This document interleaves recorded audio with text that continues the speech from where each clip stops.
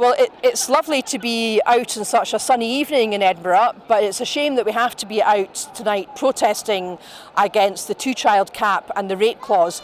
Well more than a year since Alison Thewlis, my colleague at Westminster, first spotted it in the small print of a Tory budget.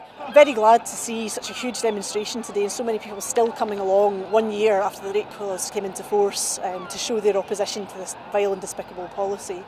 The UK government have never been able to justify this policy, and we saw that this week with Esther McVeigh's pathetic attempts to say that the rate clause was somehow double support for women and that gives them some kind of chance to talk about the most appalling and disturbing experience of their life.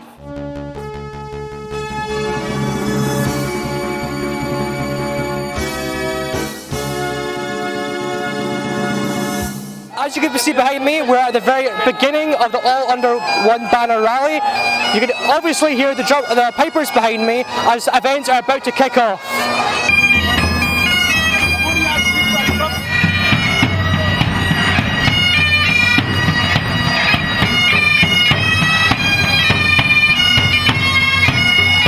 It's time to aim high, look resolutely outwards, and never, ever accept second best.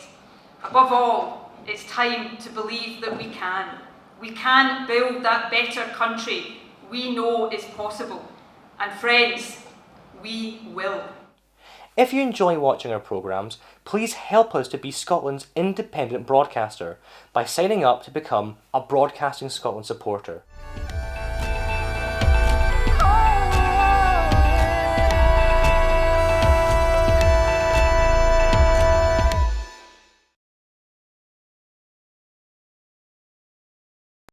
Wherever you stand, get the fresh view of what's happening in Scotland with iScot.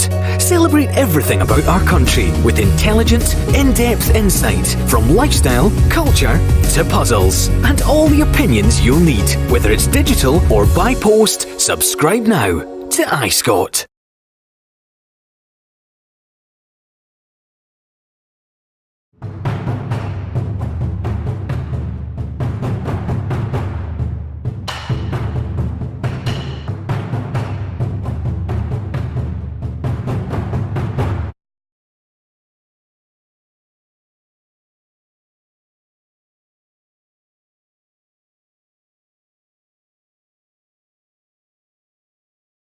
The proceeding will start shortly.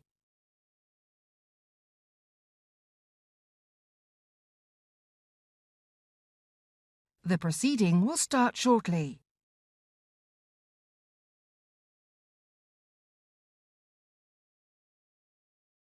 The proceeding will start shortly.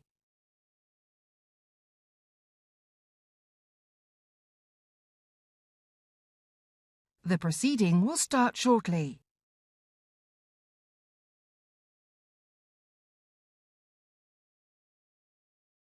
The proceeding will start shortly.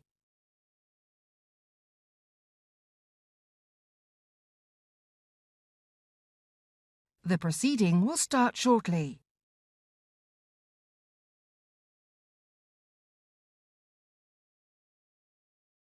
The proceeding will start shortly.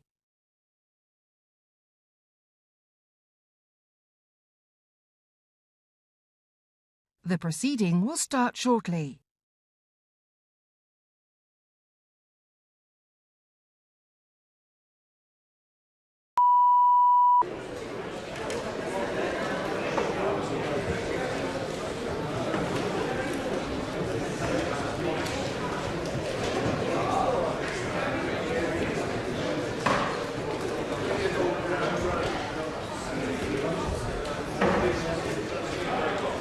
Order! Order! The Vice-Chamberlain of the Household. Her Majesty's answer, sir, in reply to a loyal and dutiful address from this House.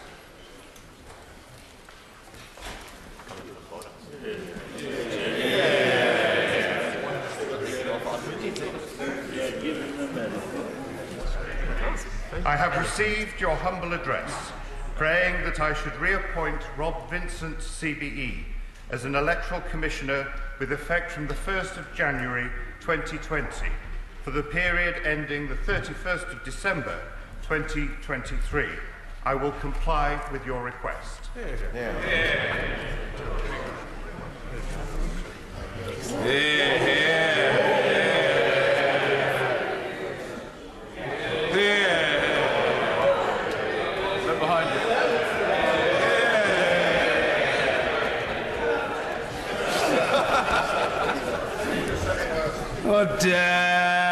Order. I remind members that the private members' bill ballot book is open in the No lobby today until the rise of the House, when the ballot for this session will close. The ballot draw will be held at 9 a.m. tomorrow in Committee Room 10. I also remind honourable and right honourable members that the ballot for the election of the chair of the Treasury Select Committee, which is now being held in Committee Room 15, closes at 1:15 p.m. Order. Questions to the Chancellor of the Duchy of Lancaster and the Minister for the Cabinet Office, Mr. Chris Elmore. Number one, sir. Minister Kevin Foster. Thank you, Mr. Speaker. The Cabinet Office regularly engages with the Electoral Commission on a range of issues, including strengthening the integrity of the electoral framework. We are committed to launch an electoral integrity consultation. This will seek to strengthen the provisions which protect UK politics from foreign influence. We are currently holding discussions with regulators and stakeholders, and we will be publishing the consultation in the current months. Mr. Speaker, I thank the Minister for his answer, but can I press him further? The Commission has recommended that the rules on campaign funding are improved in the UK in order to further support confidence from the electorate. So can the Minister set out a timetable of when he will finish these consultations, implement the Commission's recommendations, so the electorate has faith in where funding comes from for our elections in this country? Well, thank you, Mr. Speaker, and I appreciate the constructive tone with which the members put his question. We look to publish the consultation itself over the coming months, and we'll be engaging with a range of stakeholders, including political parties, because we need to make sure that the system we come up with is not only robust, but is also fair, but also allows those who just want to stand up for their own community and engage in our democratic process to do so without having to consult lawyers to be able to take part. My honourable friend will be aware that Facebook have recently withdrawn 4 different networks who were thought to have interfered with elections in the United States and in Israel and maybe, we don't know, Mr. Speaker, the United Kingdom. Does he think that's a good move or an irrelevant move by Facebook? Well, certainly we welcome any moves being taken by the social media giants to try and remove those who are looking to distort information or to inappropriately influence elections. Of course, as part of the consultation we're looking to take forward, we will try and achieve some consensus about how we can have a modern and up-to-date set of rules that ensures people can't go online to try and sidestep rules that are very strong in the physical world. Smith. Thank you, Mr. Speaker. Can the Minister confirm how many convictions there were for polling station fraud last year? Exactly how many? None. Well, thank you, Mr. Speaker. I must say, I perhaps would have been better asking that supplementary on the next question. But I would just say that building confidence in our electoral system, it's vital we tackle a range of issues. And if he wants to see what happens when people's democratic rights are stolen via electoral fraud, he should talk to his honourable friend, the member for Poplar and Limehouse. Alex Norris. Thank you, Mr. Speaker. And with your permission, I will take questions 2, 3 and 10 together. Voters deserve to have confidence in our democracy, so we will legislate to introduce voter ID in line with Northern Ireland and many other nations to provide greater security for postal and to provide greater security for postal and proxy votes. The pilots and experience in Northern Ireland showed no adverse effect on turnout. Norris. Mr. Speaker, over the last 2 years in pilot areas, more than 1,000 people have lost their chance to vote due to ID requirements. That's more than 30 times the allegations of polling station fraud across the whole country. Once this pilot is rolled out, thousands upon thousands of people will lose their right to vote, a disproportionate response. Isn't the reality that this is just US-style voter suppression? Well, I say to you, Honourable Gentleman, my wife is Canadian, and when I first went to vote with her, she found it extraordinary that people could turn up at the voting ballot box without any form of identification. This is what happens in Canada, in Switzerland, in France, other advanced democracies. As to the point about lower turnout, in fact, in the pilots we undertook, over 99% of people who wished to vote were able to do so. Bob Seeley. Thank you, Mr. Speaker. I welcome government plans, but do they go far enough? In 1938, the United States introduced the Foreign Agents Registration Act to protect that country against foreign and malign foreign covert interference from malign states. Just last year in Australia, the same act was passed. Does he think we need a FARA in this country? Thank you. Well, I think the honourable gentleman raises an important point. The Home Office is reviewing legislation related to hostile state activity following the Salisbury attacks. This is a thorough process to assess whether additional powers are required to clamp down on the activities of hostile states that threaten the UK here and overseas. As part of this, we are considering like-minded international partners' legislation to see whether the UK would benefit from adopting something similar. Thank you, Mr. Speaker. I welcome voter ID. It's commonplace in many democracies. But for those who don't have an existing form of ID, such as a driving licence, what provisions are the government proposing? Well, my honourable friend raises a very important point. That's why local authorities will provide voters who lack the required ID with an alternative ID free of charge to ensure that everyone eligible to vote has the opportunity to do so. Sir Vincent Cable. Isn't the inevitable consequence of creating this obstacle to voting in person that anybody who wants to cheat the system will simply migrate to postal and proxy voting where fraud is easy? I don't quite understand why the right honourable gentleman is worried about a measure which is designed to enhance the integrity of our voting system. Any member of the public needs to produce identification, for example, to pick up a parcel or to pick up a book from the library. So why shouldn't they produce some identification to engage in the act of voting? Smith. Thank you, Mr. Speaker. We seem to be importing a lot from across the pond. If it's not Trumpian trade deals, weakening workers' protections and opening our NHS up to further privatisation, it's repressive voter ID laws that are well used by right-wing Republicans as an act of voter suppression. Is the Minister ashamed to be part of a government that is learning lessons from the US Republican Party on voter suppression? And can I ask the Minister, how many convictions has there been for in-person voter fraud in the last year? Well, I say to the honourable lady, we're not following the example of the United States. We're following the example set by the last Labour government, which in 2003 introduced voter identification, photographic voter identification, and it had no discernible impact on turnout. Charles Watling. Floor, please, Mr. Speaker. Mr. Speaker, with your permission, I will take questions 4 and 5 together. This government is committed to strengthening the links between the 4 nations of the Union. The Prime Minister is taking personal charge as Minister for the Union, supported by the Cabinet Office. We have boosted spending across the Union, including a further £300 million of new growth deal funding, which will open up opportunities for cities and regions across Wales, Scotland and Northern Ireland. Watling. Thank you, Mr. Speaker. We are arguably the greatest union that the world has ever seen. We have done so much for mankind and democracy across the world for generations. Does my right honourable friend agree with me that we would be foolish to throw away this most valuable of unions on what I believe is a passing whim?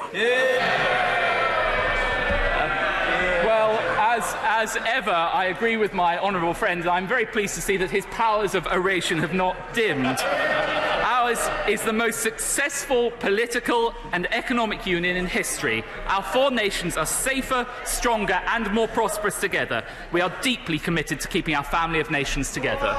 Anybody would think that the honourable gentleman member for Clacton had once been an actor. Luke Graham. Very much, Mr. Speaker. On a week that we've seen a poll indicate more those supporting independence coming to support the Union, can my honourable friend tell me what work he's doing to build on the last administration's work to get UK departments engaging with the devolved nations and getting more of a presence in those devolved nations? Well, my honourable friend raises a very important point. We have introduced new measures to ensure that union and devolved matters are being properly considered as part of the process for developing and agreeing government policy. And Lord Dunlop's independent review of UK government capability will also report in the autumn and make recommendations on how UK government structures can continue to strengthen the working of the union. Yeah, man. Mr. Speaker, this isn't the time for Yardblue politics. This is the most serious question. It's a serious question because many experts outside of this House believe we are on course for a break-up of the United Kingdom because of the way in which this government is handling the European Union and Brexit. Is he not worried about that? Well, I would think the honourable gentleman would be greatly heartened by the fact that the Prime Minister has finally agreed a deal, and a deal that has been voted for by this House last night, that enables a smooth transition out of the European Union, which will do a great deal to enhance our union. Speaker, the government's confidence and supply arrangement with the DUP says that the government will never be neutral expressing its support for the union, that the DUP will support the government in all legislation pertaining to Brexit, and that the arrangement will be reviewed after each parliamentary session. So can he update us on all 3 points, please? I really find the approach of the Nationalist Party quite extraordinary, really quite extraordinary. I voted Remain, and I accept the outcome of that referendum and have supported it at every stage. The party opposite seem to want to do two things. They want to ignore both referendums and dive us into next year, in 2020, having 2 further referendums. It's the last thing the people of this country would want to see. Oh, very well. Richard Graham. Does the Minister agree with me that in terms of strengthening the Union, it is very important to have a close dialogue with communities in Northern Ireland about how the detail of the new arrangements for trade between Great Britain and Northern Ireland would work in order to reassure them? Well, my honourable friend raised a very important point, and that is exactly the commitment that the Prime Minister has given. Tommy Shepherd. Back in the Scottish referendum of 2014, the winning side promised that Scotland's views would not be ignored in the Union. And yet, on the matter that has consumed British politics for the last 4 years, the opinions of the Scottish people and their elected representatives have been consistently sidelined.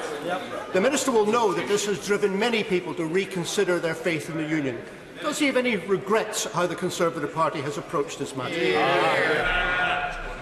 Well, the honourable gentleman talks about commitments. I remember the commitment from the leader of the Scottish Nationals in Scotland, who said it was once in a generation. As to how many people voted for it, more people voted to leave in Scotland than voted for the Scottish Nationalist Party.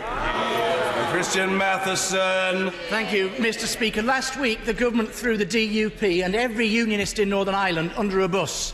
Presumably it was the same bus with lies on the side about NHS funding in the EU that the Chancellor spent so much of 2016 riding around the country in. They're providing sackfuls of ammunition to the SNP to promote their referendum for independence campaign. So I ask the Minister, why is it that they're more concerned with Brexit than they are with maintaining the integrity of the United Kingdom? This government remains committed to maintaining the unity of our United Kingdom. That's why the Prime Minister has negotiated a deal which enables Northern Ireland to leave the customs union alongside the rest of the United Kingdom, and has a consent mechanism for the arrangements that are included in that treaty. Julie Elliott. James Cartledge. Minister James Cleverly. Thank you, Mr. Speaker. With permission, I will take questions 7, 13 and 14 together. Making sure business and the public are ready for Brexit is a priority of the government. That is why the Prime Minister negotiated a new withdrawal agreement with the EU, which will end the uncertainty, secure an implementation period and ensure we leave in a business-friendly deal. Yesterday, the House backed the Prime Minister's deal, but voted to delay Brexit and extend uncertainty for business and citizens alike. As the EU has not responded to Parliament's letter, the only responsible course of action now is to accelerate preparations for a no-deal outcome. The Government's Exit Operations Committee is now meeting 7 days a week. We will maintain our public information campaign, and ministers and officials will continue to meet with businesses of all sizes to provide advice and guidance and build upon the thousands of businesses and other stakeholder engagements already recorded. In my last exchange with the Chancellor, Duchy of Lancaster, I asked him about what steps will be taken to support firms and farms affected by no deal, and he set out the plans for Operation Kingfisher. Can I now ask how much funding will be set aside for Operation Kingfisher? Thank you, honourable friend. We continue to work closely with the farming sector to ensure that they are fully prepared for when the UK leaves the EU. We have pledged to continue the same cash total in funds for farm support until the end of this Parliament, and we will do whatever is necessary to protect our farming communities. Speaker, in the light of yesterday's vote, should businesses in Rugby accelerate their own preparations for leaving the EU without a deal? The Government has always made it clear our preferred option is to leave with a deal. We could have done that in a timely manner had this House not voted for delay. But until we have certainty, the only credible thing and reasonable thing for businesses to do is to continue to prepare for a no-deal Brexit. Stephen Hammond. Recently visited a number of small companies in my constituency who welcome that there is advice now from the government that say that much of this advice is vague and non-specific. Could I ask my honourable friend to ask his civil servants to work to make sure that the advice is made more specific? I will pass on his comments to our officials. I'm very proud to say that the Preparing for Brexit page on the .gov website is the highest trafficked page, but there is always more that we can do to ensure that specific information is passed on to businesses, and I will ensure that's passed on to our officials. Tom Bray. Thank you, Mr. Speaker. Could the Minister confirm that for the no-deal preparations in relation to the port of Portsmouth, that 3 companies of soldiers are on standby and 180 police? And if that is correct, how many more troops are put on standby for remaining ports and police for remaining ports around the country? Mr. Speaker, I have to confess the details that he highlights are not known to me, and if you'd like to furnish me with that information, I am more than happy to look at it. The broader point I would make is that the Government is taking the appropriate action to ensure that we can leave without a deal if needs be. As I say, that has never been the Government's preferred option, and we could have been in a position to leave with a deal widely welcomed by businesses and communities across the United Kingdom if he and others had not voted to prevent it. Leslie. I wonder if the Minister still has that clock on his wall that he famously pointed at, counting down to the 31st of October. Is that still working? Did the Government pay for that? Did he provide for that himself?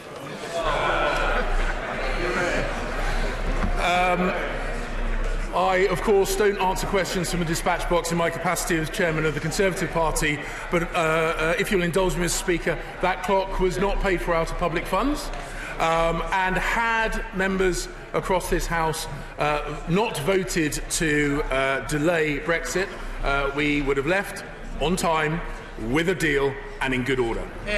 John Trickey. Mr. Speaker, and the Minister continues to emphasise preparations for no deal, but did he not see in the paper yesterday a civil servant describing Yellowhammer as in effect the most expensive but failed bullying exercise in the whole of British history, designed to frighten MPs into supporting a rotten Tory deal?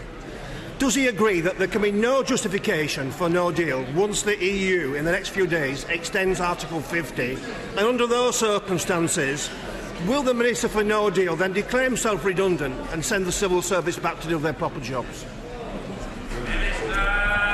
Ministers that dispatch box answer questions on behalf of the Government, not on behalf of civil servants.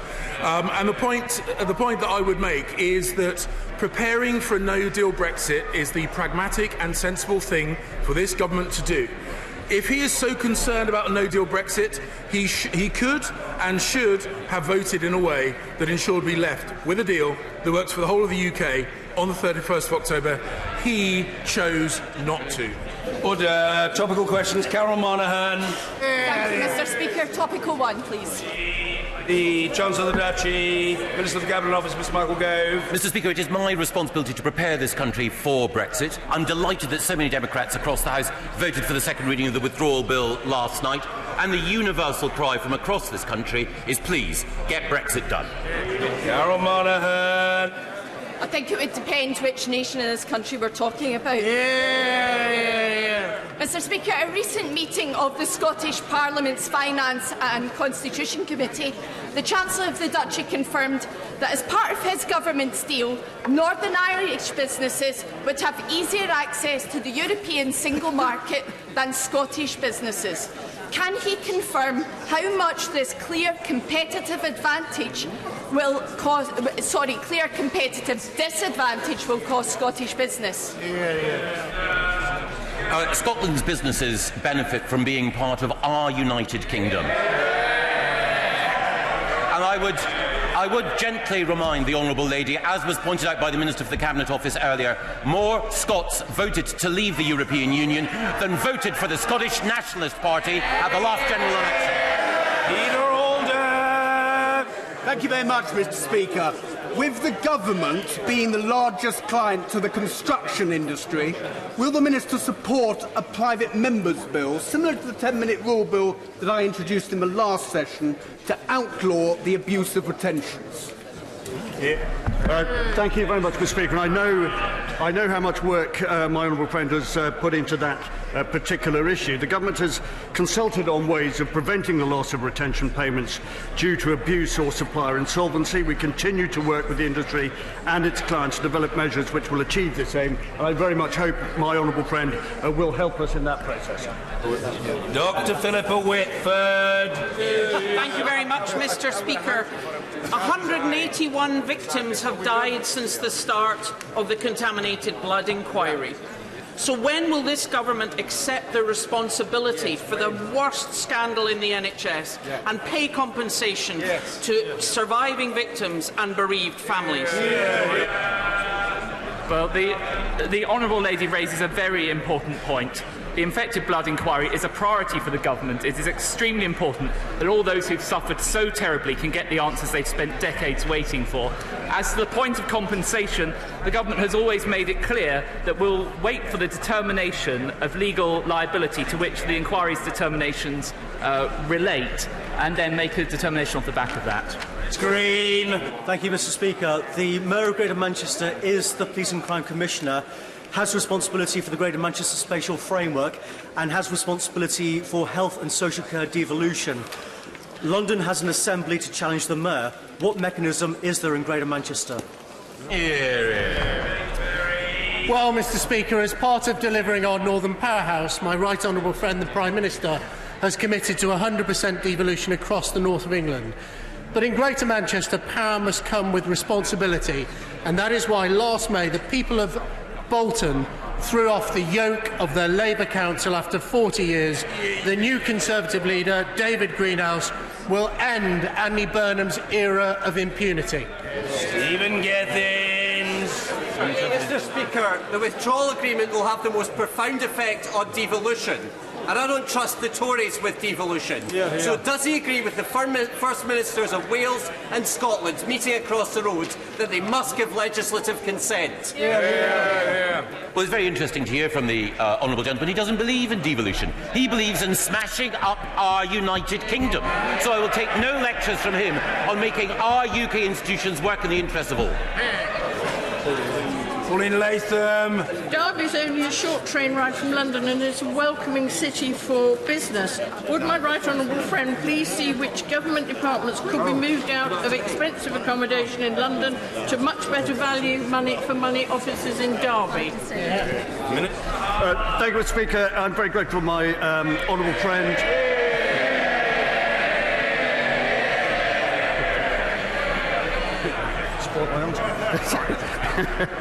Very grateful to speak to my honourable friend's reference. We recognise the strength of the East Midlands presents, and we're working with stakeholders from her own local enterprise partnership, D2N2, to explore opportunities for role relocation in this area. Mary Glindon. Thank you, Mr. Speaker. Previous government offers to reduce the pension age of prison officers have included unrelated changes to their terms and conditions, such as a derogatory 3-year pay deal. Will the Minister agree to sit round the table with the POA union to negotiate this issue solely on its own? Well, we continue to engage with the Prison Officers Union, but I'd be happy to meet any people who wish to discuss this. Rachel McLean. Can the Minister set out what steps he's taking to improve access to wireless internet at hospitals and operating theatres? Well, the Cabinet Office works across all government departments to help drive the government's commitments, including to ensure the rollout of broadband across the United Kingdom, and I'm working with the Department of Health on that. Kerry McCarthy.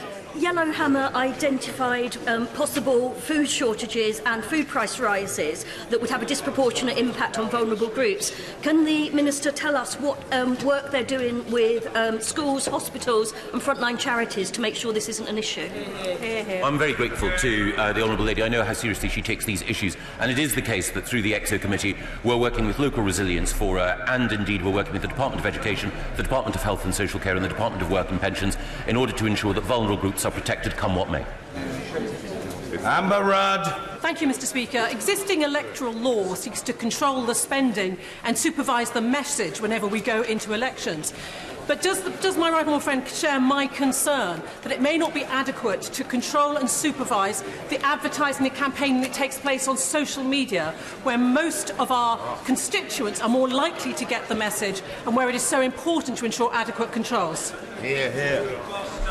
Thank you, Mr. Speaker. I appreciate my right honourable friend's concerns, and of course we're launching the consultation next year around electoral funding that I've already outlined in this session, and also looking to bring in digital imprint so that electors are very well aware of who is targeting them on social media.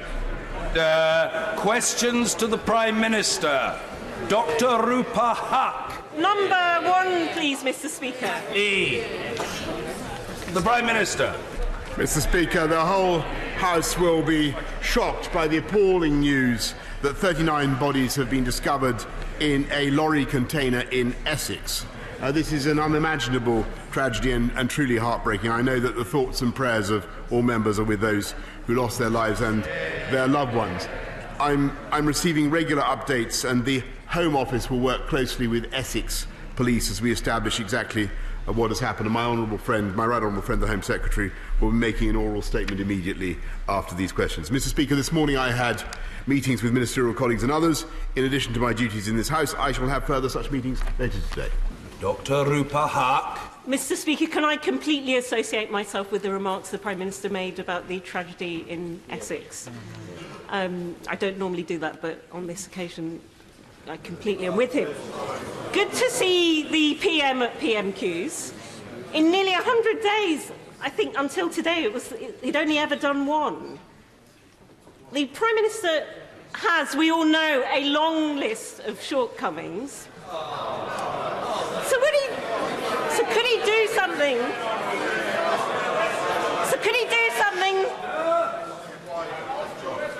So please, could he do something about one that he does have some control of, and get rid of Dominic Cummings?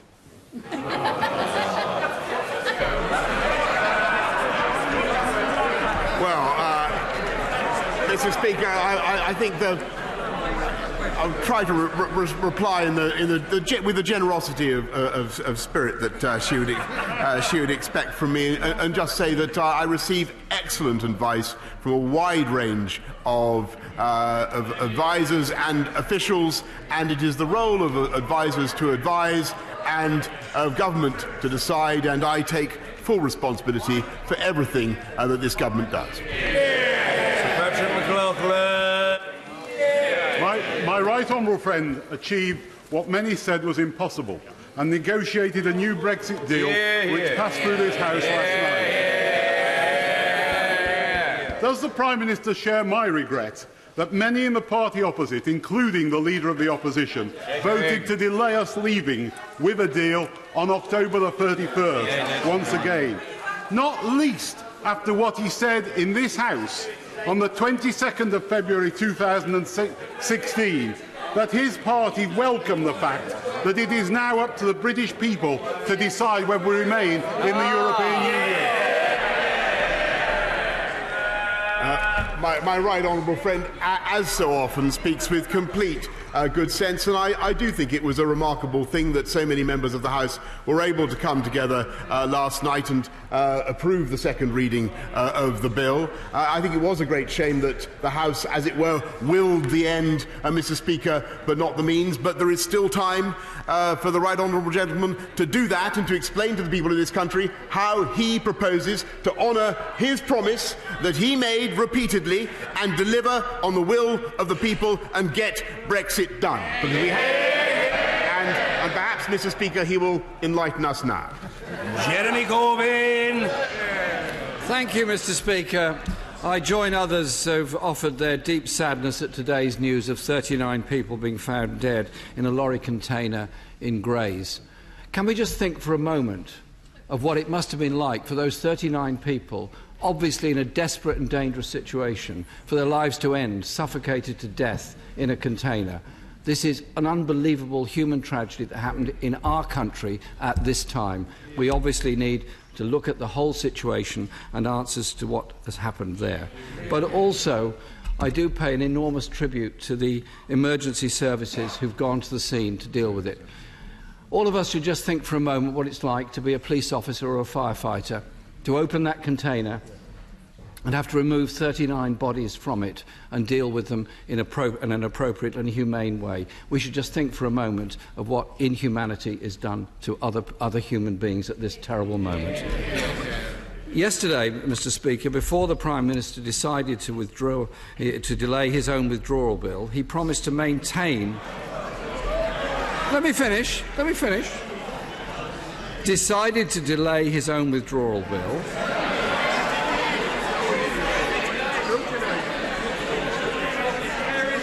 If you care to look at Hansard, you'll see what it says. He promised to maintain environmental, consumer and workers' rights. Why then did the Prime Minister have these commitments removed from the legally binding withdrawal agreement? Mr. Speaker, I don't think we could have been clearer yesterday in our commitment to have the highest possible standards for workers' rights, for environmental standards, and indeed I think one of the things that brought the House together was the knowledge that as we go forward and build our future partnership with the EU, it will always be open to members on all sides of the House to work together to ensure that whatever the EU comes up with, we can match and pass into the law of this country. And that, I think, commanded a lot of support and a lot of assent across the House. And I must say I find it peculiar that he now wants this bill back because he voted against it last night, and he whipped his entire Labour Party against it. And I think it was a remarkable thing that the House successfully defied his urgings and approved that deal. What I think we would like to hear from him now is his commitment to getting Brexit done. That is what the public want to hear. And I'm afraid, Mr. Speaker, they are worried that all he wants is a second referendum. Jeremy Corbyn. The Prime Minister doesn't answer the question I put to him, which was about environmental, consumer and workers' rights. And I'm not surprised because... I'm not surprised, Mr. Speaker, because he once said employment regulation was backbreaking, and he voted for the 2016 Anti-Trade Union Act, which stripped away employment protections, and the provisions in the bill offer no real protection at all. Yesterday, in the Withdrawal Agreement Bill debate, the Prime Minister pledged that the NHS was safe in his hands. If that's the case, will he be backing our amendment today, which would undo the very damaging privatisation so much of our NHS? Mr. Speaker, I think I must say he's showing complete ignoratio elenchi, as we say, complete failure to study what we actually passed last night in that historic agreement. It is very, very clear that it is open to this House to do better where it chooses on animal welfare standards or on social protection, as indeed this country very often does. We lead the way. We are a groundbreaker. We are a groundbreaker, Mr. Speaker. We are a groundbreaker in this country, and I'm afraid to say that the Right Honourable Gentleman has no other purpose in seeking to frustrate Brexit than to cause a second referendum. As for the NHS, Mr. Speaker, this is the party whose sound management of the economy took this country back from the abyss and enabled us to spend another £34 billion on the NHS, a record investment, and Mr. Speaker, as I promised on the steps of Downing Street, to begin the upgrade of 20 hospitals, and as a result of the commitments this country is making, this government is making, 40 new hospitals, Mr. Speaker, will be built in the next 10 years. That is this party's commitment to the NHS. Order, Mr. Russell Moyle, you are an incorrigible individual. Yelling from a sedentary position at the top of your voice at every turn. Calm yourself, man. Take some sort of soothing medicament from which you will benefit. Mr. Jeremy Corbyn. Thank you, Mr. Speaker. 2 questions, and we're still waiting for an answer. Although we could do with it. We could do with the translation of the first part of his response. I hate to break it to the Prime Minister, but under his government and that of his predecessor, privatisation has more than doubled to £10 billion in our NHS. There are currently 20 NHS contracts out to tender. And when he promised 40 hospitals, he then reduced that to 20, and then it turns out that reconfiguration is taking place in just 6 hospitals. And so these numbers keep tumbling down of his unfunded spending commitments that he liberally makes around the country. The Prime Minister continues to say that he will exclude our NHS from being up for grabs in future trade deals. Can he point to which clause in the withdrawal agreement bill secures that?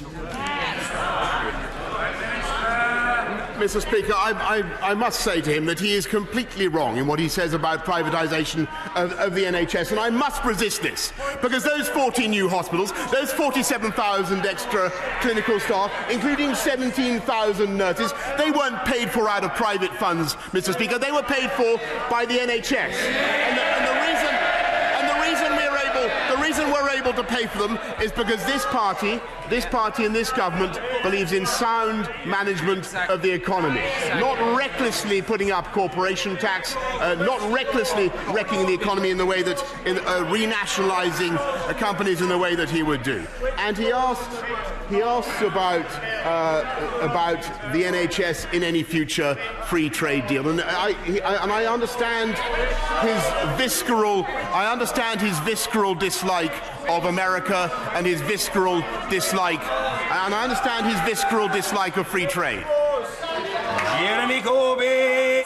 Mr. Speaker, I actually asked the Prime Minister which clause in the bill protects our NHS, and obviously there's time for him to help us with an answer on that.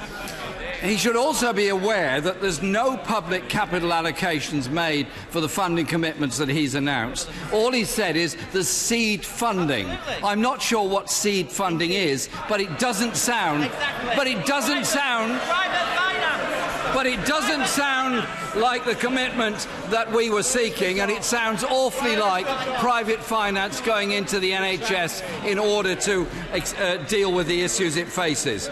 Mr. Speaker, less than 1 year ago, the Prime Minister said, and I quote, that any regulatory checks and custom controls between Great Britain and Northern Ireland would damage the fabric of the Union. Given that this deal clearly does damage the fabric of the Union, does he still agree with himself?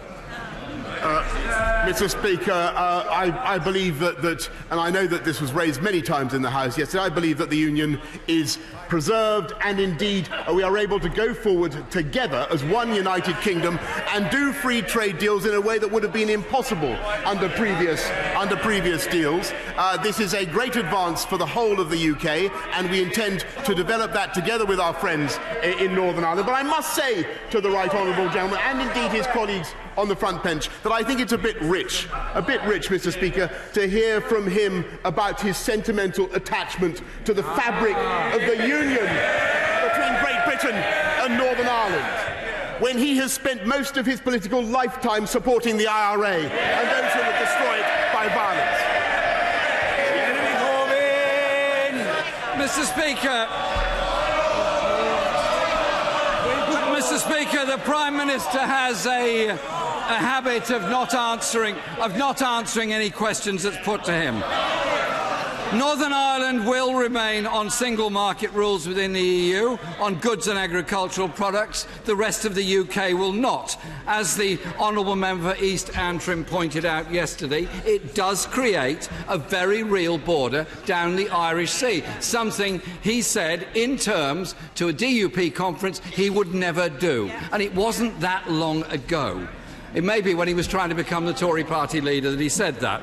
The Prime Minister told the House on Saturday there would be no checks on goods moving between Northern Ireland and Great Britain. Yet yesterday, the Brexit Secretary confirmed to the Lords European Union Committee that Northern Irish businesses sending goods to Britain would have to complete export declaration forms. Is the Prime Minister right on this, or is the Brexit Secretary right on this? They can't both be right. Mr. Speaker, let's be absolutely clear that the United Kingdom is preserved whole and entire by these arrangements, and indeed the whole of the UK will be allowed to come out of the European Union customs union so that we can do free trade deals together. There will be no checks between Northern Ireland and GB, and there will be no tariffs.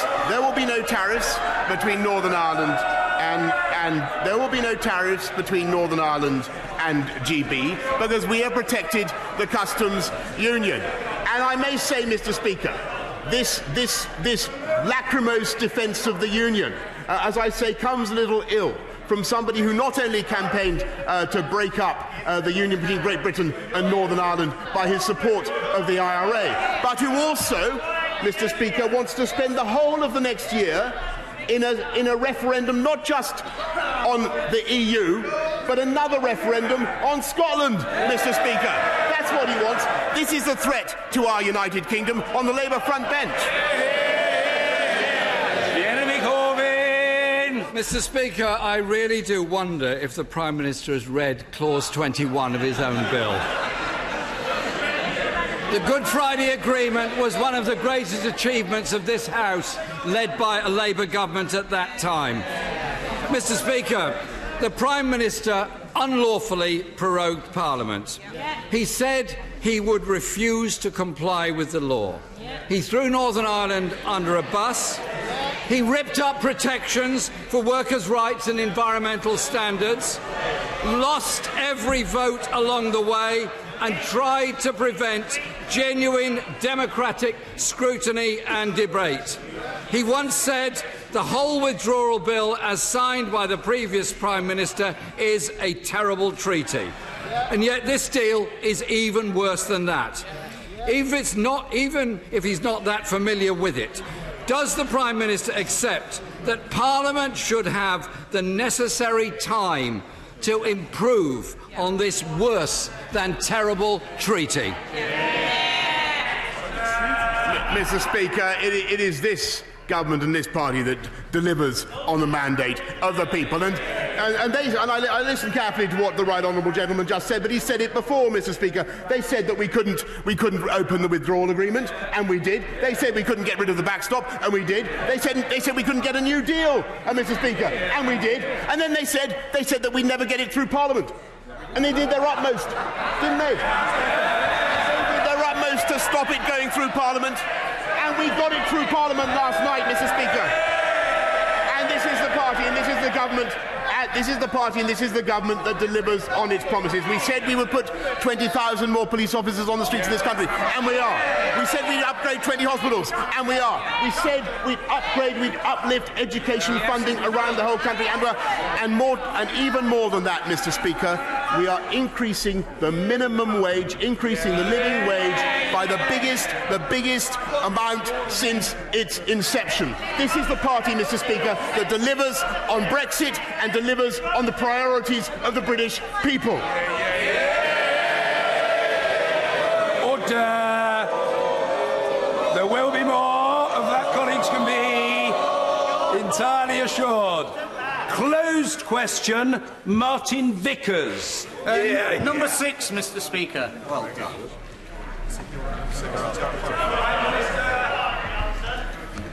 Mr. Speaker, we will invest in infrastructure in every corner of the UK, including £13 billion on transport in the north of the country. Martin Vickers. I thank my right honourable friend for his reply. One thing that would encourage investment in northern Lincolnshire and boost the local economy is Freeport status for the Humber ports, and improved access to those ports by an upgrade to the A15 between Lincoln and the A180 and improved east-west rail freight connections. Could my right honourable friend confirm support for those proposals? I can indeed, Mr. Speaker, confirm support for those proposals, and I well remember meeting my honourable friend and his constituents in the corridor, I think, in Portcullis House, when they raised with me, in addition, the issue of the crossing of the railway line at Suggett's Lane, Mr. Speaker. And I wish to assure my honourable friend that Suggett's Lane is never far from my thoughts, and I have undertakings from the Department of Transport that they will seek to find a solution, a safe means for pedestrians to cross the railway line at Suggett's Lane, in addition to the other pledges I've made today. Ian Blackford. Thank you, Mr. Speaker. The loss of life that we've learned about this morning in Essex, 39 people that have been taken from this earth, should distress us all. And the fact that this should happen in the United Kingdom, we need to dwell on. That people put themselves in such situation in the search of a better life. And we must not just brush this off as an incident. We have to learn the lessons as to why this has happened. Our thoughts and prayers must be with everyone. And those from the emergency services that have had to avail themselves of this most shocking sight this morning. We must not just have warm words today, and that's the end of it. As a humanity, we must learn from this terrible, terrible tragedy. Mr. Speaker, within the last hour, the First Ministers of Scotland and Wales joined forces to oppose the Tory government's damaging Brexit bill. A bill that risks jobs, opportunities and our entire economic future. Mr. Speaker, Scotland did not vote for this toxic Tory Brexit or any Brexit. It voted overwhelmingly to remain. Will the Prime Minister stop ignoring Scotland and confirm today that he will not allow this legislation to pass unless consent is given by the Scottish Parliament? Yes or no, Prime Minister?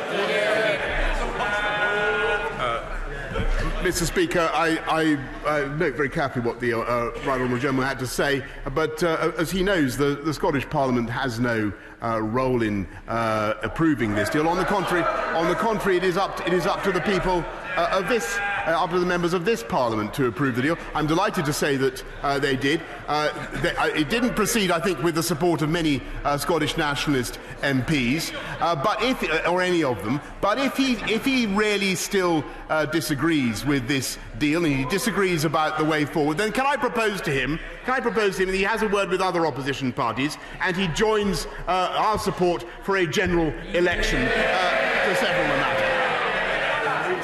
Ian Blackford. Well, there we have it, Mr. Speaker. The legislative consent that the Scottish Parliament is asked is meaningless in the Prime Minister's eyes. So much for the respect agenda, so much for the message in 2014 that we were to lead the United Kingdom, that this was a union of equals, torn asunder by the disrespect of this Prime Minister. Mr. Speaker, well, they don't like the truth, but the people of Scotland have heard it from the Prime Minister today. Our Parliament doesn't matter. That's what this Prime Minister thinks of our government in Scotland. Mr. Speaker, last night the Prime Minister was yet again defeated by this House. The Prime Minister said he would pull his bill. He hasn't. He wants Scotland to trust him. But how can we? Fired twice for lying. Found unlawful by the courts. The Prime Minister has sold Scotland out time and time again. Parliament, Scotland, cannot trust this Prime Minister. If the Prime Minister so desperately wants an election, Europe is willing and waiting. What's stopping him? He must now secure a meaningful extension and bring on a general election. Let the Scottish people decide our future in Scotland. Well, Mr. Speaker, what an exciting development. Perhaps he might pass some of his courage down the line. But on the point that he raises, Mr. Speaker, about our commitment to the Union, he should know that thanks to Scotland's membership of the Union, Scotland this year receives the biggest ever block grant, 1.2 billion, 200 million more secured for Scottish farming, thanks to the hard work of Scottish Conservative MPs, Mr. Speaker. And who is letting down Scotland? It is the SNP with their lackadaisical government, the highest taxes anywhere in the UK, declining educational standards, inadequate healthcare, and a European policy, a policy that would take the Scotland back into the EU and hand back control of Scotland's fish to Brussels. If that's their manifesto, Mr. Speaker, then I look forward to contesting it with them at the polls.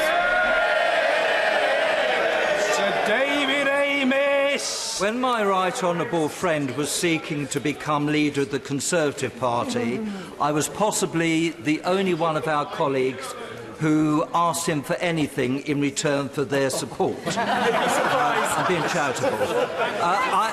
I asked him for three things. One, that he would get Brexit done. Two, that he would make me a duke because my wife fancies becoming a duchess. And finally, something that the leader of the opposition certainly agrees with me, that Southend becomes a city. When will these things happen? Well, Mr. Speaker, I'm very grateful to my right honourable friend, and grateful to him, by the way, for his support, I may say. But I can say to him that our policy remains unchanged, that we should leave the EU on October the 31st, at the end of this month. We will leave the EU on October the 31st. If we can make that, if our honourable members opposite will comply, and that is what I will say to the EU, and I will report back to the House in due course. On my honourable friend's other two requests of a dukedom, a duchess and a city, can I undertake, Mr. Speaker, through your order, to report back to the House on the progress that we're making. Mr. Barry Shearman.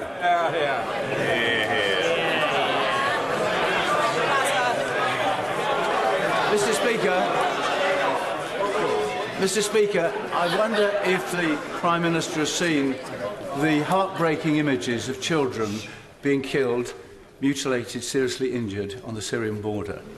And will he, given that the Turks are members of NATO and old allies of ours, we fought with the Kurds, they're good and trusted friends, and the United States is a major ally of ours, and he has a good relationship with Donald Trump. Will he step up to the plate and show that the British government cares about this and is willing to do something about it? Well, I thank the right honourable gentleman, and he's absolutely right to raise this issue. And if I may say so, it is an appalling state of affairs, and the House will be aware of what is happening in northern Syria.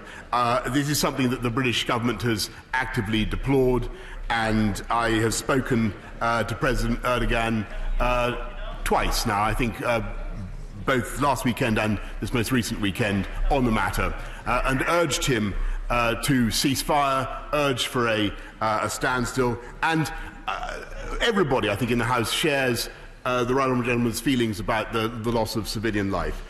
It is particularly unsettling to see some of our close allies at variance in this matter. So the UK is working very closely now, as he would expect, with our French and German friends to try to bring an understanding to President Erdogan of the risks that we think this policy is running, and, of course, to persuade our American friends that we cannot simply turn a blind eye to what is happening in Syria. And he's entirely correct in what he said.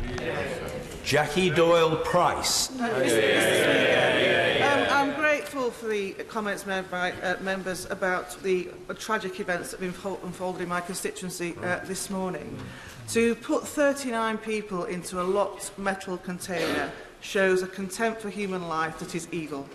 And the best thing we can do in memory of those victims is to find the perpetrators and bring them to justice. But would my right honourable friend join me in paying tribute to all those who attended the scene this morning that showed incredible leadership and professionalism? And let's remember, the scenes they witnessed will stay with them forever. Prime Minister. I entirely agree with what my honourable friend has said, and indeed what other colleagues already in this chamber have said today. It is hard to put ourselves in the shoes of those emergency services, as the right honourable gentleman opposite said, as they were asked to open that container and to expose the appalling crime that had taken place. And I must say, I do share her strong desire now that the perpetrators of that crime, and indeed all those who engage in similar activity, because we know that this trade is going on, all such traders in human beings should be hunted down and brought to justice. Brendan O'Hara. Mr. Speaker, in a dispute, diametrically opposing outcomes cannot be equally beneficial for both sides. So if the Prime Minister's great deal is so good for Northern Ireland seafood producers, allowing them access to the single market and the customs union, how would he describe his deal for the shellfish producers of my Argyll and Bute constituency, who fish in the same waters for exactly the same catch, but do not have access to the single market and the customs union? One has a great deal. What does the other one have? Mr. Speaker, that I can tell that the honourable gentleman that, of course, the fishing communities of Scotland have a fantastic opportunity by the end of next year to take back control of their entire coastal waters, all 200 miles, and to manage their fisheries in the interests of Scotland, and thereby to drive, if I may say so, an even better deal for even better access to European markets. And that is an opportunity that will be wantonly thrown away, Mr. Speaker, by the abject, servile policy of the SNP, who would hand back control of Scottish fishing to Brussels. Mr. Kenneth Clark. Mr. Speaker, yesterday my right honourable friend achieved the first landmark of his premiership by getting this House to vote by a comfortable majority in favour of Brexit. If he now proceeds in the reasonable and statesmanlike way I would hope for, then he can go on in a month or two's time to actually deliver Brexit before having a general election on the sensible basis of a mandate for a government on the fuller negotiations that will follow. So will my right honourable friend firstly get over his disappointment and accept that October the 31st is now Halloween, it is devoid of any symbolic or political content and will fade away into historical memory very rapidly. So will he, having reflected, let us know that he's about to table a reasonable timetable motion so that this House can complete the task of finalising the details of the withdrawal bill so we can move on a basis which might begin to reunite the nation once again for the future. Well, Mr. Speaker, my right honourable friend makes a very reasonable case. Alas, we cannot now know what the EU will do in response to the request from Parliament. I stress it wasn't my request, but a request from Parliament to ask for a delay. We are awaiting, Mr. Speaker, their reaction to Parliament's request for a delay. I think myself, I must respectfully disagree with my right honourable friend, perhaps not for the first time. I think it would still be very much in the best interest of this country and of democracy to get Brexit done by October the 31st. I will wait to see what our EU friends and partners say in response both to the request for a delay from Parliament and also to the insistence by Parliament that they want a delay. I don't think the people of this country want a delay. I don't want a delay. I intend to press on, but I'm afraid we now have to see what our EU friends will decide on our behalf, and that is the result of the decision that he took last night. Jonathan Reynolds. Thank you, Mr. Speaker. The National Farmers Union reported this week that 16 million apples have rotted away because the immigrant workers that normally pick those for the country have chosen not to come. Now, immigration was clearly a big part of the EU referendum, and the Prime Minister has promised a points-based system, but that isn't going to allow for people coming here to pick fruit. So what does the Prime Minister intend to do to stop the scandal of British food rotting away in the fields? Well, Mr. Speaker, to the best of my knowledge, there are more EU nationals living and working in this country than ever before, and that's in many ways a great thing. But we have, as he knows, the EU settlement scheme, national settlement scheme, to encourage people to come forward and register if they are in any doubt about their status. But also, we will be bringing forward an Australian-style points-based immigration system to make sure that all sectors have access to the labour they need. Any Mordaunt. Speaker, can I congratulate the Prime Minister on achieving so many things that the establishment said were impossible? In light of that, could I ask him to instruct the Cabinet Office to examine how we can bring an end to male primogeniture and the ridiculous rules in the honours system which value women less than men, hopefully before he makes good on his undertakings to my honourable friend, the member for Southend-on-Sea. Mr. Speaker, speaking as the oldest son who's never seen any particular benefits from that, I understand completely what she says. I will reflect on her request, and I think she speaks for many people around the country in wishing to see fairness and equality in the way we do these things. Ronnie Cowan. Thank you, Mr. Speaker. There are families across the United Kingdom that have children suffering from epilepsy. Many have found that medical cannabis is a great help, but they've been driven to either act unlawfully or paid huge sums of money to gain access to medical cannabis. The Secretary of State for Health stated on the 19th of March that in several months' time it will be made available. Endor Payne wrote to the Prime Minister on the 19th of September and is still to receive an answer. When will the Prime Minister take the necessary actions required to ensure those children can access medical cannabis legally and at no cost?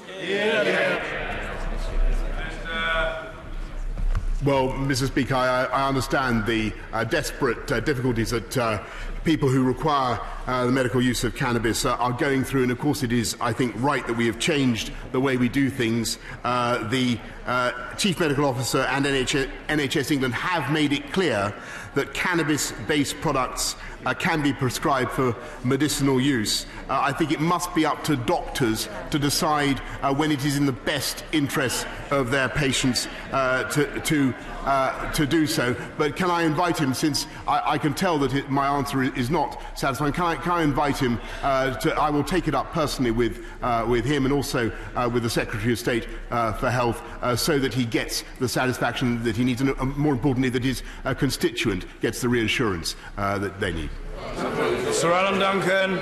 Mr. Speaker, when a high-profile person has been wrongly accused of a sexual crime and has had his livelihood and reputation destroyed, following which the police, it seems, would rather fight him in court than compensate him, might the Prime Minister consider making it clear to the police that it's their duty to address injustice rather than create and perpetuate it, and that they should pay compensation rather than waste taxpayers' money on malicious litigation designed to avoid doing so?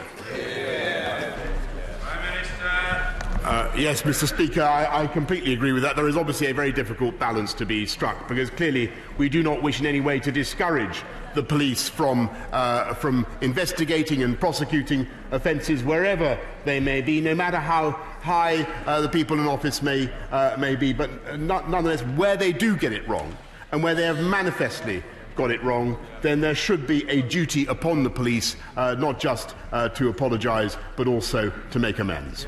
Jim Cunningham. Thank you very much, Mr. Speaker. When is the Prime Minister going to sort out the difference between the BBC and the government in relation to his manifesto commitment at the last general election to implement free television licences for the over 75? When is something going to be done about it? Mr. Speaker, it is up to the BBC has the funds, as the honourable gentleman knows full well.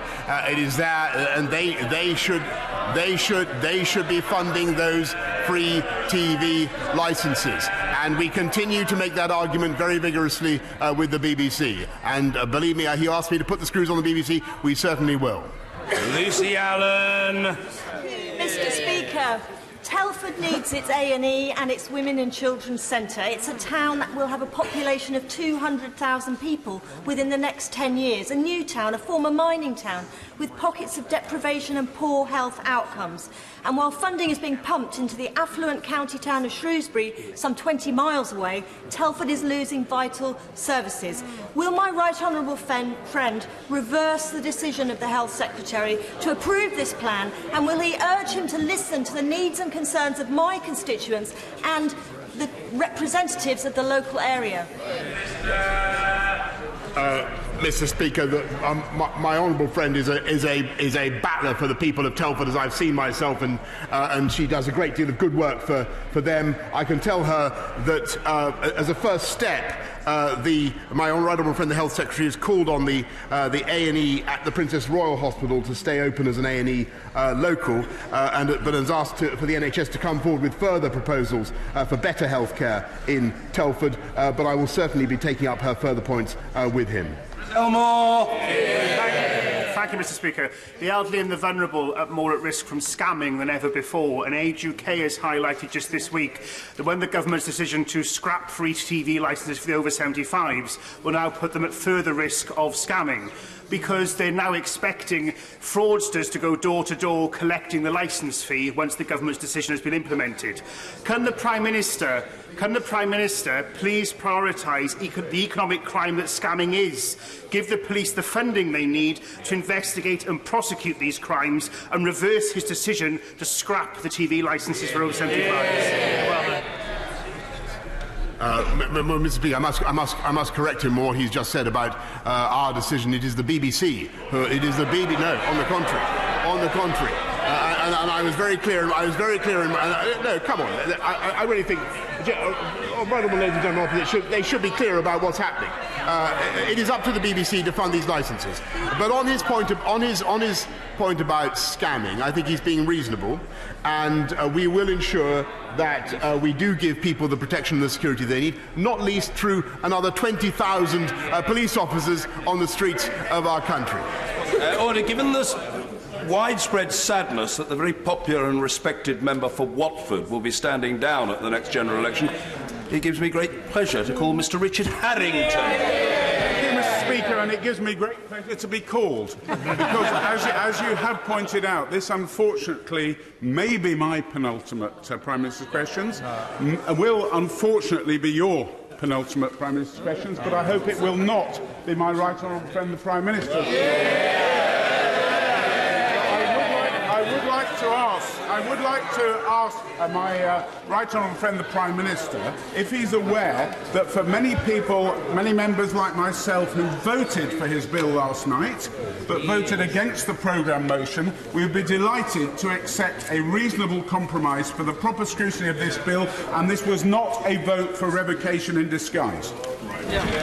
Well, Mr. Speaker, I can just thank my right honourable friend for his support, and I thought he was going to ask about the hospital in Watford, Mr. Speaker, which I'm delighted to say is going to be rebuilt along with many others across the country. And I congratulated him as a Conservative member then, and delighted that he's on all the work he's done for Watford on the bill. Mr. Speaker, I'm delighted that the House voted in favour of the bill. Unfortunately, as I say, they willed the end but not the means. The House of Commons has alas voted to delay Brexit again. We now must see what the EU says about that request for a delay, and I'll be studying their answer very closely to see how we proceed, Mr. Speaker. From West. Thank you, Mr. Speaker. Last Saturday, the Haringey Football Club players experienced racist slurs, were spat upon and experienced the most disgusting behaviour during a grassroots football match. Will the Prime Minister congratulate the manager Tom Lloydzu for taking the players off, which is a very courageous decision, and can he explain to the House why bigotry has currently been emboldened under the current government?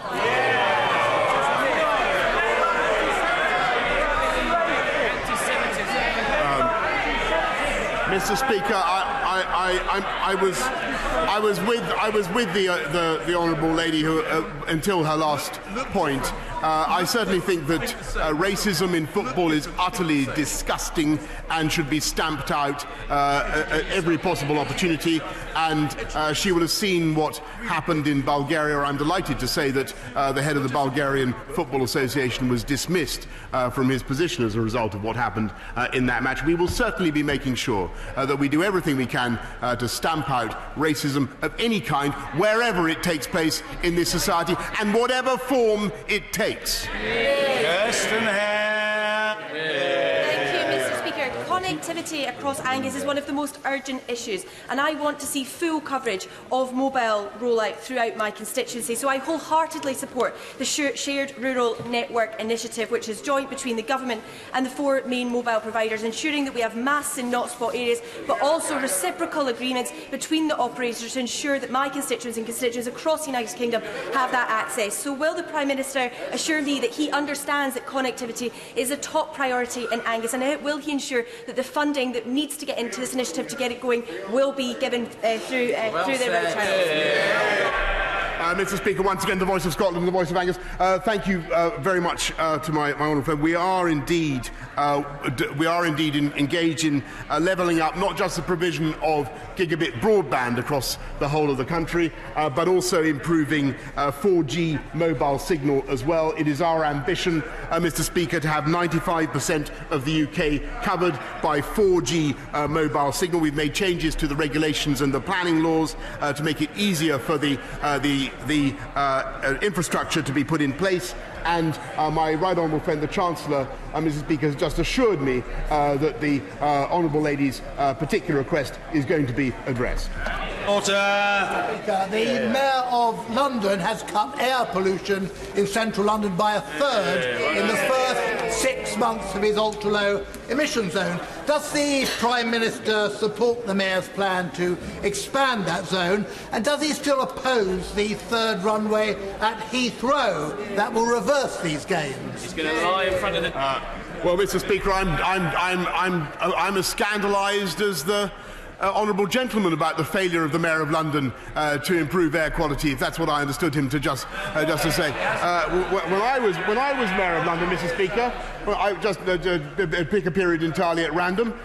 We cut NOx, we cut nitrous oxide emissions by I think 16%. We cut particulates by 20%, and I can tell him that this government has the most far-reaching ambitions of any society in the EU to improve air quality. And as for the Heathrow third runway,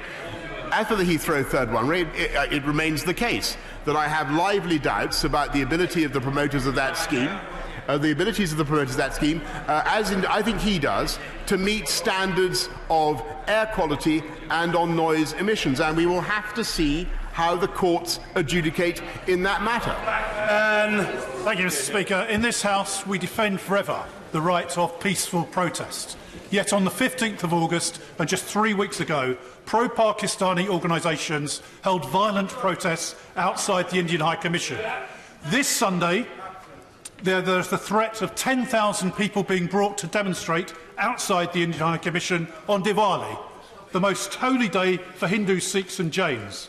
What action is the government going to take to prevent violent protests this Sunday? Well, Mr. Speaker, I join my honourable friend who speaks very strongly and well for his constituency in deploring demonstrations that end up being intimidating in any way at all. My honourable friend will understand this is a police operational matter, but I know that I'm just speaking to my honourable friend, the Home Secretary, and she will be raising it with the police. But we must all be clear. We must all be clear in this House that violence and intimidation anywhere is wholly unacceptable in this country. Hi, Gamesbury. Thank you, Mr. Speaker. Go on, Mike. 8 consultations on the millions of people are still caught by the leasehold scandal. Yeah. At what stage is the Prime Minister and his government going to get a grip and end this feudal system once and for all? Mr. Speaker, I thank the honourable gentleman, and he raises something that is, I know, of great importance to all of our constituents, and we are delivering a very strong package of reforms. We will legislate to ban new leasehold houses and reduce future ground rents to zero. Reduce future ground rents to zero in all but exceptional circumstances, and we will close the legal loopholes that currently subject leaseholders to unacceptable costs. He raises a very important issue, and believe me, Mr. Speaker, we are on it right now. Main. Mr. Speaker, a toxic and carcinogenic bromate plume is threatening my constituency. There is plans to drill a new gravel quarry in Smallford which may disturb this plume and enter it into the watercourses. Can I ask his good officers to use influence with ministers to make sure the Environment Agency does not allow quarrying on this gravel pit until the bromate plume has been fully assessed on its toxicity? I thank my honourable friend for raising that point about the toxic bromide plume. It reminds me of the various emanations that we sometimes hear from some parts of this House. I will get on immediately to the Environment Secretary and make sure that he takes it up in the way that she... Thank you, Mr. Speaker. Women who face sexual abuse often stay silent and suffer alone. They blame themselves for the shame and guilt that they feel. They break down and cry alone because they feel no one will ever believe them, and they fear repercussions if they speak out. The fear of not being believed means brave women put on a smile and go about their daily lives, an example of which we heard from my colleague, the member for Canterbury. This very silence provides the perpetrators of that abuse the very get-out-of-jail card they need. Today, I ask the most powerful man in the United Kingdom one simple question. Does he agree with me that any woman who is subjected to sexual abuse of any kind should be believed, yes or no?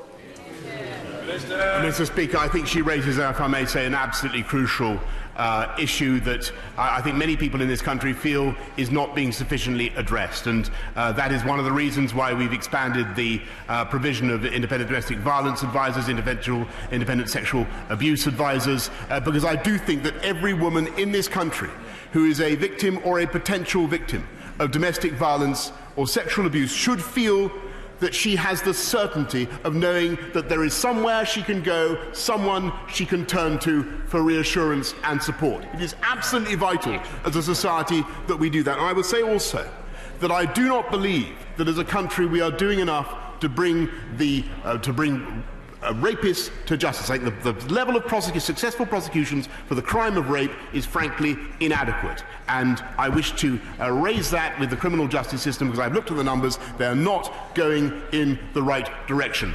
Women must have the confidence that their crimes of domestic violence and sexual abuse are treated seriously by our law enforcement system. Mr. Speaker, like me, I know the Prime Minister is a big supporter of Spaceport Cornwall, where we aim to be launching satellites into space from Europe's first horizontal spaceport by 2021. But in order to achieve this, we need government agencies to ensure that the contracts and regulations are in place. So will the Prime Minister use his offices to ensure that the UKSA and CAA have the resources they need and work at pace to make the most of this exciting opportunity? Very good. Very good. Well, Mr. Speaker, I congratulate my honourable friend on what he's doing to promote the prospects of this new spaceport in Newquay that this government is constructing, and I think he's doing an excellent, outstanding job. And as he knows, Mr. Speaker, I think we all have a favourite candidate for the person who might be best placed to trial one of the new vessels that we propose to send into space. So if it's a horizontal spaceport, Mr. Speaker, I'm anxious it will take off at a horizontal trajectory. In which case, even if we were to recruit the right honourable gentleman opposite to be the first pilot, there is a risk he would end up somewhere else on the earth. But maybe Venezuela would be a good destination. Stuart Hosey. Thank you, Mr. Speaker. I am in favour of the EU single market. Hear, hear. I would vote for the EU single market. Did you hear that? Indeed, if the European Union didn't exist, we'd probably have to invent it. Not my words, the Prime Minister. So let me ask him, what was it about the trappings of power that led him to abandon reason, embrace Brexit, and put so many jobs, so much trade, and so much prosperity at risk across these islands? Mr. Speaker, as I think I said in the House on Saturday, there are clearly two schools of thought, two sides of the British psyche when it comes to the issue, and the House has been divided as the country has been divided. But I happen to think that we, after 47 years of EU membership, in the context of an intensifying federalist agenda in the EU, we have a chance now to make a difference about our national destiny and to seek a new and better future as a proud, independent, open, generous, global, free-trading economy. That is what we can do, Mr. Speaker. That is the opportunity that this country has, and I hope very much that he will support it and help us to deliver Brexit, deliver on the mandate of the people, and get it done by October the 31st. Douglas Ross. Mr. Speaker, last week saw the damaging US tariffs applied to many iconic Murray products such as single malt Scotch whisky and shortbread. These industries had nothing to do with the dispute between the US and the EU, so what is the government and the Prime Minister doing to try and get these tariffs removed as quickly as possible? Well, Mr. Speaker, my honourable friend campaigns valiantly on this issue. He's absolutely right, and both I and my right honourable friend, the Chancellor, have raised this matter personally with our counterparts in the United States. It is a rank injustice that Scottish whisky is being penalised in the way that it is, and we hope that those tariffs will be withdrawn as soon as possible. But it has been raised repeatedly at the highest level. Finally, Jo Swinson. Thank you, Mr. Speaker. And I would like to associate myself and my colleagues from these benches with the remarks that have been made earlier about the horrific deaths of 39 people in Essex. Mr. Speaker, it is good manners to say thank you when our friends help us out. So would the Prime Minister like to express his gratitude to the 19 Labour MPs who voted for his deal last night, and to the Leader of the Opposition for meeting with him this morning to help push through his bad Brexit deal?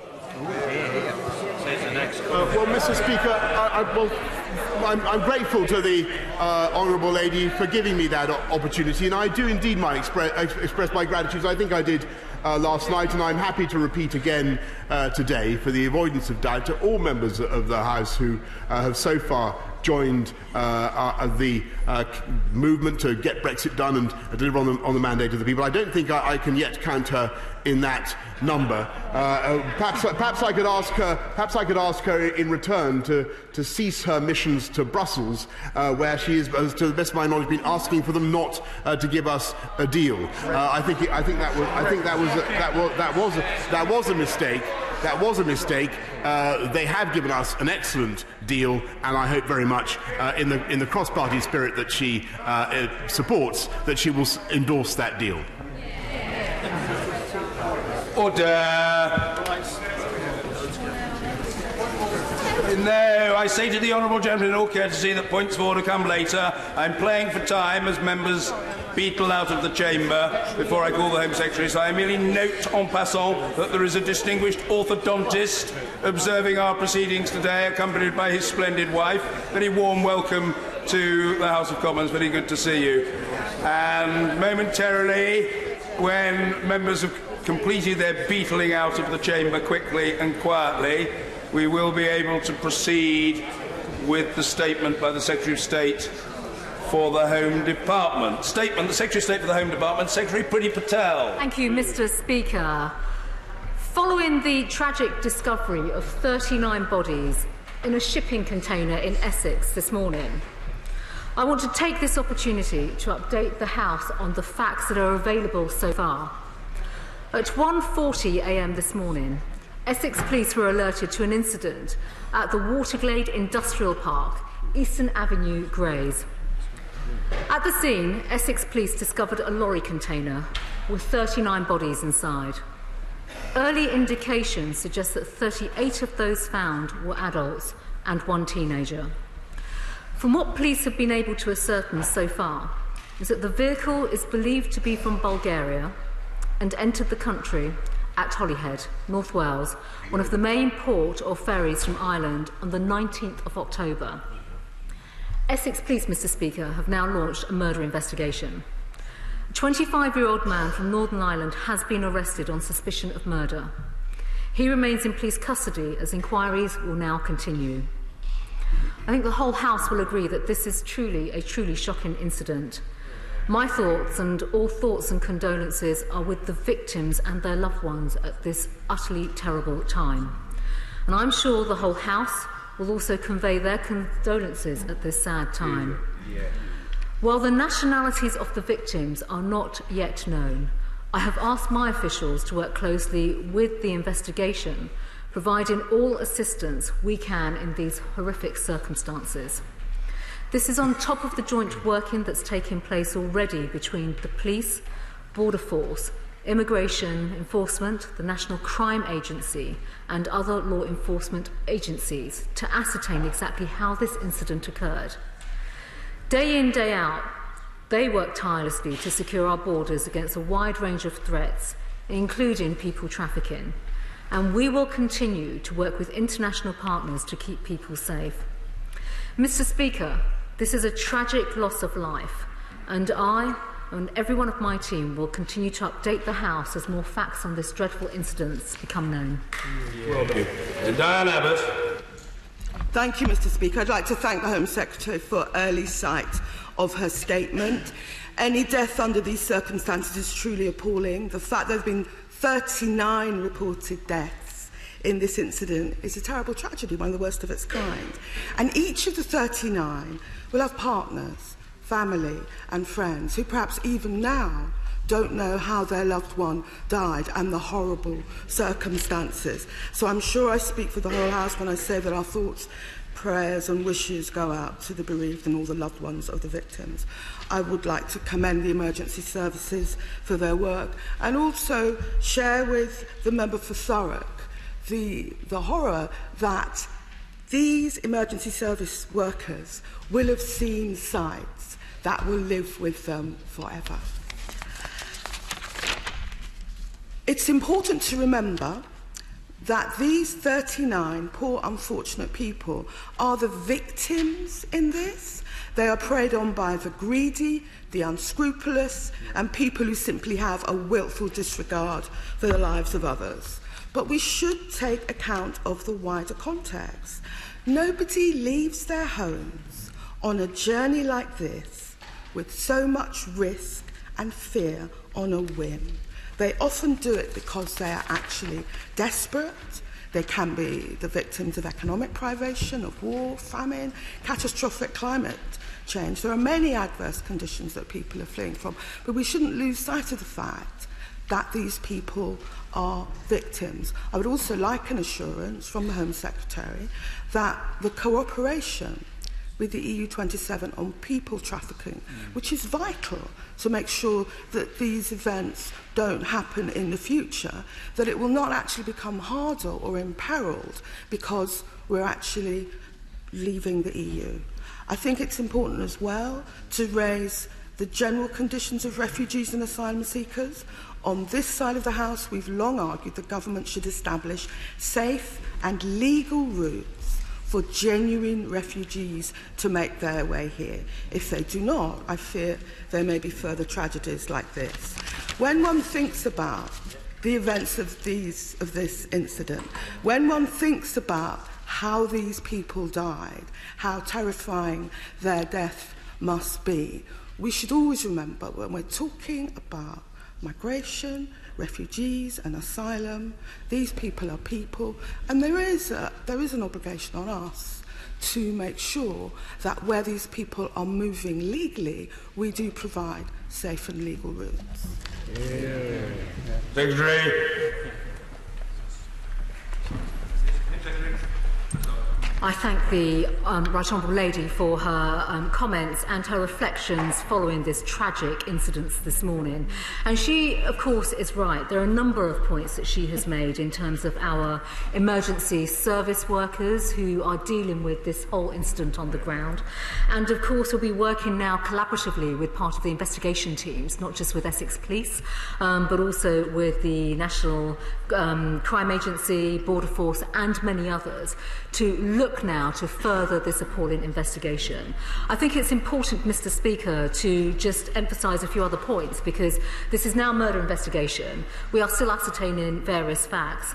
But I think in terms of the sheer humanity and the circumstances which we all find ourselves in, and following the deaths now of 39 individuals, that there are some fundamental points in terms of potential links to criminality, but also what we should be doing as a country in terms of making sure that we stand by those who really should not be trafficked in any way whatsoever. And as a country, we lead the world in many of our own ways of working internationally through modern-day slavery and through our own legislation too. But I think fundamentally, Mr. Speaker, there is always the point of international cooperation and collaboration. We must never lose sight of that. Whether, as the Right Honourable Lady has said, whether it's with our EU counterparts, but also our international counterparts as well, through many of the multilateral forums that we are working with to prevent upstream migration, to prevent illegal human trafficking, all the terrible things that we want to stop and prevent. But at the end of the day, do the right thing as a country as well to ensure that we uphold the right kind of values. So particularly those that are fleeing war zones, conflicts, some of the most horrendous situations that we see in the world, to ensure that we are able to give people asylum in the right kind of way, which is exactly what we do. Jackie Doyle-Price. And I thank my right honourable friend for her statement. I'd particularly like to thank for the offer that she's made to make her resources available to identify these people, because the fact of the matter is that the loved ones of these people have no idea of what's happened to them. They think their loved ones have gone to a better life, and that is an absolute tragedy. I should also say, sadly, this is not the first time that we've found people in metal containers in my constituency. I'm really sorry to say it's all too regular an occurrence, and it was only a matter of time before that would end in tragedy. And could I just endorse what my right honourable friend has said? This is now a multinational problem that we need to fix. We will not be able to stop people trafficking just from this country alone. This is something that really needs to be worked on with international partnerships to make sure we root these evil people out who are making and profiting from people's hope and actually putting them into misery. Well, I'd like to thank my honourable friend for her very considered remarks in light of what has happened in her constituency today. And I think also we should reflect upon the fact that this is not the first example of such a horrific incident in her own constituency, and she will know as well this was in an industrial park, but actually because she has ports as well, there have been previous equally horrific examples in the past too. And she's also right to reflect upon, as she did to the Prime Minister earlier on, in terms of the work of the emergency workers, those that are on the scene, who will witness such horrors, and those will live with them probably for the rest of their lives, in fact. And we owe it to them, actually, to provide them the support that they need post this event. But there is a fundamental issue here. We as a government are naturally always committed to working with our law enforcement partners, but multinational agencies, to prevent all sorts of things of this nature ever materialising and happening. We are committed to breaking up criminal gangs. We do, of course, work upstream. We do, of course, work with our international partners. And I think, Mr. Speaker, if I could just highlight a few examples. Previous governments have committed, obviously, to legislation such as the Modern Day Slavery Act. In fact, our previous Prime Minister very much campaigned for that and secured that. But having myself worked within the international sphere through my work in DFID, and obviously DFID themselves are doing a great deal now when it comes to upstream work, working through our multinational agencies, working through the United Nations and other organisations too. There is so much more that we can do internationally, because the fact of the matter is where there is global instability, where there's a great deal of displacement, we see such awful events like this happening. Stuart C. MacDonald.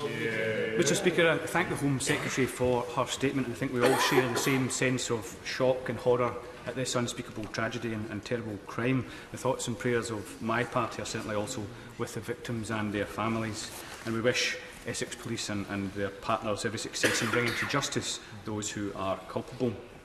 But, Mr. Speaker, as a spokesperson for the Northern Ireland Freight Transport Association has pointed out, the route that this vehicle took in this case appears unorthodox, and he raised the prospect that it had been designed to avoid increased security at Dover and Calais.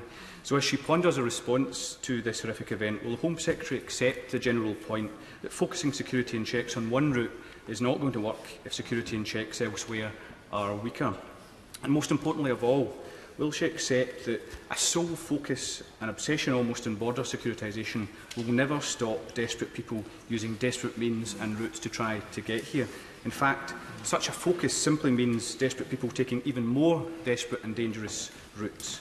And finally, will she accept that it's crucial that we are also generous in responding to this tragedy in the way that we provide safe legal routes for those with strong connections and ties to the UK, the very people who are most likely to risk their lives? Will she accept that there is much more this country can do to provide such safe legal routes through schemes like Dublin, family reunion, relocation and resettlement?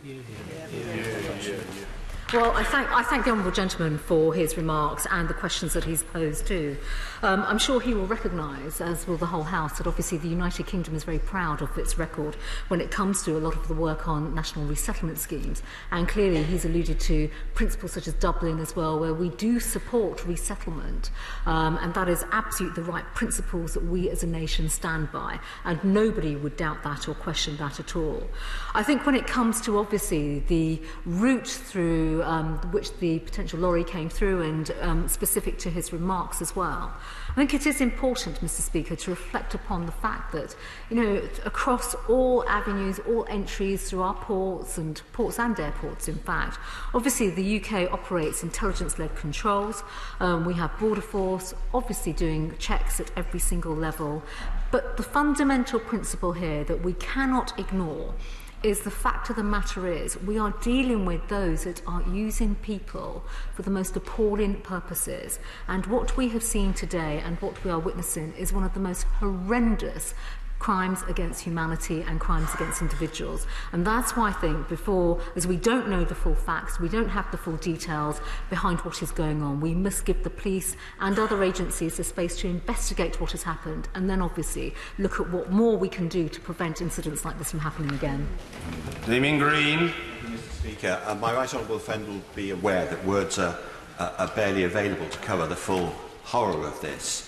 But she'll also be aware, to pick up one of the points just made, that most of the effort of Border Force in terms of combating the disgusting and murderous crime of people trafficking have been concentrated on the Channel ports and on unorthodox, non-official transport across the Channel. Can she reassure the House that Border Force will be able to spread its efforts to cover not just Holyhead, as in this case, but also other ports around the country, where if lorries are coming in regularly, clearly this disgusting trade could take place, because it is going to require a defence of the whole United Kingdom if we're going to be successful in saving lives in the future? Well, my right honourable friend is absolutely right, and we have just seen today of one example, one incident, a horrific incident in Essex. But of course, my right honourable friend has also just alluded to other examples, small boats, for example, coming through Kent, coming through Dover, and there has been a great deal of work that has taken place in preventing people trafficking through those particular routes. But he is right, and in answer to his question, absolutely, we are committed not just with Border Force, but with our other agencies, through our intelligence network as well, to work far more collaboratively to ensure that, yes, we can ensure that all ports are prepared, where our staff are looking out for some of the most appalling behaviours, some of the examples that we are now speaking about today in the House, but importantly that we do more collectively as a government to work with our international partners to stop this from happening in the first place. Given the importance of Holyhead, I call first Mr Albert Owen. Speaker, I'm shocked and saddened at this incident and the appalling loss of life, and my thoughts go out to the families of those 39 victims. The Secretary of State mentioned the port of Holyhead, the busiest seaport with the Republic of Ireland. And on October the 19th, the alleged lorry came through the port of Holyhead. Can she tell the House, I know it's early days, but how many checks were made on lorries at the port of Holyhead on that day? Because it is important, because I know the important work that multi-agencies do on people trafficking and drug trafficking through that very important port. My honourable friend raises a very, very important point. I cannot tell the House right now that information. That is subject to, obviously, the investigation. I will, of course, come back to him directly myself as this investigation unfolds with the specific information that he has asked for. But I can assure him that, of course, everything would have been done in terms of checks coming through Holyhead. Andrew Mitchell. Mr Speaker, both frontbenchers and my honourable friend for Thurrock have spoken for the entire country at this horrific event.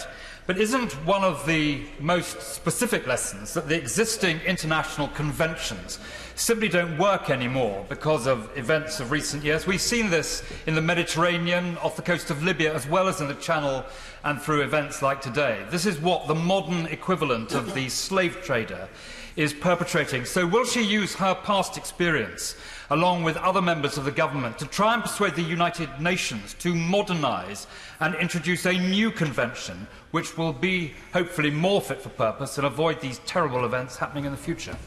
My right honourable friend raises such an important point, and he speaks with great experience and insight and knowledge on this issue.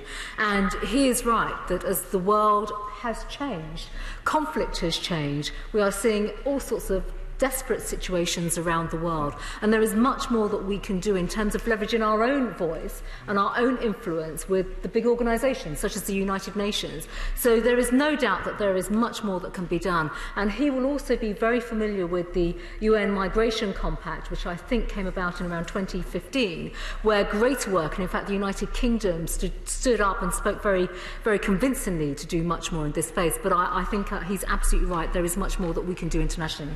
Yvette Cooper. I thank the Home Secretary for her statement. It's really unbearable to imagine people losing their lives in this awful way. And whilst we obviously cannot preempt the investigation, she is right to say that people trafficking is one of the most vile crimes that there is. People are profiting from putting other people's lives at risk and from other people's desperation. Could she tell the House what engagement has taken place with the Irish police and also with the Bulgarian police and with the European Migrant Smuggling Centre to make sure that there is full international cooperation into this awful crime to make sure that more lives are not put at risk? I thank the Right Honourable Lady for her comments. She will appreciate that this is now a murder investigation. So as a result, all avenues of inquiry and collaboration are now underway. So I will report back to the House in due course and directly to the Right Honourable Lady too, once we are able to share much more specific information. But of course this is highly sensitive because this is now a live investigation. But as I said, all collaboration is now taking place. Stephen Metcalfe. Thank you, Mr. Speaker. Can I echo the words of my honourable friend, the member for Thurrock, and obviously my neighbour as well, and express my own shock and horror at the loss of 39 poor souls. Can I also pay tribute to all the emergency services, but also to local authority officers who I know are involved in dealing with this in a very professional way in very difficult circumstances. Will my right honourable friend commit to supplying them with all necessary resources to be able to conduct their investigations and deal with the situation as speedily and as effectively as possible? I thank my honourable friend for his question, his comments and the points that he's raised. He's absolutely right. Our emergency services are obviously under great strain in dealing with this. This is an absolutely horrendous incident. But at the same time, our local authorities and our emergency services will be coming together with Essex Police and others to be supported. And as I said in my statement earlier on, we will provide all the necessary support that is required to not just obviously deal with the murder investigation and provide the support that's needed there, but actually help on the ground, because obviously this is a very, very deeply traumatising time. It is complicated because other agencies are involved, and now, of course, this is a murder investigation too. Christine Jardine. Thank you very much, Mr. Speaker. I share the horror and sadness at the news of these deaths, which it's unimaginable what the individuals concerned must have gone through. And while I welcome the Secretary of State's comments about more international action and recognising the need for safe legal routes to sanctuary, would she also agree with me that we have to look at our own immigration system and repair it to ensure that what we provide is fair, compassionate and effective for those who want to come here? I thank the Honourable Lady for her comments about what has happened. I think today is actually not the place to be talking about an immigration system at all. We have migration challenges that we are seeing around the world. People are being displaced in record numbers, and many are being displaced and preyed upon through some of the most appalling behaviours through criminal gangs and organised gangs. So I think at this particular stage we want to, and it's right that as a country we work with all our partners, both domestically and internationally, as well as law enforcement agencies, to do our utmost to stop this horrific crime. Yes, well, the sound was quite melodic, but it was still disorderly. Sir Mike Penning. Mr. Speaker, I had the pleasure as a firefighter serving at the old fire station in Hog Lane in Grays. And when the firefighters and other emergency crews went on duty last night, never in their wildest dreams would they have expected to witness the sort of trauma that they saw when that container was open. And it won't just be the emergency services, it will be the local authority workers, and even the mortuary attendants would never ever have seen that sort of destruction of life coming through. So can I ask the Home Secretary, not just for now, but going forward, that all the support in post-traumatic stress is there for them, because it doesn't always show straight away, sometimes months and years ahead, as I've experienced with my colleagues already. Thank my right honourable friend for his remarks, and he speaks with great personal insight and experience about this, and he is absolutely right. The trauma of even being part of a recovery and emergency service following an incident like this will just be shattering for all individuals that are involved. And there is a very important point here, Mr. Speaker, that I think for anyone that works in a frontline service, an emergency service, when an incident like this happens, and other incidences too, where people are involved, where life-saving is involved, it is a fact that trauma comes back to people later on, post-traumatic stress, and therefore we not just will be investing, but ensuring that we're supporting those very individuals that are really just doing so much work locally today. David Hanson. This is an act, Mr. Speaker, of unconscionable criminality organised by gangs across Europe. I just want to ask the Home Secretary whether she has approached Europol, of which we are still a member, and who have at their heart a plan for 3 years to tackle criminality in gangs and cooperation across Europe to track down the perpetrators of this type of crime. I'd say to my honourable friend that we always work. I mean, this is now a murder investigation, so this is a live investigation. So all agencies would be activated in terms of sharing information and working together. But I think the additional point to make as well is the one that he's raised too. There is a degree of organised criminality here, and whether it's in Europe or whether it's outside of Europe, we will always stand firm against this and make sure that we collaborate with all our partners. Sarah Newton. Mr. Speaker, these international, serious and organised crime gangs who are trading in weapons and drugs and humans are ruthless, and we need to be as ruthless in our prosecution of these people. We have to end this wicked trade in human misery. And I saw firsthand the huge efforts in the Home Office working with our international partners across Europe to tackle this issue. But could I ask her to redouble our efforts in those countries like Bulgaria, like Romania, where so many people are coerced or bribed or persuaded to participate in this human trafficking to prevent them from doing it? Well, I thank my honourable friend for her comments and her reflections, and she will know from her own work previously as well in this area, and she's right, she speaks with a great deal of experience in terms of what goes on in other countries, in terms of criminality, coercion, putting pressure on people, and just the exploitation of vulnerable individuals. We want that to stop. We will continue to work collaboratively, and she is absolutely right. But also, the way in which we do this is to have the right kind of deterrents in places and to also ensure that we can prosecute through the criminal justice system. For those who missed the announcement yesterday, I advise colleagues of a notable event, namely the re-election of the Honourable Gentleman, the member for Gateshead, as chair of the Backbench Business Committee, a role he has discharged with consummate skill for a number of years now.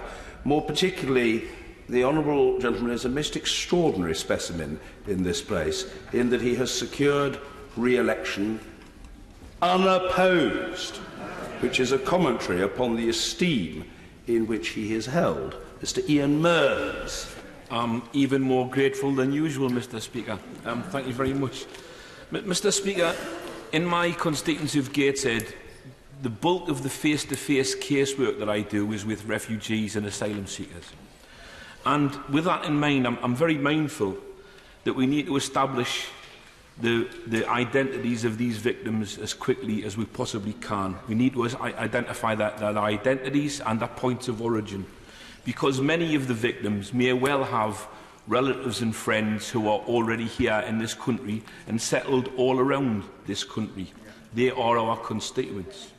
And we need to think about what we're going to do to assist those people when they discover the dreadful fate of their loved ones who've died in this container today. But we also, with our international hat on, need to think about what we're going to do as a country to assist the families and relatives of those victims back in those points of origin, because those people won't know that their loved ones are dead, and they'll think they've gone off to a better life in Britain, but only to find that they've died dreadfully in the back of a steel box in Grays in Essex. I'd like to thank the honourable gentleman for his considered remarks and also congratulate him on his election. I think there are a number of points here. As there is a live investigation, it is right that we focus on identifying the country of origin of the victims of what has happened, this horrendous crime. I think it's fair to say all members of the House need to come together and actually work together, and I'm very happy to assist any member, honourable member, if there are family connections in their own constituencies, and this isn't just from a case management perspective. We have to look at this in terms of the impact upon them, and then they themselves may also be part of lines of inquiry in terms of the routes through which people were coming through as well. We do need to look at the international routes, definitely, but I think at the same time right now we've got to give the police the space to do their investigation, and then I will of course pick up with every single honourable member should there be anything specific to their own constituency that materialises. Maria Miller. Finding those responsible and bringing them to justice will be a priority for our police, our border agencies, and I'm sure the Home Secretary, my right honourable friend. Can I urge her to make sure that the police and the Criminal Prosecution Service use the full force of the law that this government has put into place to tackle modern slavery, particularly the freezing of assets of those who could be involved at an early stage so that they're not able to squirrel away their criminal funds from such a murderous activity. My right honourable friend is absolutely correct about this, and if I may say so, Mr Speaker, there have been cases recently where we've seen exactly that take place, and rightly so. Criminality must be pursued, it must be prosecuted, we must use every single lever of law enforcement as well to confiscate funds and assets of these individuals, and I do know recently that has happened in other cases. But she is right, we as a country, through our own legislation, we have levers, we have the ability to send out a very strong signal internationally. We must do more of that. Mr Speaker, can I welcome the Home Secretary's comments and the tone in which she's spoken? We're all horrified by what has happened. Can I also stress the importance of international cooperation and just ask the Home Secretary whether she can make herself aware of the work that is going on in the Council of Europe, led by the Foreign Secretary, to try and improve concerted action to tackle human trafficking right across the whole of the Council of Europe member states and beyond.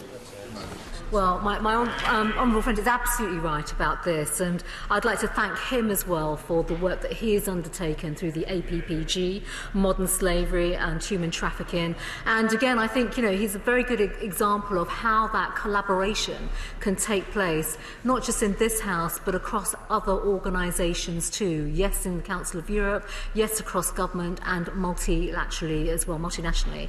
We must pursue that because as we are seeing and witnessing and experiencing right now, one case is too many, but when we have 39 people who have died in our own country through such awful, awful means, that is not acceptable. So we have to do much more to work together to stop that from happening.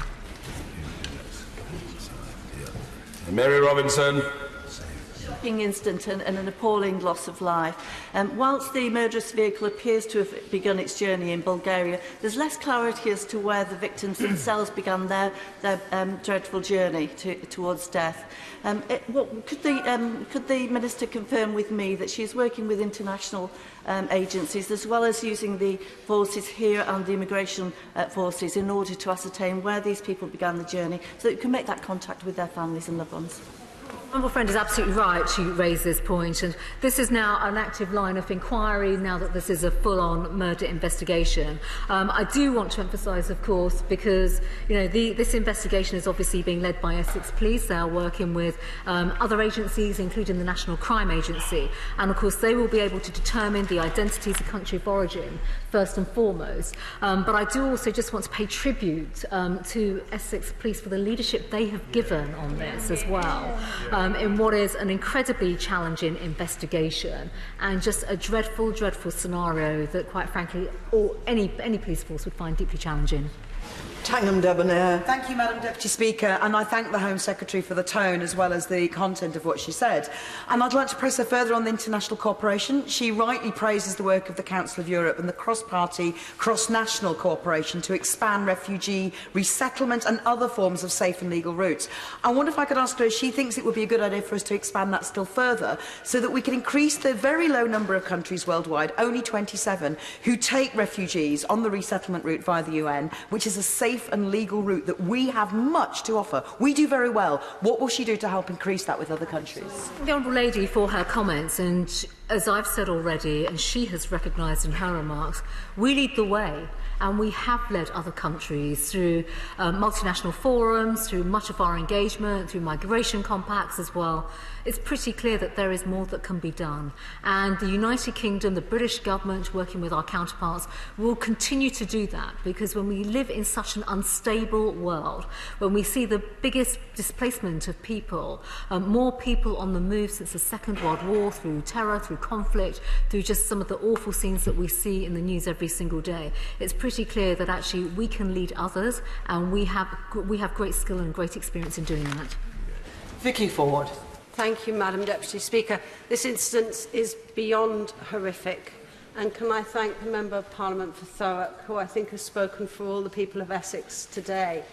And as an Essex MP, I'm particularly thinking of the Essex Police, and I know, Madam Deputy Speaker, you will have seen how our police services and emergency services in Essex go out day after day, night after night on the front line to keep the rest of us safe. And can I thank the number of Essex MPs in the Chamber today, and of course the Home Secretary herself, and can I thank her for giving that reassurance that our emergency services will get the support, both short-term and long-term, for all their needs. Can she also give us the reassurance that no matter what happens in the coming days over Brexit, we in the UK will continue to work with police forces across Europe, with agencies such as Europol and Interpol, to make sure that crimes like this don't happen again? I thank my honourable friend for her considered and thoughtful remarks, and she's right. As you know, I think all MPs in the House will feel a great deal of strength and solidarity with Essex Police as they undertake this investigation today. I think our police do a remarkable service. They do remarkable work, and clearly police forces in the police force in Essex, the Chief Constable of Essex, BJ Harrington, and his team will be dealing with this in the right way in very challenging circumstances. My honourable friend is absolutely right in terms of our continued work with agencies across the European Union. That work is always ongoing. That is part of our way of working, part of our international collaboration. That will not change. And of course, there's one other point to make about that collaboration. We work collaboratively to keep our country safe. We can also do more to work collaboratively to make sure that those who perpetrate these awful crimes are brought to justice. Ian Paisley. Thank you, Madam Deputy Speaker. To give this a visual scale, there's approximately 39 to 40 members sitting on this side of the House. And I think that just gives us something to measure this by in terms of the sheer loss and devastation that has been created here. Without prejudice to the investigations that the Home Secretary has announced today, will she be able to look further into paramilitary and organised crime in Northern Ireland that uses these unauthorised and illegitimate transport and trade links to carry out their own horrible and despicable crimes, and see what additional measures need to be placed both on our own existing border in Northern Ireland and in cooperation with the Garda Síochána on their ports in the Republic? I thank the honourable gentleman for his questions and his comments as well regarding what has happened today. I think there are a number of points to make. First and foremost, clearly there is a police investigation specifically taking place with regards to what has happened in Essex today. He is right to point out about criminality. And the point is, we work collaboratively across all our agencies. Obviously, I've already mentioned the National Crime Agency. There are others. There are many other police forces as well. PSNI obviously are a key partner to work with too, and we will continue to look at all avenues to make sure that we can stop this criminality from happening, that we can stop this criminality from flourishing, but also that we can bring the perpetrators of criminality to justice. Alex Chalk. Deputy Speaker, TRIM, or Trauma Risk Management, is a protocol adopted by Gloucestershire Police to provide swift support to police officers who may have witnessed deeply traumatic episodes. As part of the support that Essex Police are giving to their officers, can she assure me that if they need to reach out to other police forces for additional advice, assistance and resources, that they do not hesitate to do so? Gloucestershire Police will be on hand to help. Well, let me thank my honourable friend and thank Gloucestershire Police as well for that offer of support. He is right to point out about trauma management, because all police forces provide a form of trauma management as well. But I will absolutely pick that up with the Chief Constable of Essex myself to ensure that all officers that are involved in this investigation, in this case, are supported in the right way. And if we do need to go elsewhere to work collaboratively with another police force, we will certainly do so. Anna Soubry. Deputy Speaker, the Prime Minister, the Leader of the Opposition, the Right Honourable Lady have clearly expressed, I think, the nation's concern and horror at what has happened. It's a terrible tragedy. Of course, there is a continuing an investigation being conducted by the police, so we shouldn't speculate, but I think we are all entitled to reach a number of conclusions as to what's happened, and it's not the first time that it has happened, and we must be absolutely sure that we do everything we can to make sure it's the last time. I think we all strongly suspect that this will be an international operation that won't just be confined to the European continent. It may well go well beyond, and it will require a huge and complex investigation, because undoubtedly there will be a very long, complex chain of criminality that has resulted in this terrible incident. So can the Home Secretary give us an assurance that all the agencies in this country will have all the resources that they need to do a full and proper investigation, bring those people to justice, and hopefully it will be the last time? Right Honourable Lady, and she is absolutely right. I think the focus of my comments have been very much upon that collaboration across all agencies, but other countries too, where other agencies are based. And I think, Madam Deputy Speaker, one of the points that I should make and refer to is not just the agencies based in the UK, but other international agencies. Our level of collaboration is first class, and that is something where we will bring that skill set together and, of course, ensure that all the resources are in place so that we can absolutely bring the perpetrators to justice, but importantly, stand up for those victims who have lost their lives through this incident. Gareth Johnson. Thank you, Madam Deputy Speaker. Madam Deputy Speaker, this was clearly an awful tragedy. The people that were in that container would have endured an unimaginable experience. It also would have had a profound impact on the emergency services who attended the scene in the early hours of this morning. So can I echo the comments of a number of members in the chamber today that they need to be given the support that's available and necessary. No amount of training can prepare an emergency worker for this experience, and I know that the Home Secretary cares deeply about the people of Essex and its emergency services, so can she commit to ensuring that support is given both in the short term and in the long term for these people? I can absolutely, Madam Deputy Speaker, give that commitment. Essex Police and all our police forces deal with some horrendous scenes day in, day out, and it is right, part of our public duty to them, that we continue to support them, not just on the day when these things happen, but actually going forward. And if I may as well, having recently visited Kent Constabulary, I've seen the first-class work that they're also doing for his constituents in Kent. Stephen McCabe. Thank you. I appreciate that the investigation is at a very early stage, but given what we know about the way Bulgaria is being used to support some of these people smuggling operations, is it right to assume there are normally enhanced checks on vehicles entering this country from Bulgaria, and at some stage we should be asking if something went wrong this time? Madam Deputy Speaker, I think it would be wrong for me to comment on what is now a live investigation, and I know the honourable gentleman will respect that. I think it's important to reflect, actually, when it comes to checks that are undertaken on our ports and at our airport, on our ports in particular. They are intelligence-based, so they're all intelligence-led. But I don't think I want to add much more right now specifically to this case, because, as I've said, there is a live investigation taking place. Tom Tugendhat. Thank you, Madam Deputy Speaker. I've literally just come from a meeting with the Romanian ambassador, which is why, though I was here at the beginning, I had to duck out.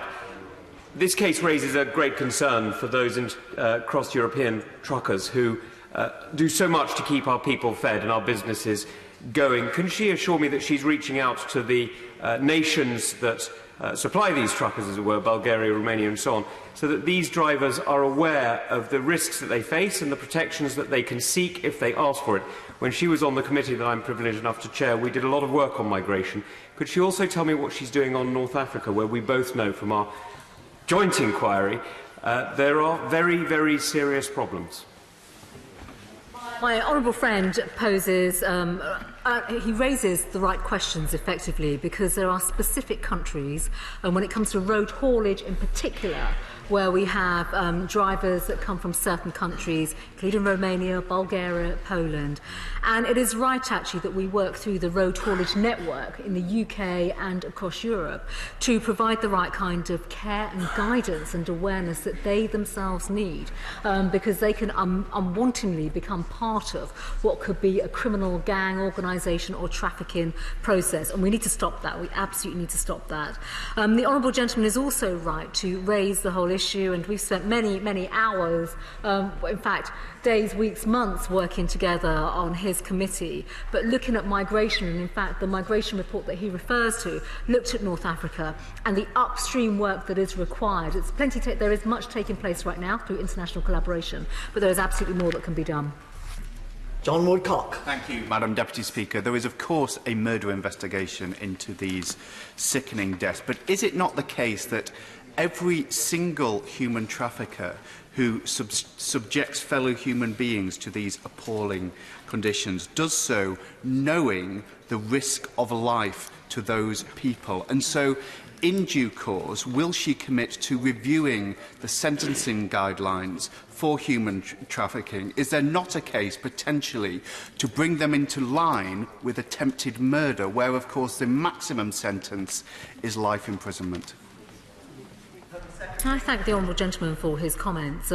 What we have seen, basically, through the actions of these traffickers is the worst of humanity.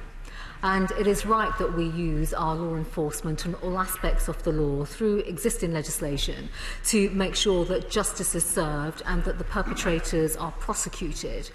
He's raised the point about sentencing, and of course we have frameworks right now through the sentencing guidelines. It's something that I'm very happy to discuss with the Ministry of Justice to see what more we can do. Jim Shannon. Thank you, Madam Deputy Speaker, and I also thank the Home Secretary for her statement today. It is with a sore heart and with great sadness that I associate my party, the DUP, with the sentiments put forward by everyone, and convey our deepest sympathies for the 39 deaths. There will be families who grieve today. Some may not yet know that they will grieve today for their loved ones. Our thoughts and prayers are with them, each and every one, and that's the sentiment of the House, Madam Deputy Speaker. But can the Minister outline what arrangements will be made to identify the victims of the tragedy, and how will contact then be established with the families? For it's so important that the families know what's going on. My honourable friend for his remarks, and he hits a raw nerve actually when we speak about the families of these victims. This is now because of the investigation that's taking place. Obviously there is much more work to do in terms of identifying the individuals, identifying their families, identifying their country of origin. That work is taking place, and if I may, I have said, Madam Deputy Speaker, I will come back to the House or individual members. I will of course provide the updates once we know more information. Peter Grant. Thank you, Madam Deputy Speaker. Among those who will have information that could be critical in bringing the perpetrators of this awful crime to justice will be people who have been trafficked by the same route and possibly by the same gangs. There's a good chance that some of them are now in hiding, afraid of the UK authorities but terrified out of the wits of those who have trafficked them. What assurances can the Home Secretary give that anyone who has the courage to come forward with information in this terrible case will be treated as a victim of a crime rather than persecuted or prosecuted as a potential criminal. So the Honourable Gentleman raises a really important and significant point, because anyone that has been trafficked or involved in criminality, they themselves will be living in fear. However, because of the legislation that we've had put in place through modern-day slavery, we have the national referral mechanism, we have support structures where we would actively encourage people, anybody that may know any information, to come forward. And of course, we will work with them in the right way to ensure that those that have been perpetrating the criminality obviously are brought to justice, but where individuals have been victims themselves, have been trafficked, that we can support them in the right kind of way. Howell Williams. Thank you, Madam Deputy Speaker, and our thoughts, of course, with the families of the victims of this appalling crime. Holyhead is the second busiest roll-on, roll-off port in the United Kingdom, yet there is no permanent immigration enforcement presence at the port. Why? Well, I think, if I may say so, Madam Deputy Speaker, with regards to the incident that has happened today and what we are dealing with, I've already made it quite clear that when it comes to border force and the checks that are undertaken, they take place through intelligence-led operations. I think right now, because what we think we are dealing with is potentially an illegal criminal act, we have to now leave this to the investigators to deal with. And of course, as I've said, I will come back to the House and to individual colleagues and provide more information as we find out more through what has happened. Thank you. Point of order, Mr. Brandon O'Hara. Thank you, Madam Deputy Speaker. I gave Mr. Speaker advance notice of this point of order earlier today. During an urgent question on the US tariffs being imposed on single malt whisky on October the 7th, I asked the Minister of State at International Trade what discussions his department had with both the European Union and the United States, specifically between October the 2nd and October the 7th. The Minister from the dispatch box was particularly unclear, and therefore I submitted no fewer than 15 written questions seeking to find out exactly what discussions had been had between those dates. The Department replied yesterday, having grouped the questions together and palmed me off with what was essentially no answer at all, instead telling me what they are currently doing. Could you advise me, Madam Deputy Speaker, on an issue of such huge importance to my Argyll and Bute constituency, the Scottish and UK economies, how I can find out exactly what engagements the Department of International Trade had with the European Union and the United States on the imposition of US tariffs on malt whisky between October the 2nd and October the 7th? Thank you. Well, I thank the honourable gentleman for his point of order, but he will not be surprised to know that it is not technically a point of order for the Chair. But I do appreciate, and I mean appreciate, that he is a great champion of the Scottish whisky industry, and so he should be. That he and his colleagues have raised this matter in various ways in the Chamber over these last few weeks. So I fully appreciate how important this is, and I would like to give him whatever help I possibly can. In the first instance, he may wish to seek the advice of the Table Office on how to pursue the matter, as he has tried to do over these last few weeks. And if he remains concerned about not receiving answers or receiving answers on time, he might wish to consider referring the matter to the Procedure Committee. But of course, I know he will persist, and he will have a lot of support in persisting on this particular subject. Point of order, Emma Lewell-Buck. Thank you very much, Madam Deputy Speaker. My constituent, Robert Irwin, has been held against his will in the Ukraine for over a year after an Interpol red notice was issued by HSBC for his historical bounce cheque in Dubai. Robert has been found innocent and a victim of forgery. Just yesterday, it was confirmed Interpol have removed the red notice, yet the warrant for his arrest and extradition to the UAE remains. Robert is in deep despair. I have already raised this many times with the government benches, but Robert is still stuck in the Ukraine. Madam Deputy Speaker, can you please advise me what on earth I can do next to help force this government to help me get Robert back home? Well, once again, the Honourable Lady is right to take the opportunity of raising the matter through a point of order in the Chamber, and she has partially achieved what she wants to achieve, which is to bring the matter to the attention of the Chamber and to ministers. I'm sure that her points will have been noted by the Treasury bench, and that she will, like the Honourable Gentleman, persist in asking these questions and acting quite properly on behalf of her constituent, for whom we all have very great sympathy. Mr. Iqbal. Thank you, Madam Deputy Speaker. I wish if you could guide me as to how I could place on record the inaccuracy made by the member for Brent in his question to the Prime Minister. He stated that the demonstration on Kashmir on the 27th of October has deliberately been held in light with Diwali. It is not. 26th of October is the day that India occupied the Free State of Kashmir in 1947. Historically correct. And also he mentioned, as the Honourable my friend is mentioning on the front bench, he also mentioned the issue of Pakistan being involved in this demonstration. As far as I'm aware, huge amount of constituents across the country and my constituents from Kashmir, Kashmiri origin people, are organising this on their behalf. They are organising with the Sikh community. They are organising with a number of people, Muslims from the Indian community and other countries across the world. So it isn't Pakistan, as he just said. And also, there are all sorts of people who believe in human rights and civilities, which have not been held for the Kashmiri community in Kashmir at the moment. Again, I thank the Honourable Gentleman for his point of order, but really it is a point of an attempt to correct the facts as he sees it. I can make no judgment on which of these facts that have been mentioned either at the dispatch box or by the Honourable Gentleman are in fact correct. It's not for me to make such a judgment, but the Honourable Gentleman has taken the opportunity of correcting the record, and I'm quite sure that if he would also like to write formally to the Minister that his points will be taken very seriously. He has put them very courteously. Point of order, Mr. Gareth Thomas. Deputy Speaker, I'm grateful to you. Sunday is Diwali, and on Monday, Hindus in my constituency and across the UK will spend time with their families and visit the their local temple. Diwali, like Eid, however, is not a national public holiday. So for some, it will be difficult, will continue to be difficult, to get time off to mark this most spiritually significant day.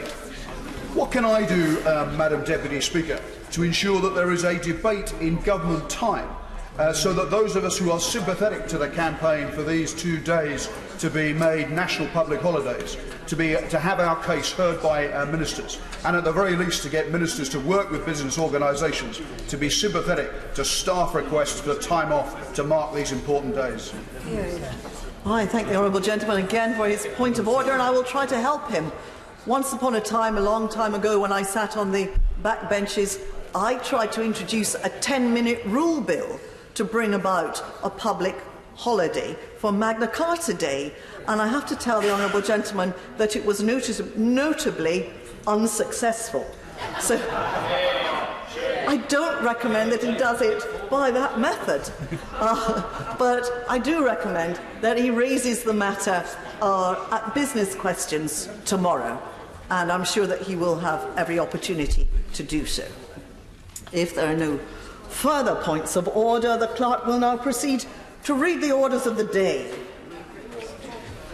Speech, motion for an address, adjourned debate on question.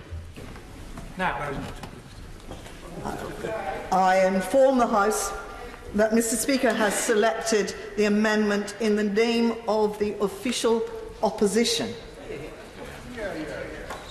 And therefore I call Mr. Jonathan Ashworth. Grateful, Madam Deputy Speaker, and I rise to move the amendment that stands in the name of the Leader of the Opposition and myself, and I am indeed grateful to the Leader of the House for finding time to schedule this important debate. Can I quickly begin by associating myself with the condolences and sorrow about the horrific tragedy that we've seen in Essex, and can I also pay my tribute to all the emergency services who must have had to confront the most unspeakable of sights in Essex in the last 24 hours. And in a similar vein, can I also pay tribute to our hard-working National Health Service staff and social care staff, who every day go beyond the call of duty, doing the extra mile for each and every one of our constituents, ourselves and our loved ones, doing it after a decade of cutbacks and after a decade of the tightest financial squeeze in the history of the NHS. But despite that tight financial squeeze, our NHS staff are treating more patients every day than ever before. But I'm afraid we have a government that is still expecting our staff to deliver care in the most intolerable of working conditions, from bed cuts to staffing shortages to equipment breaking down every day. And the dismal consequence of this decade of underfunding and cuts sees patient care suffer and standards of care deteriorate. Let me just share with the House a couple of examples. Not a constituent, I beg your pardon, Madam Deputy Speaker.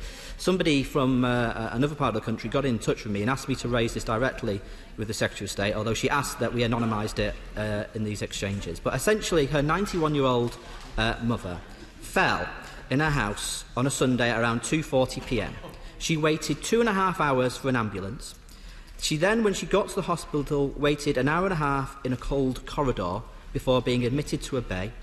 8 hours later, she was seen by a doctor who recommended an X-ray and scan. She got the result of the X-ray at 1:15 a.m. Only then was she given pain relief and put on a drip. By 3 a.m, she still had not been admitted to a ward. At 9 a.m, she was sent back to her care home, and her daughter wasn't told of it, and she was sent home with no pain relief nor any prescription. Or perhaps another story, another heartbreaking story, which is in today's edition of Pulse, which reveals that a teenage boy, a 16-year-old, was referred to CAMHS by his GP, but because his condition was not considered serious enough, CAMHS turned him away. The boy later died by suicide. These are heartbreaking stories, but stories like this are happening far too often in a health system that is under intense pressure. I will give way. I'm very grateful, and obviously he's telling some tragic stories of the impact of what's happening in the NHS on real patients. And other families who are suffering are those often with children with very severe conditions like epilepsy, who would benefit from access to medical cannabis. And the government have indicated that access should be available, but it's just not getting to these families. And their children are suffering, their families are suffering, both in pain and also financially as a result. Does he agree that the government should be doing much more to fast-track this situation? I completely agree, and I pay tribute to him and honourable members like the honourable member from Hemel Hempstead, who've really led the charge on this debate. Medicinal cannabis, if it has a medicinal therapeutic value, it should be allowed. If there are issues in the bureaucracy which are slowing it down, I say to the Secretary of State, if it needs legislation, we will work with him to get that legislation through if that's where the blockage is. If the blockage is in some other area and he needs our cooperation, we'll cooperate with him on that. But we clearly need to resolve this because there are too many young people going without the help that they need. I'll take a brief intervention from the Honourable Gentleman. The Shadow Minister is very generous, and I thank him for his comments, and the families, which are the most important people, will be very conscious about what he said. But describing it, we have to be very careful. Prescribed medical use of cannabis on prescription is what we're looking for. Medical use of cannabis often is for where people have felt that they would take it in other ways. We're not talking about casual use of cannabis, we're not talking about a spliff in the armchair. What we're saying is a consultant that's qualified, and I'll raise this with the Secretary of State when he's on his feet, consultants qualified who feels that the benefit will be to the child, particularly from epilepsy and fits, would benefit, should be available free on the NHS. And I think that's what he was saying. Yeah. I mean, absolutely. But we know that there appear to be blockages in the system. And my offer to the Secretary of State is if the blockages are in the system because of any legislative issue that needs resolving or any regulatory issue that we can resolve in this House, then I will cooperate with him to get that resolved. And if it's not about regulatory issues in this House, I'll continue to reinforce the messages the honourable gentleman is putting to the Secretary of State and urge the Secretary of State to intervene in the way he can using his good offices. So, Madam Deputy Speaker, many vulnerable people are waiting longer for treatment or denied treatment, sometimes, sadly, with devastating, tragic consequences. The standards of care which are enshrined in the NHS Constitution are simply not being delivered. A&E waits in September last month were the worst they have been outside of winter since 2010. Our hospitals have just been through a summer crisis, and with flu outbreaks in Australia expected to hit us here, our NHS is bracing itself for a winter of enormous strain yet again. Last year, 2.9 million people waited beyond 4 hours in A&E. Since 2010, over 15,000 beds have been cut from the NHS, and bed occupancy levels have risen to 98% under this government. It means that the numbers of patients moved from cubicles to corridors, left languishing on trolleys, has ballooned under this government. When Labour left office, around 62,000 patients was designated as trolley waits. 62,000 is unacceptable. But today, under this government, the numbers left languishing on trolleys in corridors is not 62,000 in the last year, it's 629,000. Or what about cancer? I'll give way, yeah. Before my honourable friend moves on from the situation in A&E departments, can I bring to his attention the situation at Northwick Park Hospital, which serves my constituents? The last time it met the 4-hour target was in August 2014, over 5 years ago now. Does he have any sense that the government are still committed to that 4-hour target at all? Or is it going to be another 5 years before my constituents might expect that 4-hour target to be met in our hospital? My honourable friend makes a very good point, and indeed, these targets were routinely met under the last Labour government, and they were a stricter target as well, Madam Deputy Speaker. Now, on cancer waits, the Secretary of State was surprised I was moving to cancer. He shouldn't be surprised, because we have the worst waiting times on record under this Secretary of State. Every single measure of performance is worse than last year. It means, shamefully, 34,200 patients are waiting longer than 2 months for cancer treatment. And what about the waiting lists for consultant-led treatment, Madam Deputy Speaker? We now have 4.4 million people waiting for treatment. An ever-growing list of our constituents waiting longer for knee replacements, hip replacements, valve operations, cataract removals. We have CCGs rationing more. We have trusts delaying surgery, leaving patients in pain and distress. I will give way, and then I'm going to make some progress. I appreciate my honourable friend's generosity giving way.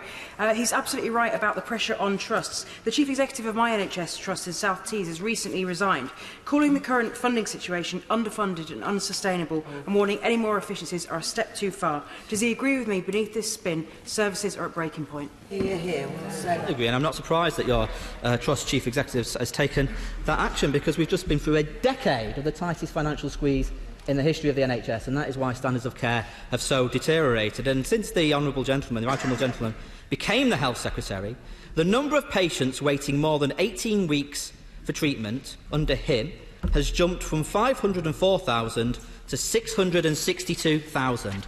Every day he is Health Secretary, another 330 people wait beyond 18 weeks for treatment. People waiting longer for treatment under him. That's his personal record. I'll give way.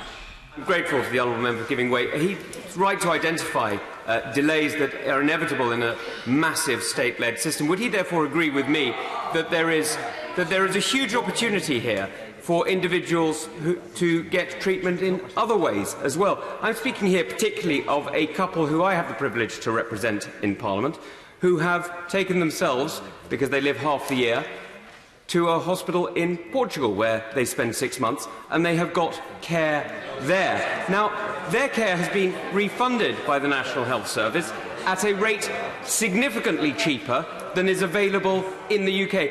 Should we not welcome individuals who are able to do this? Of course, it's not for everybody, but should we not welcome it as a possibility? I'm genuinely pleased for his constituents. But there are 4.4 million on the waiting list. It used to be around 2 million, and it's now gone up to 4.4 million. and every day there's another 330 people waiting longer than 18 weeks for treatment. And when people wait longer than 18 weeks for treatment, not only are they waiting longer in pain, in distress and anxiety, they run serious risk that their health will deteriorate further. And that is what is going on in the National Health Service today under this government. Let me make a little bit of progress, if I may, a little bit more progress, because I have been generous and many have put into speak. But the Queen's speech was heavily spun as about the... you'll get your chance in a moment, Secretary of State. The Queen's speech was heavily spun as about the NHS. He says he's talking nonsense. These are the official figures. He wants to run away from his own failure that so many more people are waiting beyond 18 weeks for treatment. He wants to run away from the A&E crisis that he is doing nothing about. He just thinks an app will solve it all. That's not a serious approach to the NHS, Madam Deputy Speaker. Now, the Queen's speech was, he's not as good as George Osborne used to be either, Madam Deputy Speaker. The Queen's speech was heavily spun as about the NHS, but in fact, it is a missed opportunity to rebuild confidence in the NHS and provide the health services we want. Now, on the bills that were in the Queen's speech, we will scrutinise carefully and engage constructively. We are pleased that the Health Services Safety Investigations Bill has not been abandoned and is back. We will engage with it, and we want to explore with ministers how to strengthen the independence and effectiveness of medical examiners. But if he wants to deliver safe care, we need safe staffing legislation and a fully funded workforce plan, because pressures on staff are immense. And he will know that suicide rates... Let me make a little bit of progress. Suicide rates for nurses are higher than the national average. Amongst doctors, it is rising. And I congratulate Claire Gerarda for her leadership and mental health support. But yesterday, the Secretary of State suggested on Twitter that all NHS staff would be eligible for this new mental health support, when it's actually just doctors and dentists. So I hope he will clarify his remarks from the dispatch box and tell us when 24-hour support for all NHS staff will be available. I also hope he will tell us how he's going to resolve the staffing crisis, because, as he knows, we have 100,000 vacancies across the NHS. We're short of over 40,000 nurses. And under this government, we've seen cuts to community and district nursing, we've seen cuts to learning disability nurses, we've seen cuts to mental health nurses, we've seen cuts to health visitors, we've seen cuts to school nurses. And on current trends, we will be short of 108,000 nurses in 10 years' time, according to the King's Fund and Nuffield, friend from Hammersmith. It's an excellent speech from our honourable friend, and he's right to talk about rationing. My CCG has started rationing referrals to consultants to clear one of the biggest deficits in the country. Will he also talk about the massive backlog of capital? I've got two world-class hospitals, Hammersmith and Charing Cross, as he knows, £500 million to bring them up to standard. Not a penny of that in what the money that the Secretary of State has allocated. Exactly. They're lucky they get a few £1 million of the seed money to plan for works which there is no money to pay for. My honourable friend for Hammersmith is absolutely right, and the Imperial Trust has got one of the worst maintenance backlogs of all trusts. But I must say, I must congratulate my honourable friend and Hammersmith Labour Council for leading the campaign to save Charing Cross Hospital. And it's because of the pressure of the honourable gentleman that that hospital was saved. I'll give way to the honourable lady from Hull. I thank my honourable friend for giving way. Just today, my honourable friend might be aware that the Education Select Committee has published its report into children with special educational needs and disabilities.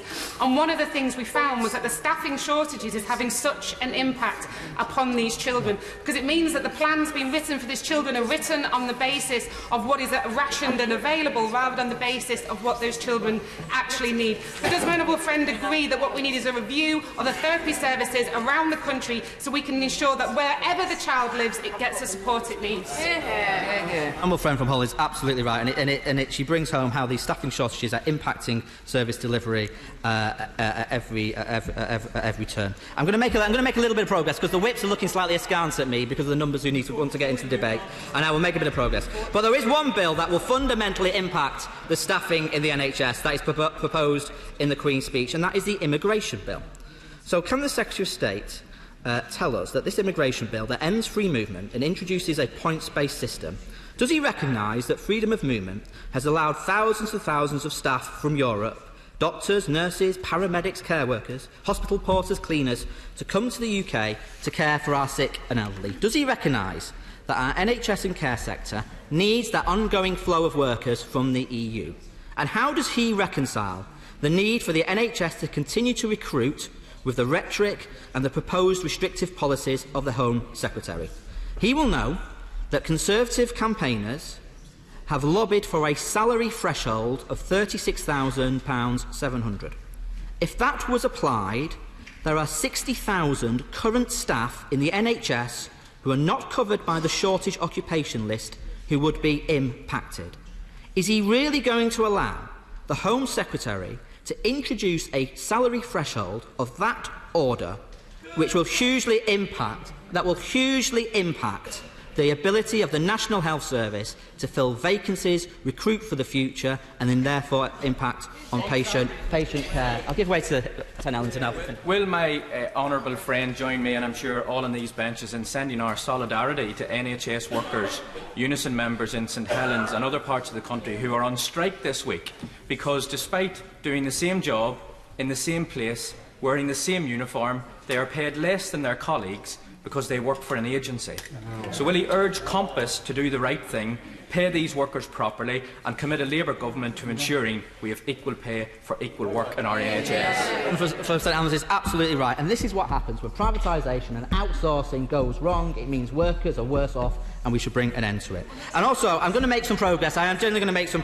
I'm going to make some process because safe care. So we need clarification from the Secretary of State on whether he will exempt all NHS staff and all care staff from the shortest occupation list in the immigration bill. Now, safe care also depends on safe facilities, but after years of cuts to capital budgets, hospitals are crumbling, equipment is out of date. In a few moments, the repair bill facing the NHS has now risen to £6.5 billion, more than half of which is considered of serious risk. NHS capital investment has fallen 17% per healthcare worker since 2010. Across the NHS, the estate is reliant on old, outdated equipment, which is why, on diagnosis, for example, the numbers of patients waiting longer than 6 weeks for diagnostic tests and scans has increased from 3,500 under Labour to over 43,000 under this government.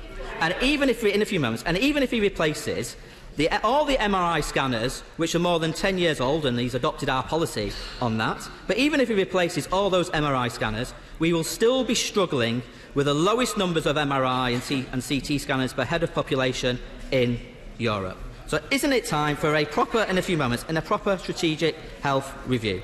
Now, he will say when he gets up that he has announced plans for 6 new hospital reconfigurations and seed funding for other acute trusts to prepare bids. But there is no guarantee that funding is in place that the department will give trusts the go-ahead. And seed funding is a curious phrase, Madam Deputy Speaker, because can he confirm that there will be no role for private capital in that seed funding? And can he tell us, because in 2017, the government, in their manifesto, promised £3 billion of capital funding from the private sector. Is that still the case? Because they claim to have abandoned PFI. We need the clarity today. And in a few moments, let me just finish this point. But if he's announcing new hospitals in CCHQ press releases, he should also announce where he is downgrading hospitals. He should go to Telford and explain why Telford's A&E is closing and he's getting a A&E local. What is that, like a Tesco Express or something, presumably? We would save the A&E at Telford, Madam Deputy Speaker. He went to Chorley recently, where their A&E isn't open overnight. We would put in a rescue package for Chorley, Madam Deputy Speaker. And I wonder if he will be visiting Canterbury, Madam Deputy Speaker, to apologise, because the Prime Minister promised them. She is from Canterbury, I'll give you Friend for giving way. Does my right honourable friend agree with me that a recent false promise by the Prime Minister for a brand new hospital in Canterbury was extremely irresponsible, as it turned out to be fake news that left my desperate constituents confused and bitterly disappointed? Because the Prime Minister at the Tory Party conference promised a new hospital only for the department to later confirm that Canterbury wasn't actually on the list. And then the Tory candidate for Canterbury, one Anna Firth, helpfully explained the Prime Minister clearly made a mistake. After all, he can't be on top of every little detail. I mean, I have to say, this is a £450 million rebuild of a hospital. I'll give way to the honourable member from Oadby, Harborough. I'm very grateful for the honourable gentleman giving way. On the subject of £450 million investments, I wondered if we could have a moment of cross-party positivity and whether he would welcome the £450 million investment in the hospital, which both his constituents and my constituents are going to benefit from. It's a transformative investment. It's a real thing, and we're doing it without PFI. It's wonderful news, and I'm sure he agrees. Of course I welcome the 450. It just shows what an effective Member of Parliament I am for Leicester South, Madam Deputy. I know the honourable gentleman gets very excitable about this Leicester point, like a sort of semi-house trained pet rabbit, as it were. But let me just tell him. Let me tell him about Leicester, because I didn't see him on Question Time in Oadby the other evening. I don't often watch Question Time, and I don't want to be disorderly, so I'll be careful about how I read this out. But the honourable gentleman was on Question Time, and he started going on about Leicester. The audience started shouting out. Well, it's unparliamentary, but essentially that he was not being quite truthful in what he was saying. I don't want to fall out of and be disorderly. And then the audience said jeers, according to this transcript. And then another audience member, they're falling apart. Another audience member, it's shameful. And then another audience member says in Leicester, it's not a case of throwing money at it. Another audience member says, you're saying you'll invest loads in the Leicester Royal Infirmary, but what about the general? What about the benefit in terms of beds as a whole? And the Secretary of State says, we'll do all those things and we've guaranteed the money to Leicester and it's coming in the next couple of years. Audience, laughter. Because the people of Leicester can see what is happening. Because even though he's putting money into Leicester, let me deal with this point and then I'll move on. Leicester into Leicester Royal Infirmary. The Leicester General in the constituency next door loses maternity services, loses the hydrotherapy pool, loses renal services, loses him... Order! Remember, we were all going to try to be polite. The honourable gentleman's talking about hospitals that people care about. We must listen to him. Mr Ashworth. Elective orthopaedics, loses urology, loses brain injury and neurological services, loses gynaecology, loses podiatry. And now, if he's saying that the Leicester General... Let me just finish this point and I'll bring in the honourable member from Bosworth. If the Leicester General... And I will bring... Let me just finish this point. If the Leicester... Well, he's a Leicestershire MP, if she doesn't mind. And he's already had his go. If the Leicester General has a sustainable future under this Secretary of State, the only way it has a sustainable future is if he moves the midwifery unit from St Mary's in Melton Mowbray. And if that is what he's proposing, I hope he's been clear to the Leicestershire MPs. The honourable gentleman from Bosworth. No, you've had a chance. I'm most grateful, Madam Deputy Speaker. I'm most grateful to the right honourable gentleman who is a member for Leicester. But I have to tell the House I'm absolutely astonished by his tone, because almost the entire county and city welcomed this huge major investment and reorganisation. And I have to tell him that years ago, my right honourable friend, now left the House, Stephen Dorrell, explained why it was likely the General might close, and that is not the case. And there's this massive investment he should recognise. But the General is essentially being downgraded, and I want a sustainable future for Leicester. All right, my last intervention, because I've got to sort of get to the honourable gentleman. But let me just finish this point. If I say to the honourable gentleman, the Leicester General is essentially being downgraded. The only thing that remains at the Leicester General is the diabetes unit, unless he's moving midwifery services from St Mary's in Melton Mowbray to Leicester. And if he's doing that, he should be clear with the honourable member for Rutland and Melton. I appreciate the honourable member being very generous this time. My family just used maternity services at the General last week, right? And we sat on a couch. My wife had not eaten for nearly 24 hours because the General does not have an all electives list for caesarean sections, right? That service will be better when they come together in the new maternity hospital we're going to build. And by the way, we also used St Mary's birthing unit up in Melton Mowbray. It's a brilliant midwife-led unit, and we're not going to close it. There we go. But the only way the Leicester General has a sustainable future, in their own plans, these are the plans the Secretary of State has signed off from the Leicester Trust, The only way the Leicester General has that sustainable future is if that midwifery unit at St Mary's moves to the Leicester General. And I'm sorry his family got a poor service at Leicester General. My daughter was born at the Leicester General as well and got an excellent service. I really do feel I need to move on because I think the House is getting slightly tired of us focusing on our constituency issues, and I'm abusing my position. If I may, I'll try and hopefully get in a bit because I am testing the indulgence of the House on the issue of Leicester. Right. Now, in the Queen's speech, there are also proposals on mental health, and we look forward to the mental health white paper, and we hope that Sir Simon Wesley's review is quickly implemented. But Sir Simon Wesley also called for significant capital investment in the mental health estate. Yet none of the hospitals he has announced include mental health trusts. No, they don't. The hospitals he announced at the Tory Party conference, none of them include mental health trusts. And he knows there are 1,000 beds in old-style, dormitory-style wards in desperate need of upgrade. He knows we have problems with anti-ligature works that desperately need doing in mental health trusts because they're putting lives at risk every day. And on social care, we were told we were going to have the big solution to social care. He was briefing that it was the previous Chancellor, the Honourable Member for Runnymede, who was holding him back, and he was going to give us a solution on social care. And what does it say? We've not got a social care green paper. We've not got social care proposals. We will get proposals on social care in due course. He's kicking the can on social care down the road again. And then that lets me come to the Health and Social Care Act, which, in the second reading debate, this Health and Social Care Act was described by the new Minister. I welcome her to her elevation to the Treasury bench. It was remiss of me not to do that earlier. But she, in the second reading of the Health and Social Care debate in 2012, said it was one of the most exciting bills to have been put before Parliament in the 62 years since the NHS was established. And we were told that there was going to be legislation to undo the worst excesses of that Lansley Act. But all we're getting, apparently, is draft legislation, again, in due course, is the wording in the explanatory notes to the Queen's speech. I'm very grateful to my honourable friend. I had the privilege of sitting on both of the committees in relation to the 2012 Health and Social Care Bill as it was then. And Section 75 is particularly punitive in terms of its requirements for clinical commissioning groups to put all contracts out to tender.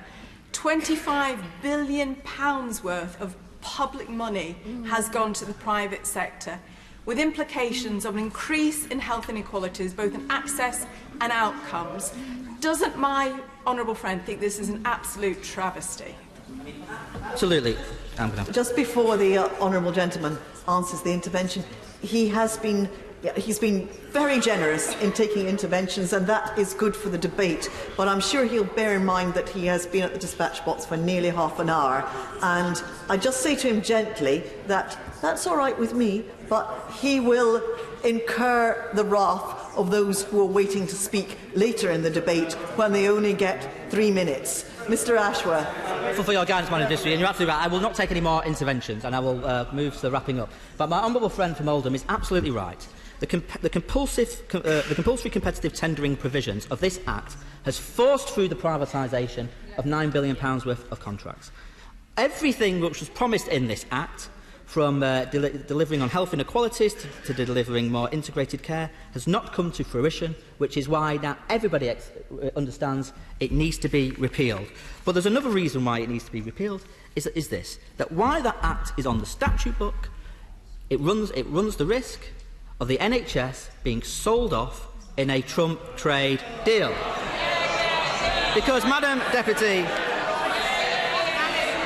because under the World Trade Organisation, public services can only be excluded from trade deals where either there is no competition with private providers or where they are not run for profit. Yet through the enforced competitive tendering of contracts through the Lansley Act, it means private health providers already operate in competition with public NHS providers. And the so-called standstill, ratchet clauses and the interstate dispute mechanisms would mean a Trump trade deal would lock in the privatisation of our NHS, ushered in by the Health and Social Care Act. And any government, I'm going to finish. And any government seeking to undo that privatisation in a trade deal is liable to getting sued in an international tribunal tribunal by private international investors, and there is no appeal. It happened in Slovakia, it happened in Canada, and it happened in Australia. It's not taking back control, it's a democratic outrage. And it's not just about selling off the NHS.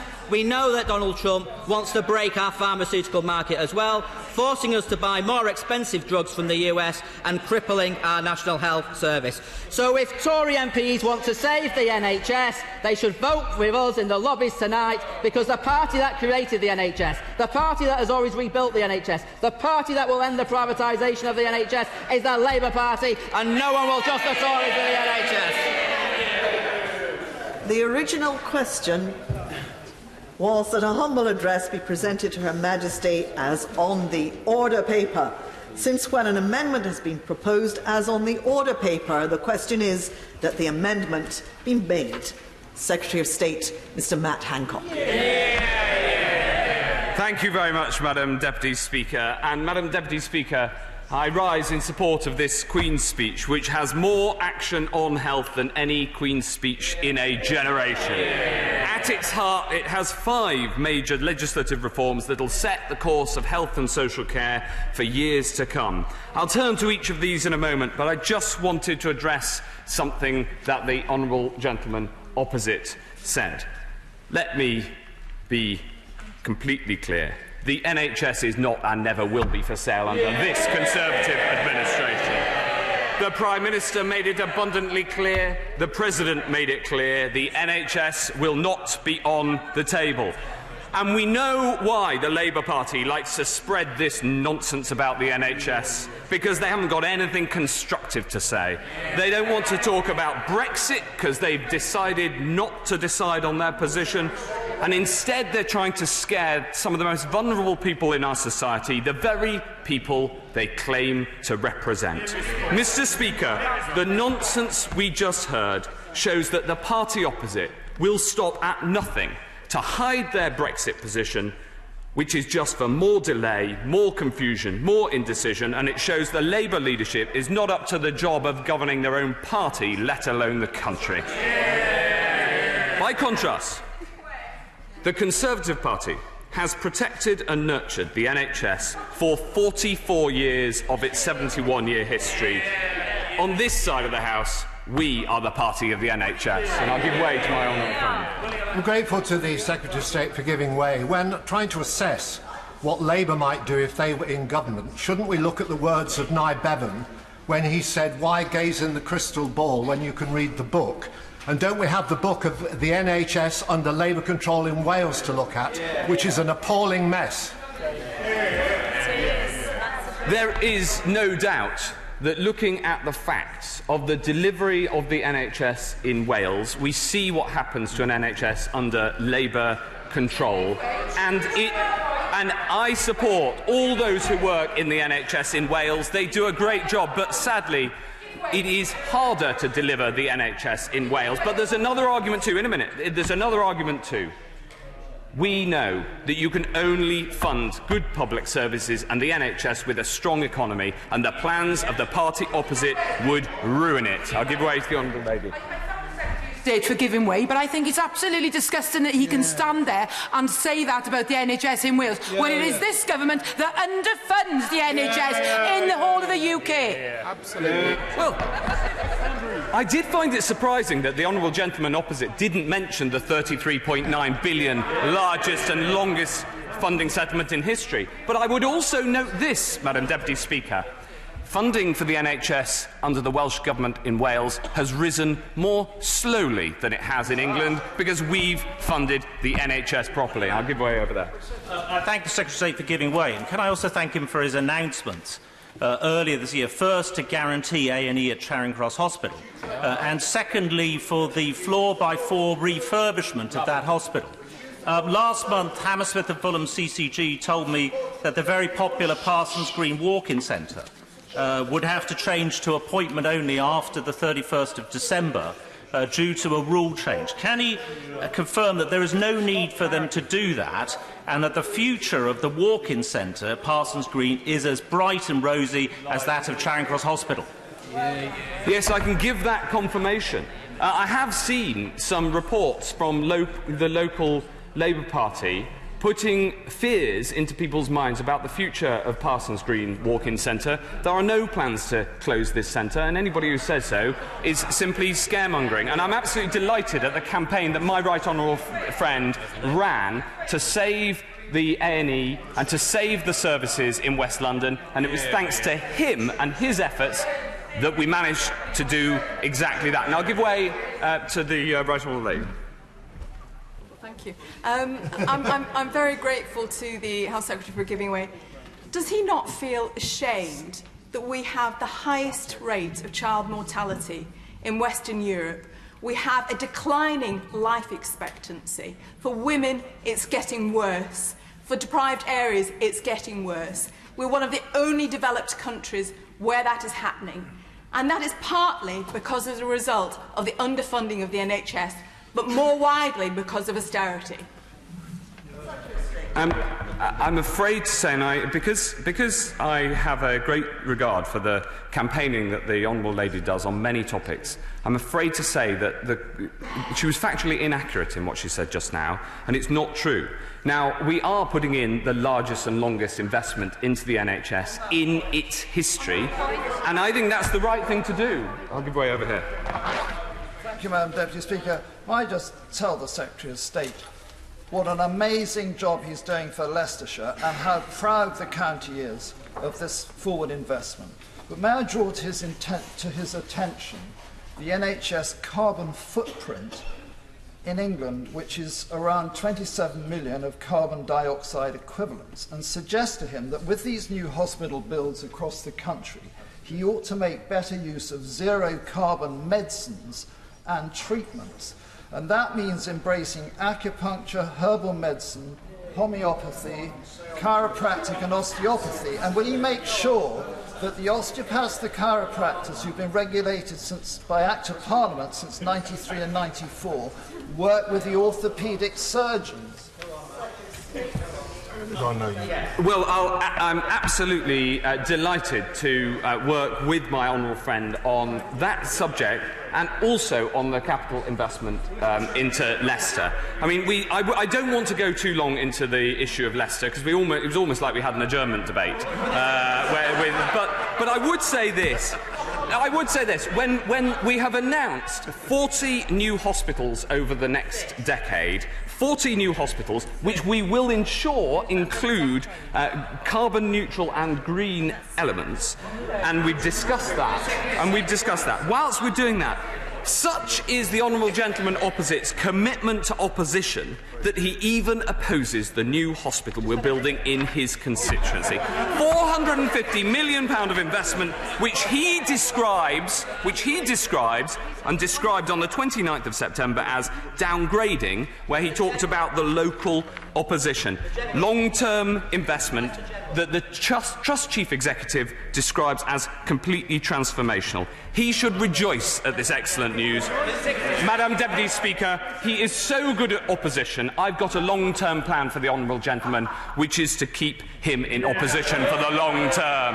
I'll give way to... I thank the Secretary of State for giving way, and he will be aware of the successful campaign that I fought to secure £36 million for Walsall Manor Hospital to get a new A&E department. So when he's passing Junction 10 of the M6, will he come in to meet staff with me who are delighted with that investment? It was thanks to my honourable friend's campaigning and bringing to light the importance of the upgrade to the A&E at Walsall Hospital that we've been able to make that investment. There is no greater spokesman for the people of Walsall than my honourable friend. And I can't wait next time I'm going up the M6 to turn left at Junction 10 and pay it a visit. And I'll give way over here and then a few more. Secretary of State talks about rejoicing, and the opposition talked about the hospitals that he should visit. Can I say he's welcome in Burton any time? Last time he came, as a result, we had £22 million invested in the health village, and just this week he's announced another £11 million for 2 new operating theatres. This is proof that it's this government that's investing in our NHS. It's safe in our hands. Madam Deputy Speaker, I'll tell you exactly what happened. My honourable friend invited me to Burton. I looked at the changes that need to happen. I talked to the NHS, and we then announced not one but 2 upgrades as a result, thanks to the campaigning of my honourable friend. And I'll take my honourable friend from Cheltenham, and then I'll come over. Friend, Gloucestershire health managers, supported by around £50 million of public money, are in the process of reconfiguring hospital services in Gloucestershire. But in light of evidence which suggested that A&E in Cheltenham might be earmarked for closure, I, together with my honourable friends for Tewkesbury and Cotswolds, have led a campaign to keep A&E at Cheltenham. I know my right honourable friend has taken a close interest in this issue. Can he now, from the dispatch box, give us an update on this issue, which is so important for me, my constituents, my honourable friends, and indeed everyone in Gloucestershire? Madam Deputy Speaker, yes, I can. In light of the extensive representations that my honourable friend made regarding the A&E in Cheltenham, I've spoken to the Chief Executive of Gloucester Hospitals Trust, and I can announce that the A&E will remain open and that no proposals to close the A&E at Cheltenham will be part of the forthcoming consultation. I'll give way over there. Some help when I tell him I am quite thankful to him, because after a massive and wonderful campaign in Huddersfield, we are keeping our A&E open, and the £20 million that we've got for that and for some other maintenance work is very, very acceptable. But will he accept an invitation to come to Huddersfield to see the potential for a new hospital that could be an absolute iconic building of the future innovative National Health Service? Well, I'll absolutely look at that, and I think that the new hospital is going to be absolutely terrific up in his part of the world. I'll also put on the record my gratitude to the member for Calder Valley, who as a whip hasn't been allowed to speak on this issue in this House, but privately has been campaigning hard. And it shows what happens when local MPs have a positive attitude towards the future of NHS. Crikey, I'll give way to my own friend from Manchester. What we're talking about, positive hospital stories, I'd just like to raise with him the case of Sherwood Forest Hospitals Trust, which has gone from special measures to good rated and is now nominated for the Hospital Trust of the Year award, which is a fantastic story for the NHS and those local services under a Conservative government. But I wanted to move him on slightly to health inequalities, if I can. We had a Green Paper earlier in the year about smoking cessation, and in Mansfield we have one of the highest levels of smoking still left in the country. I think 4th worst in the country, over 23%. We've set a target of 2030 to try and reduce those smoking levels, but that needs action. Can I ask him if he's going to take that action in the near future? Yes, there is no greater spokesman for Mansfield than my honourable friend, and he's absolutely right about smoking as well. We have set a target of ending smoking by 2030. It's a stretching target, but I think that there's an awful lot that we need to do to achieve it. I'm going to give away a few more times and then make some progress. I'll give way to my honourable friend for Telford, who's already intervened on the Prime Minister today, and I hope that I can help out. To my right honourable friend for giving way, and I'm also grateful to him for coming to Telford to have a look at the Women and Children's Unit, which 6 months later he signed off an approval to have it closed. And it's very galling to listen to all the goodies for all that is being distributed, but unfortunately not for Telford. So I would like to invite the Minister to come back and listen to the people of Telford and actually hear why they value their Women and Children's Unit. My honourable friend has campaigned incredibly hard. As she knows, the local NHS brought forward the plan that we are then proposing amending, and I'm working on that with her. But I'm delighted to announce also that the Princess Royal in Telford will be benefiting from £4 million of winter capital funding that will come on stream for this winter, partly as a result of my honourable friend's campaigning. And I'll give way to my honourable friend next door. I'm grateful for the Secretary of State giving way, and whilst I like personally the Shadow Secretary of State, who we get on very, very well on a personal basis, I don't expect an apology from him. But is it not the case that he's got it wrong on the A&E as far as the Princess Royal Hospital in Telford is concerned? It is not closing. We're having the very latest modern thinking on how A&E care is delivered through an A&E local. But I wonder whether the Secretary of State could perhaps put a little bit more flesh on the bones of what that means. My honourable friend is right. that the local NHS came forward with its plans, but I want to make sure that there are continued A&E facilities in Telford, and that is what we're going to come forward with. We're working on the details of that, and he'll be the first to know. I'll give way over here, and then to my honourable friend from Scotland. Can I thank the Secretary of State for giving way? When he does go to Telford, could I suggest he speaks to Chancellor Sean Davies, because he will also tell him the needs that are in Telford. As was said by the Honourable Gentleman from Burton, we are blessed in Staffordshire with some first-class facilities that have been supported by the last Labour government. Our problem is that our CCGs are all in financial deficit. Half of the failing CCGs in the country are in Staffordshire. So with the new money that's going into the health service, can the Secretary of State tell me what he's going to do to address the disparity in funding? Because Stoke-on-Trent rates 13th for social and health inequalities, but 48th for funding. So if money will follow need, we can dig ourselves out of our hole. Well, the honourable gentleman raises the problem across Staffordshire. Of course, there is. We are trying to ensure that the NHS in Staffordshire looks forward with confidence, and that does, of course, include addressing long-standing financial issues for which it has had extra support over the last few years. I pay tribute to all of the NHS staff right across Staffordshire who have done great work, especially in Stoke and in Stafford, to make sure that the hospital provision there can really look forward with confidence. And I was going to give way to this, and then to. I'm grateful to my right honourable friend for giving way. He was referencing spending on healthcare across the United Kingdom. In fact, Scotland has benefited to the increases in healthcare spending in England, but not all of the money that comes to Scotland through the Barnett formula has been spent on healthcare in Scotland. In fact, had spending increases kept up to date in Scotland with England, we'd have £500 million more to be spent on Scotland's NHS.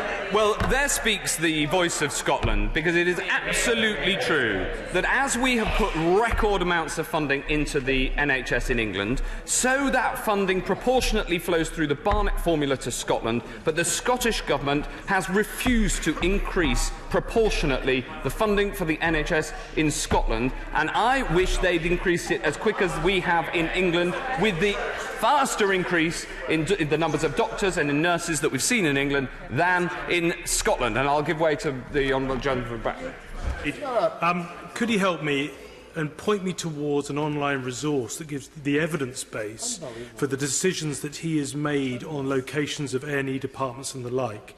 Because clearly, if you speak to any medical professional, they will say you need a regional, dare I say, national plan in order to make sure that access to emergency care is equal for every citizen in England and Wales. He's got a very important point, that capital investment needs to be strategic, and the new health infrastructure plan, as I was discussing at the Select Committee yesterday, is intended to put in place that long-term plan for capital investment, and we're building the 40 new hospitals over the next decade. I got some flack, it might be fair to say, from the party opposite for proposing 10 years' worth of new hospitals, because they preferred, they said that only the first part of that, so-called HIP 1, should be announced. I don't think that's true, because what we need is a long-term approach to capital investment, with 40 new hospitals over the next decade. And I'll give way to my honourable friend from Winchester, and then to the honourable lady opposite. So further to thank you. Further to that intervention, Secretary of State, can I thank you for the vote of confidence that you've shown in the NHS in Winchester, and always be willing to listen. After a very difficult CQC report last year, we managed to secure investment to transform the A&E department, and the member for Gosport, sitting next but one to him, came and visited and saw that recently. What we are doing, working with the STP across Hampshire, is reimagining what a DGH looks like. And it is a real vote of confidence in Winchester, and can I encourage him to come down 1 hour on the train from Waterloo to see where a new District General Hospital is emerging, delivering long-term, safe and sustainable services in Winchester? Absolutely, I'd love to, and I frankly, I pay tribute to his work both on the prevention agenda and on public health in government, but also in ensuring that this long-term plan approach we have to capital investment with a new hospital in Winchester over the next decade will give the time to plan to ensure that that investment brings the whole health system together in Winchester and really delivers for the people of Winchester. And with him as the local representative, I've got absolutely no doubt that's what's going to happen. I'll give it over here and then to my honourable friend. Yes? I'm very grateful to the Secretary of State. Now, on that subject of strategic capital investment, he'll be well aware that static PET-CT cancer scanning equipment is world-renowned, particularly that at the Churchill Hospital, for helping patients, and is much more effective than mobile scanning technology. So why have I discovered, having been told that there would not be privatisation of the services at the Churchill, that we would not see that material change there, that instead a private provider with mobile scanning equipment is going to be the backup to the NHS provided service, that it's going to be dealing with the complex cases from across the Thames Valley, and even worse, that the chief exec of the local hospital has had to accept an NDA around the contract negotiations. How can he justify this?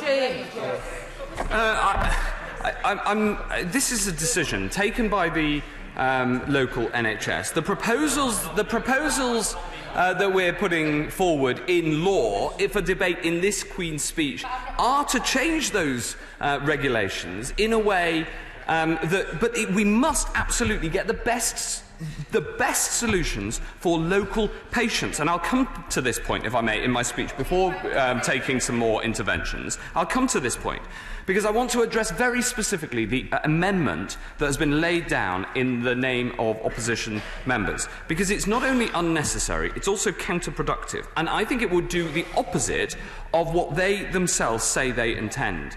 We believe on this side of the House, as I think is true across the House, in a publicly funded NHS, free at the point of use, according to need, not ability to pay. They say they want a publicly provided NHS. I think what matters is what delivers best for patients. And let's look at this point of... Just let me explain my argument, and then I will give way. Let's look at this point of publicly provided. What isn't currently publicly provided? What about drugs and pharmaceuticals? Is he really saying, the honourable gentleman opposite, that only drugs manufactured by the NHS can be used in an NHS hospital? That's what his amendment says. Will he go and tell that to the patients who use Brineura or aspirin or cutting-edge cancer treatments? Or what about the new breakthrough announced this morning that could delay the onset of Alzheimer's? My grandmother died with dementia. His motion would stop access to new drugs because he is against anything that isn't publicly provided. On this side, we reject that ideology. What about other things that the NHS buys? Will he only buy pencils that are manufactured by the NHS? What about all those blasted fax machines? Is he suggesting that the NHS starts to manufacture its own fax machines? I want to abolish the fax machines in the NHS. He wants to nationalise them. Give way. Very grateful to my right honourable friend. He's making a very powerful point. Would he also agree with me that the party opposite, by insisting on public provision, would also abandon virtually the entire primary care network in this country, which is provided by private businesses owned and run by doctors? My honourable friend's point and mind is so aligned to my own that that is the very next line in my speech. What of services? GPs, dentists, opticians, pharmacists, they are all privately provided into the NHS. They have been since Bevan, and this hard left motion would nationalise them. Now, Mr. Speaker, I like the honourable member opposite. He is a good and sensible man. So I can only assume that he's been captured by the militant hard left within his party, whose aggressive proto-Marxist ideology I know deep down he shares little sympathy for. He is far more right-wing than Jeremy Corbyn, and I know it because we've got it on the record. This is what he used to say. There's always been a private element of health provision in this country.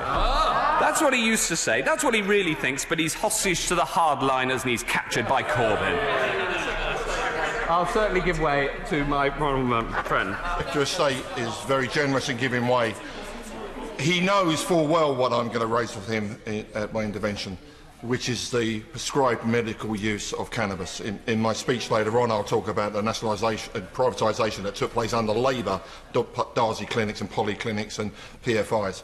But something we could do today for families that are desperate today, families that are willing to go on hunger strike and sell their homes because they can't afford the medication, which this government has allowed to be prescribed for children that have severe forms of epilepsy and seizures.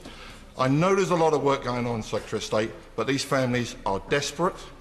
There will be hunger strikes soon, and people are selling their homes. We must give them the opportunity to protect their children.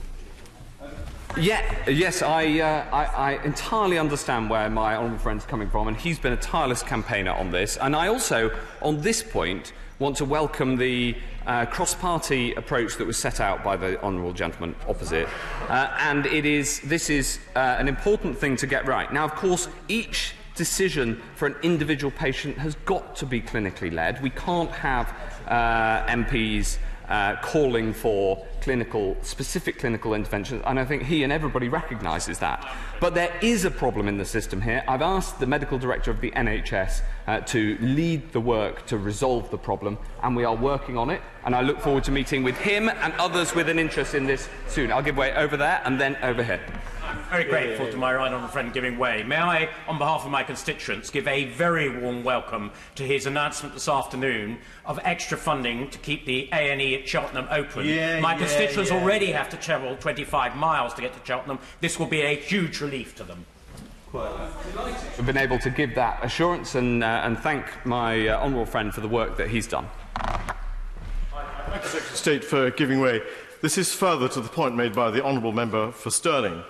As this chamber has heard me say before, pregnant mothers have a 200-mile round trip to give birth from Caithness to Inverness. Some months ago, a mother of twins gave birth to those twins 52 miles apart on the A9 from Caithness. Only in the last 2 days, a pregnant mother came all the way down from Caithness, then to have hours of agony because there wasn't a bed ready for her. It is a devolved matter, I concede, but would HM Government please, for my sake, for my constituents' sake, share the best safety practice with the Scottish Government and with National Health Service Highland?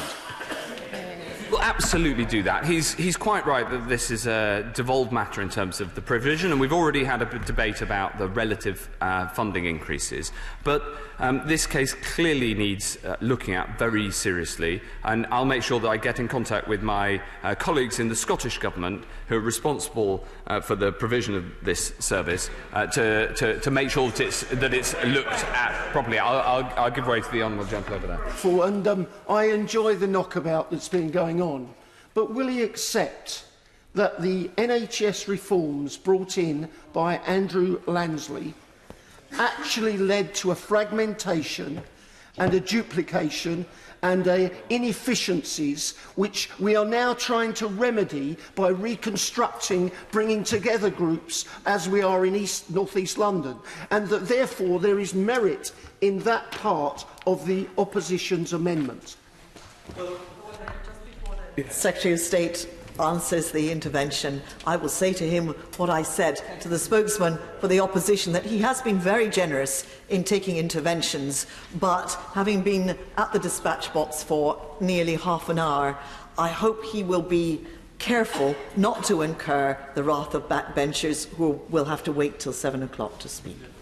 Yes, I am trying to take as many interventions as is reasonable, and I feel like I've been sitting down for most of the half an hour that I've technically been speaking. No, hold on, I haven't even answered the previous intervention before I take this one. So, if I may, the truth is that the NHS has themselves proposed measures that will make it easier to run the NHS, to reduce bureaucracy, to change the procurement rules that we discussed.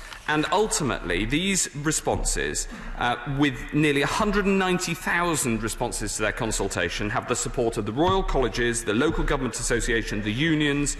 They've all supported these legislative proposals. We're working on the detailed plans. They do change some of the measures put forward in the 2012 Act, and we will make sure that we cut out that red tape and bureaucracy and streamline the procurement and support integration and make sure that the record investment we're putting in gets as much as possible to the front line. They also help us with recruitment. I can announce to the House the latest figures for GP recruitment, which I know is a matter of interest to lots of colleagues.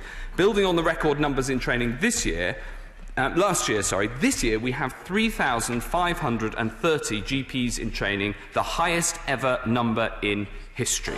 And that is all part of our long-term plan. The measures in the long-term plan bill would also strengthen our approach to capital. Now, we've discussed the 40 new hospitals in the health infrastructure plan, but I can tell the House this also. There won't be funding a single penny by PFI in the health infrastructure plan. We have cancelled it. And I've done a little research into the history. Madam Deputy Speaker, I wanted to let the House into a little secret that I've discovered. Who was it who was working in Downing Street, driving through Gordon Brown's doomed PFI schemes that have hampered hospitals for decades? The PFIs that lead to a £300 to change a light bulb, that means millions have been spent on debt and not on the front line. Who was it? Who was it? Tucked away at the Treasury, hamstringing the hospitals. It was the honourable gentleman opposite. So when we hear about privatisation in the NHS, we've got the culprit #1 sitting opposite us who wasted all of that money. We're cancelling PFI and we're funding the new hospitals properly, and I'll give it away. Subject of investment, could I welcome the investment that he's making in Kent, not actually just in hospitals, but actually in healthcare centres? We have a GP's surgery that is no longer fit for purpose, and working alongside the County Council, another wonderful Conservative institution, he is providing healthcare to people closer to home and nearer to where they want it. Can I welcome that enormously and urge him to do exactly the same for the hospital in Tunbridge, which, as he knows, because I keep nobbling him on this one, we need much more investment in to have those community beds close to home. You're absolutely right about getting community beds closer to home. There's 4 other measures in the Queen's speech that I want to mention briefly. Chairman. He's made a very serious allegation about my right honourable friend, and I've been in this House a long time. I remember when PFI started, Madam Deputy Speaker, under the John Major government. Order. A point of information, not a point of order. I make no comment on it, Secretary of State. Madam Deputy Speaker, I will debate the honourable gentleman's involvement in PFI that hamstrung the hospitals every day of the week. I now, though, come on. I'm delighted he has elevated me as a 25-year-old advisor in the Treasury. But I remember sitting in that box as a special advisor, listening to Tory shadow health secretaries calling for more PFIs in the NHS, and he was an advisor to George Osborne. What about this in 2011? George Osborne backs 61 PFI projects. The Chancellor is pressing ahead with the private financial initiative on a multi-billion pound scale. He should be apologising for PFI. In 2011, I was the MP for West Suffolk, and I opposed PFI in opposition, and I've opposed PFI ever since, and I'm delighted that the government is cancelling it. And it is just such a shame that the honourable gentleman opposite spent so many years driving through PFI when we could have built better hospitals for less money if we'd properly put them on the books of the nation's balance sheet, as we are doing now. Now, Madam Deputy Speaker, if I will take 2 more interventions, and then I must get through the rest of the Queen's speech. I'd like to thank the Secretary of State for giving way. Just in Essex, in mid-Essex, we have got 300 new nurse recruits. We've got new specialist services cutting wasting time. We've got amazing new mental health for women with postnatal depression. We've got an amazing new A&E emergency village at Broomfield Hospital, and the brand new medical school training the GPs of the future. Declare an interest, because I've joined the board since I visited it with you. I am shocked by this amendment today if it would stop us from being able to access new medicines. And can I ask the Secretary of State, my right honourable friend, to look at also a new approach to make sure those medicines get to children with very rare diseases? My old friend, who is a brilliant advocate of her local community and who I visited the new medical school with, makes an incredibly important point about access to new medicines. We want to bring more access to new medicines rather than saying that if it isn't made by the state then people shouldn't have it, which is the approach that is outlined in this amendment. And I just want to turn to the Medicines and Medical Devices Bill in the Queen's speech, because the intervention was precisely on this point, that the potential of technology to bring new treatments and new devices is more exciting now than at any point in generations. And the new bill, the Medicines and Medical Devices Bill, will allow our world-beating life sciences industry to be world leaders. Now, I don't think that we should insist on a state-run medicine company, and I don't think we should be requisitioning intellectual property. We should leave that aside, not least because we already have some of the cheapest medical drugs in Europe. They seem to want to create a British rail-style drug system, inefficient, always breaking down and arriving too late. The ABPI said Labour's plans, $183 billion that the industry spends annually on research and development for new drugs would, and I quote, disappear. Now, the ABPI is a sober and respected organisation. The proposals would cost taxpayers billions, and they would risk all the work that goes to save lives. Industry knows they're nonsense. We know they're nonsense. In his heart, the honourable gentleman knows it's nonsense, and the country will see straight through him. I'll give way. And then I thank the Secretary of State. I just want to give me the opportunity to deliver on a promise I made to the parents of 4-year-old Michael, in my constituency, who asked me to personally thank you because it was as a result of your intervention that Michael, who has Batten's disease, which is childhood Alzheimer's, has access to the drug that would save his life. This is groundbreaking treatment, and it's because this government is investing in the NHS that Michael's life will be saved. My honourable friend is absolutely right. It was incredibly moving to meet some of the children with Batten's disease in my office downstairs here, who needed access to world-class drugs that are expensive drugs, yes, but we needed to get them on a price that was affordable to the NHS.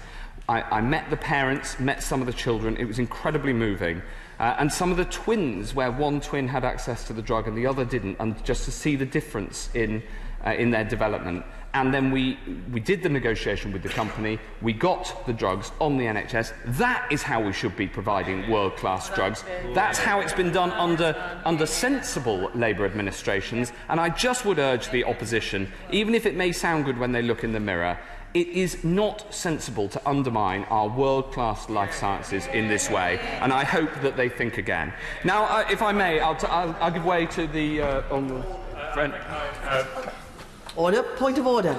Madam Deputy Speaker, we've been talking now for nearly half an hour, and yet the Secretary of State hasn't really referred to the amendment in relationship to the relationship between public health and trade. In particular, the ability of tribunals and companies to sue. Order. That's not a point of order, it's a point of debate.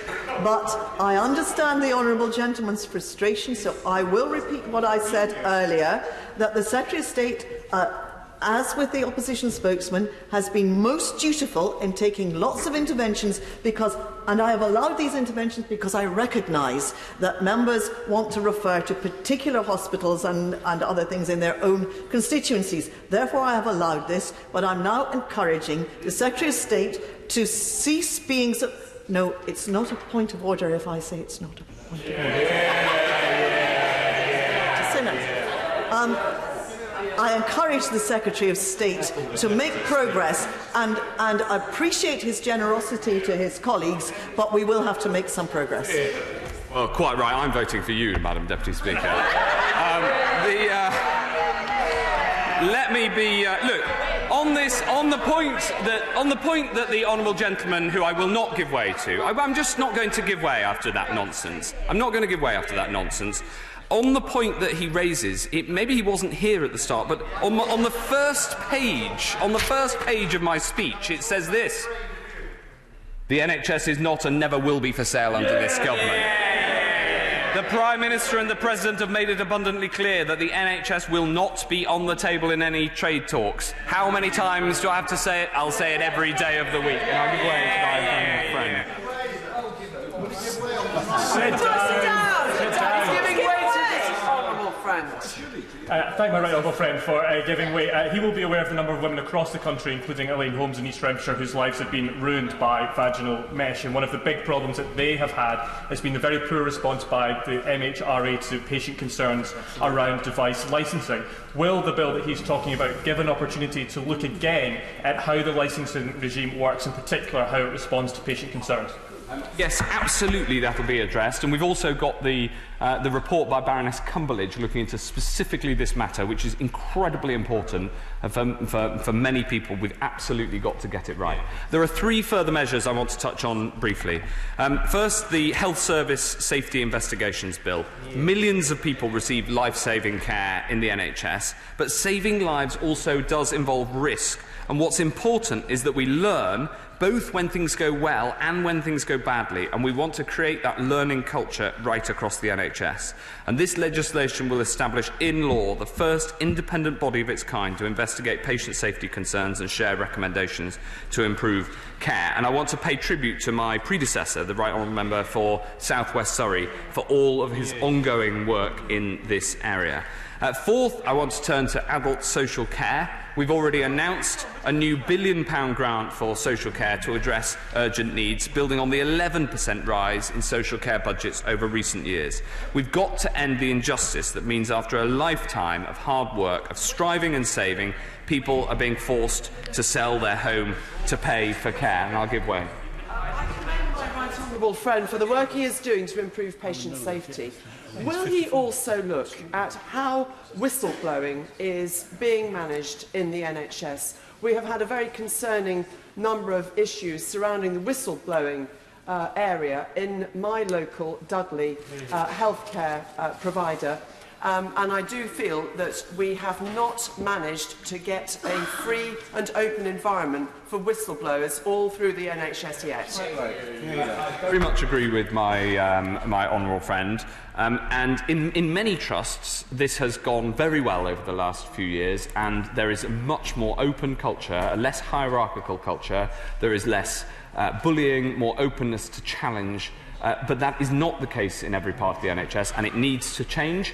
And the HSIB bill directly addresses this. And if she can, this is a bill I hope, after the welcome given by the honourable gentleman opposite, will proceed on an essentially consensual basis, so that we can. And I am open-minded. He's saying yes, which I'm very grateful for. I'm open-minded to changes, for improvements, to listening to the experts and those with constituency cases that they can bring to bear to make sure this bill is the best it possibly can be. Yes. I'm most grateful to my right honourable, and I hope very much to address the HSIB bill later in my own remarks. But there's one important element that he didn't include in the characteristic of these investigations, which are to find the causes of clinical incidents without blame.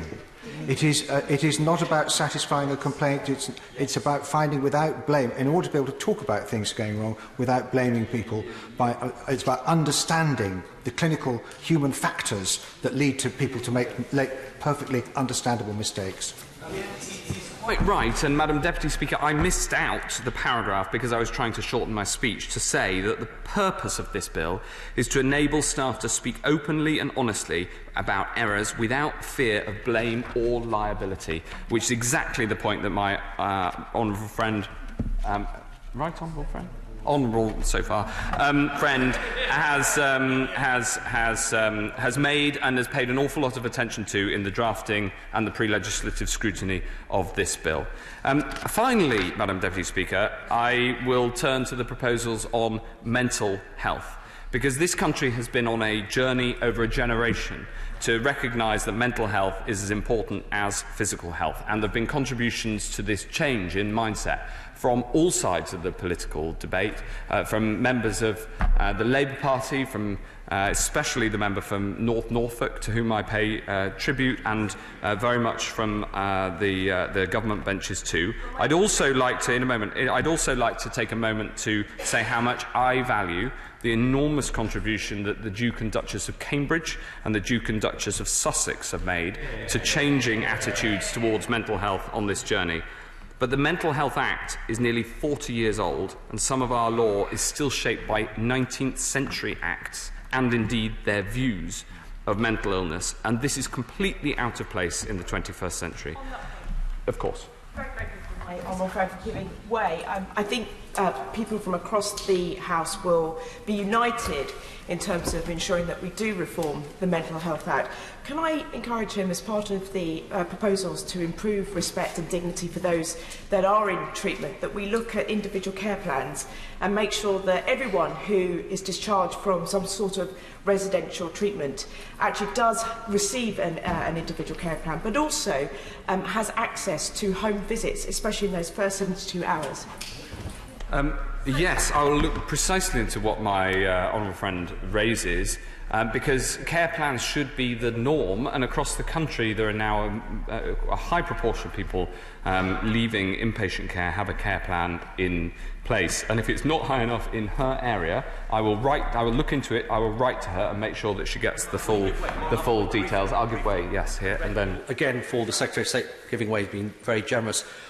I just wonder what conversations he's had with the Secretary of State for Defence on those people that are medically discharged with mental health issues from the military and then transitioning into civilian life and having healthcare provided in Civvy Street, as it were, and the pathway for care, making sure that it's unbroken, it's consistent, and it's a wraparound service as they transition out of the military.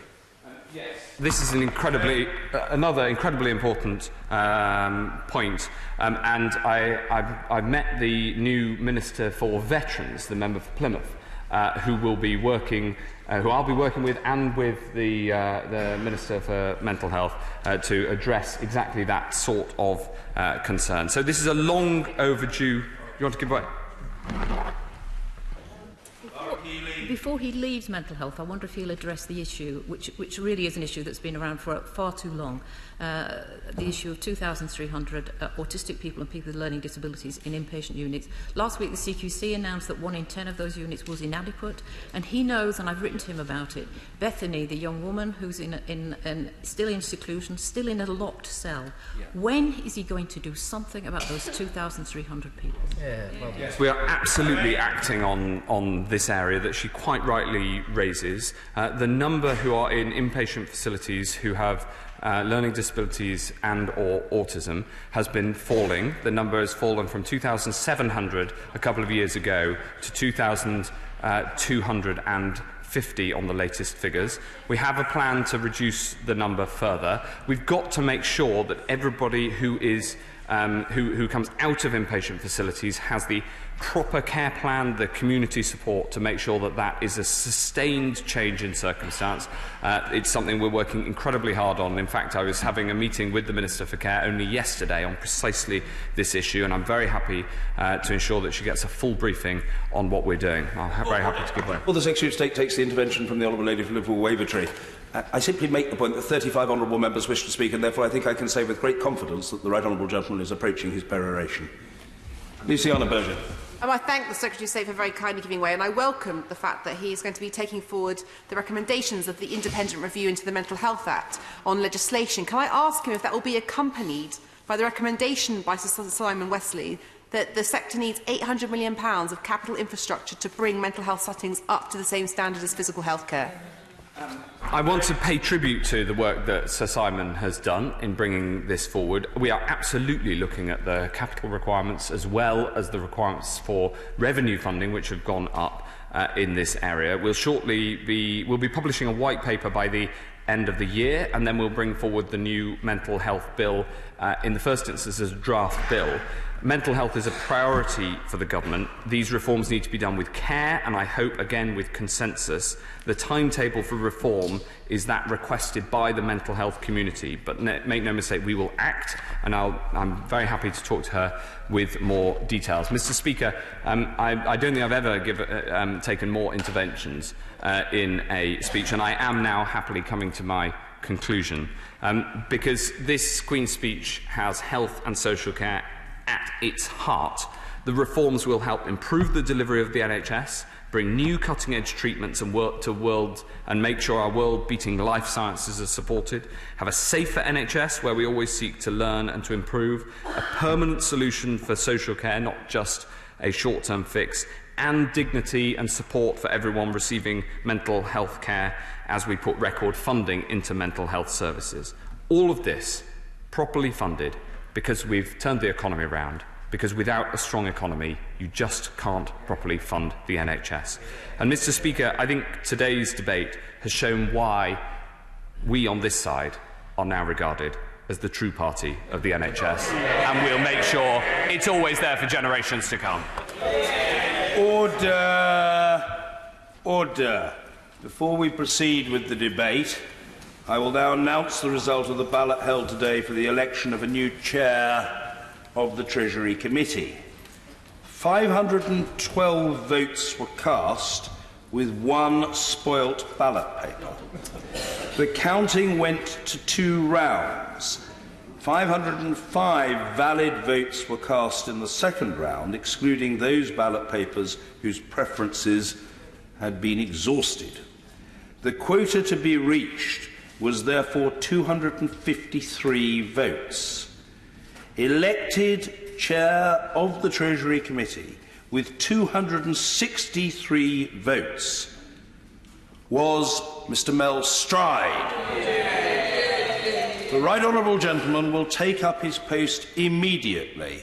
Perhaps I can be the first, very warmly, to congratulate the Right Honourable Gentleman upon his appointment.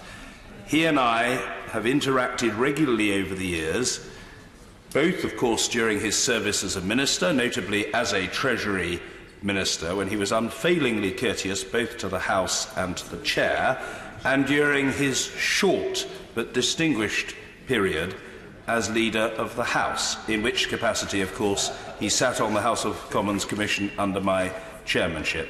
He was punctilious, cooperative, every inch the public servant, and it was a pleasure for me to interact with him. The results of the count under the alternative vote system will be made available as soon as possible in the Vote Office and published on the internet for public viewing. But meanwhile, once again, I say to the Right Honourable Gentleman, congratulations and good luck. Order. On a point of order, Mr. Milton.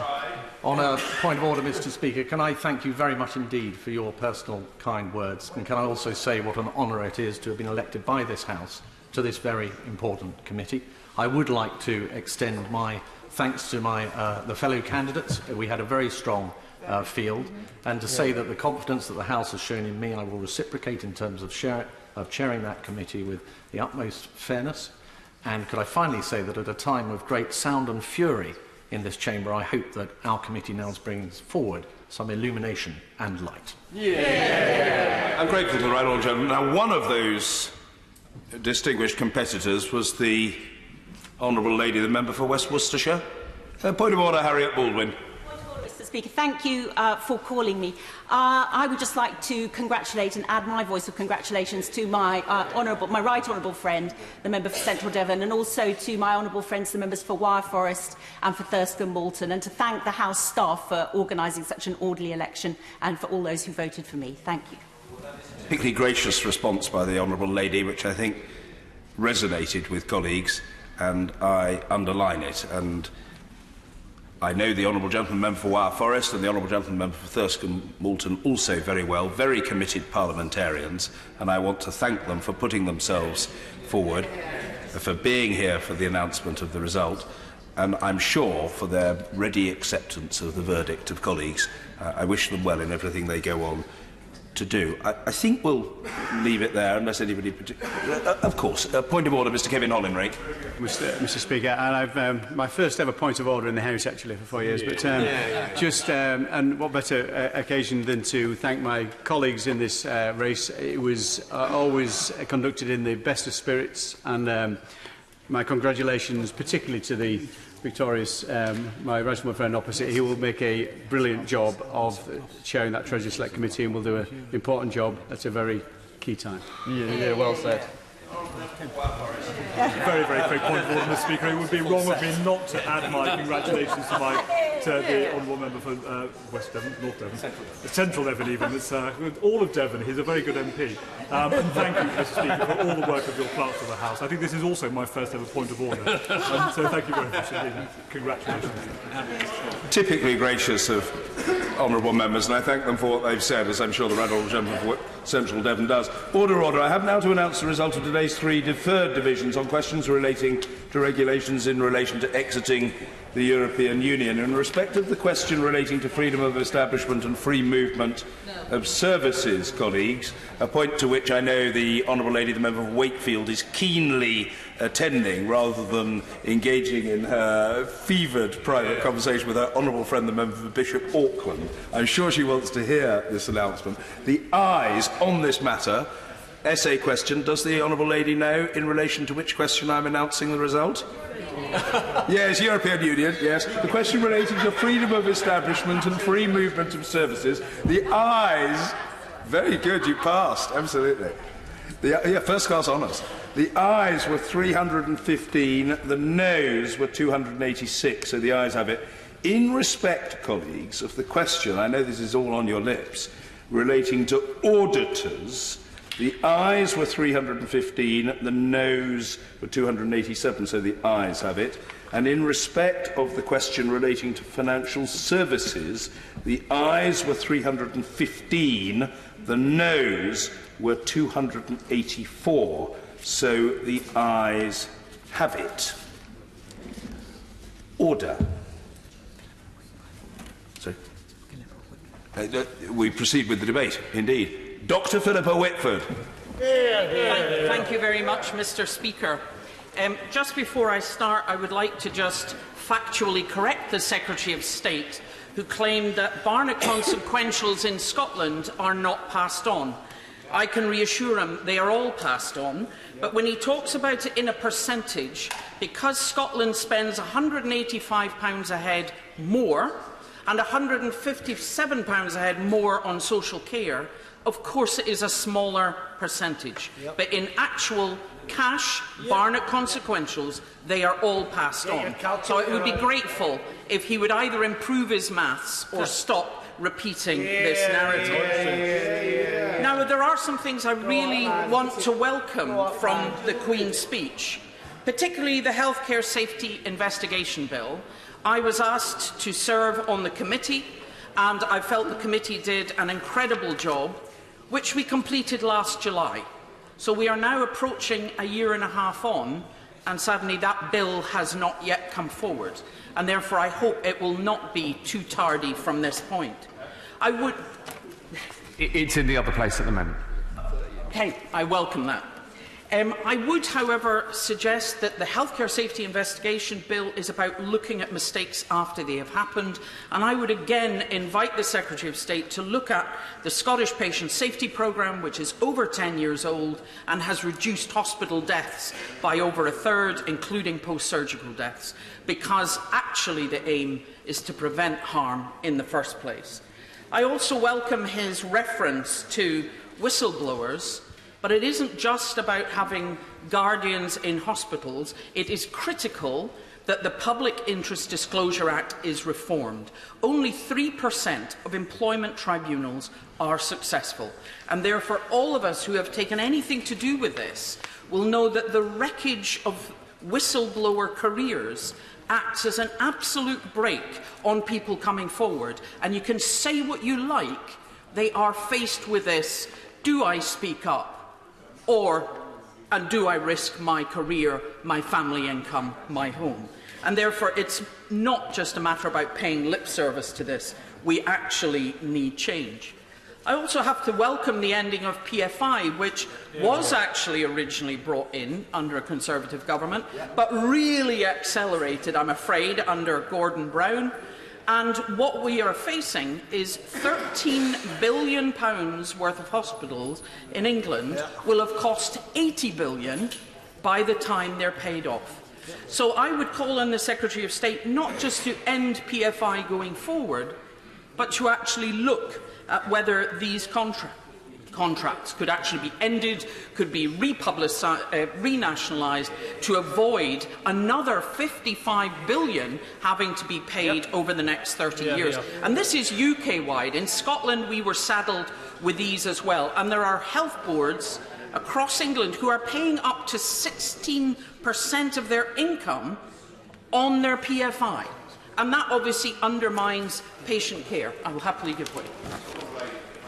An absolutely perfect point in this particular area. I had the honour of being the roads minister, and when I desperately asked my officials to look at the PFIs on our motorways and on the M25 around this country, the cost of coming out of these contracts is so formidable that no government would do it, simply because their lawyers, frankly, were a lot better than Gordon Brown's lawyers when they wrote these contracts.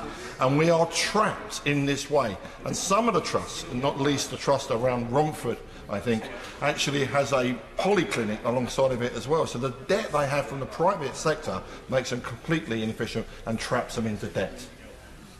I thank the honourable gentleman for his point, and it is of course that governments can borrow at a much lower interest rate than any private business, and this is one of the ways that money is being sucked out of all UK NHSs through PFI, but there are also other methods where money is being sucked out, particularly of NHS England.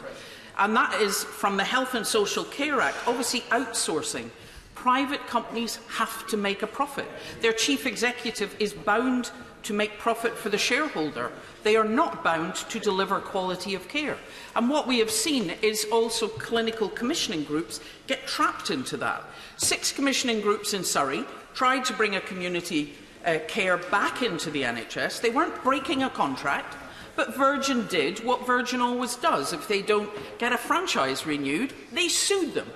And it's all hidden behind a commercial veil, but we know that at least one of those commissioning groups paid over $300,000 to settle out of court, and therefore 6 together is likely to be well over $2 million. And the problem is, I'm agreeing with almost everything she says about PFIs.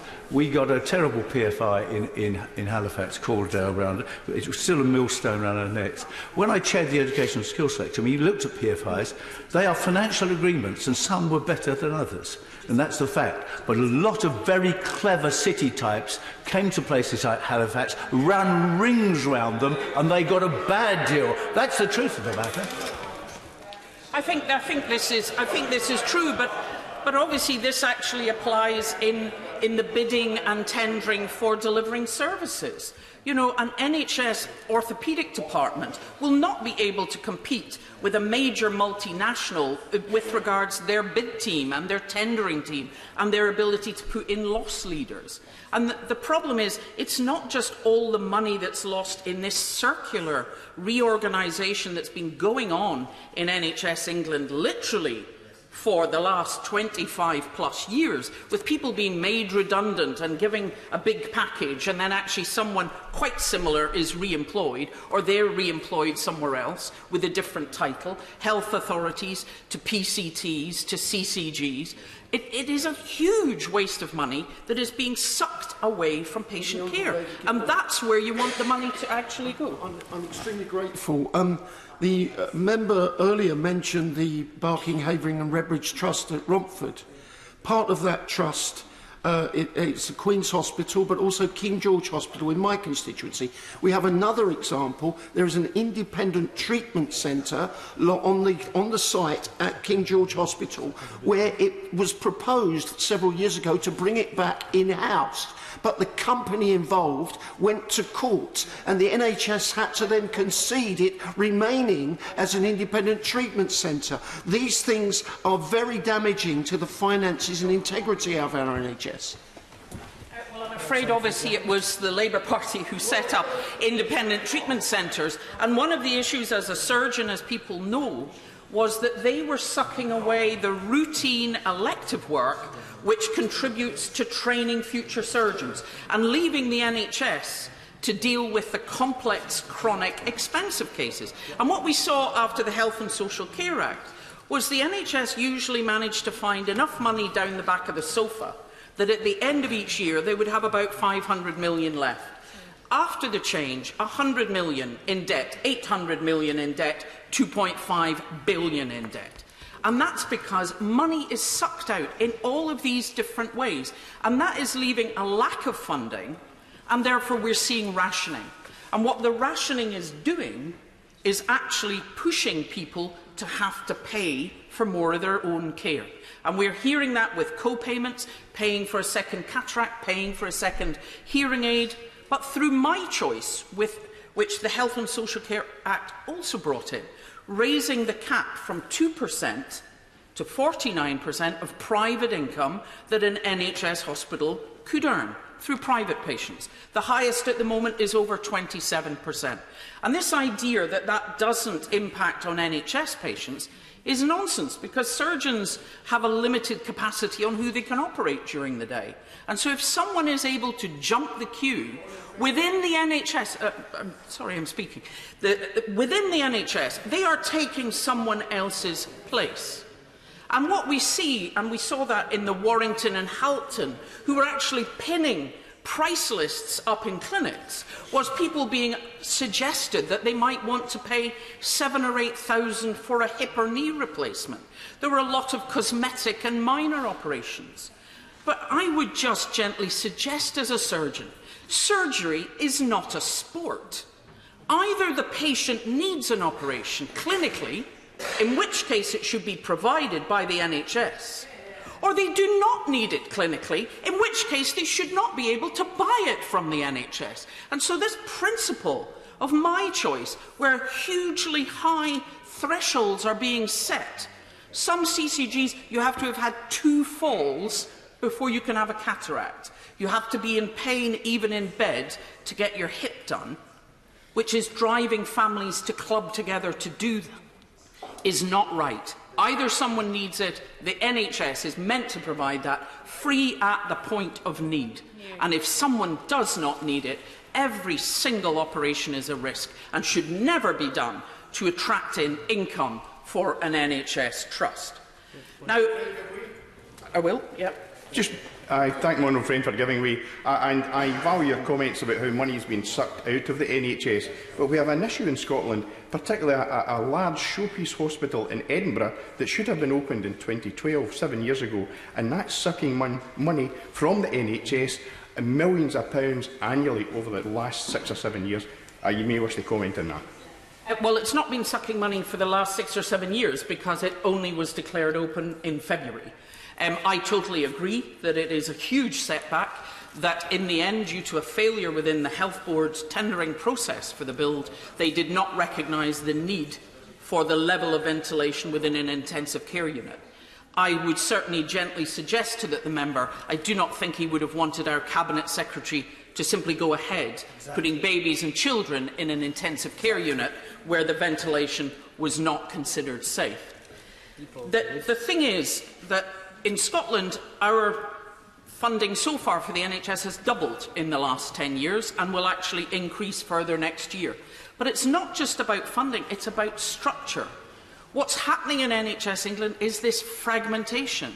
It's not just NHS hospitals competing with private companies, they're competing with each other, and therefore that undermines collaboration. You need to have collaboration with the patient at the centre, and anything that fragments or undermines that collaboration is weakening the quality and the safety of care. Okay, for the last time. The Honourable Lady is speaking very powerfully on many issues, as usual, but I'd be interested in her point of view on other health providers, because as she knows, and she's having worked around the world, many health providers do things differently, and particularly when one looks around Europe, for example.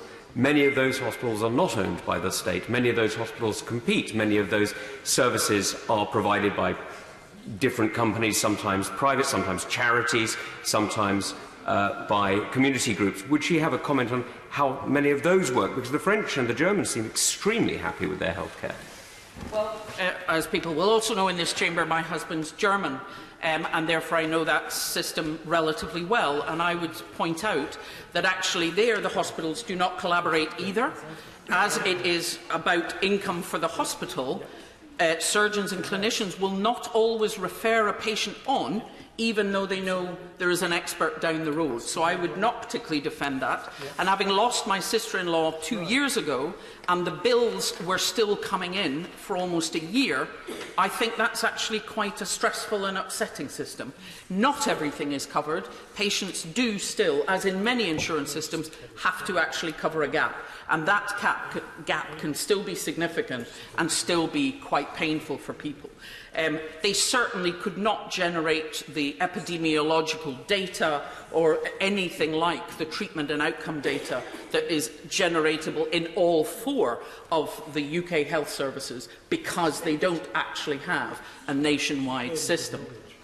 Now, I think it is important. I was back on the Health Select Committee for a short time this spring, and we heard talk about the changes to the Health and Social Care Act. And I think it is critical that they go ahead, because there are perverse incentives within them. At the moment, the tariff is only paid to a trust if patients are admitted. That is a perverse incentive for actually managing people in the community or even prevention. It is important that Section 75 is done away with completely, so that there is not a pressure on commissioning groups to put things out to tender. Because this is a wasteful process. I remember reading 500 million wasted in Nottingham, where they were preparing for a tender, then the private company didn't go ahead, then they did go ahead. All of this is taking money away from patient care. And that's what the argument is about publicly provided. The quips about drugs, etc. I'm sorry, that's just childish from the Secretary of State. Was he suggesting that nurses and doctors go into the North Sea to drill for oil, or that that's the suggestion from these benches? No, it's not. It is not the suggestion from anyone on the opposition benches that drugs would not be purchased. It's just a childish response. But having private companies who are pulling NHS England apart undermines it, fragments it, and makes it not patient-centred. And that should be the goal of every single health service right across the UK. Order. We will begin with a time limit of 7 minutes, but I would expect that to reduce as the day goes on. James Brokenshaw. Thank you very much, Madam Deputy Speaker, and it's a huge privilege to be able to speak from the backbenches for the first time since my change in role and position. And I cannot think of a better topic to be speaking upon than our wonderful NHS, and it will not surprise many in this House for them to hear me champion in those terms, given the experiences that I have had in a very positive way with our NHS over the course of the last 2 years. Madam Deputy Speaker, in some ways I very much welcome this opportunity today, but also there's a part of me that doesn't welcome this debate, because we should have been debating something else this afternoon. But I still remain confident that we will secure that Brexit deal, that we will actually get that through this House, even if we are not able to debate it today, and that the Prime Minister will remain focused on seeing that we leave with that deal.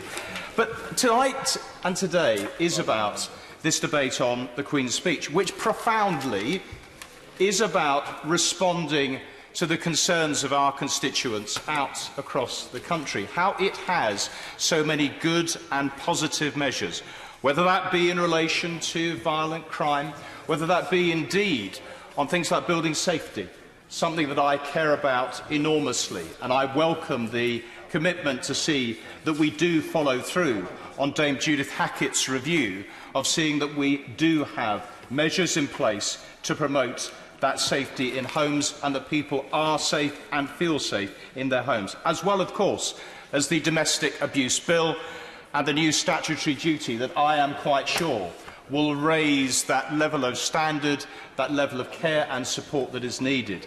But I do very firmly recognise and appreciate the emphasis that has been given in this Queen's speech to our NHS, with the Health Service Safety Investigatory Body and equally with the Medicines and Medical Devices Bill.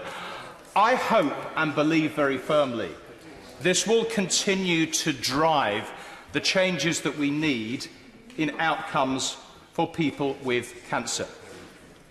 The NHS long-term plan has rightly set out an ambition and intent to see that we are diagnosing more people with cancer in stage 1 and stage 2 in order to ensure that we get more people living well with and beyond cancer.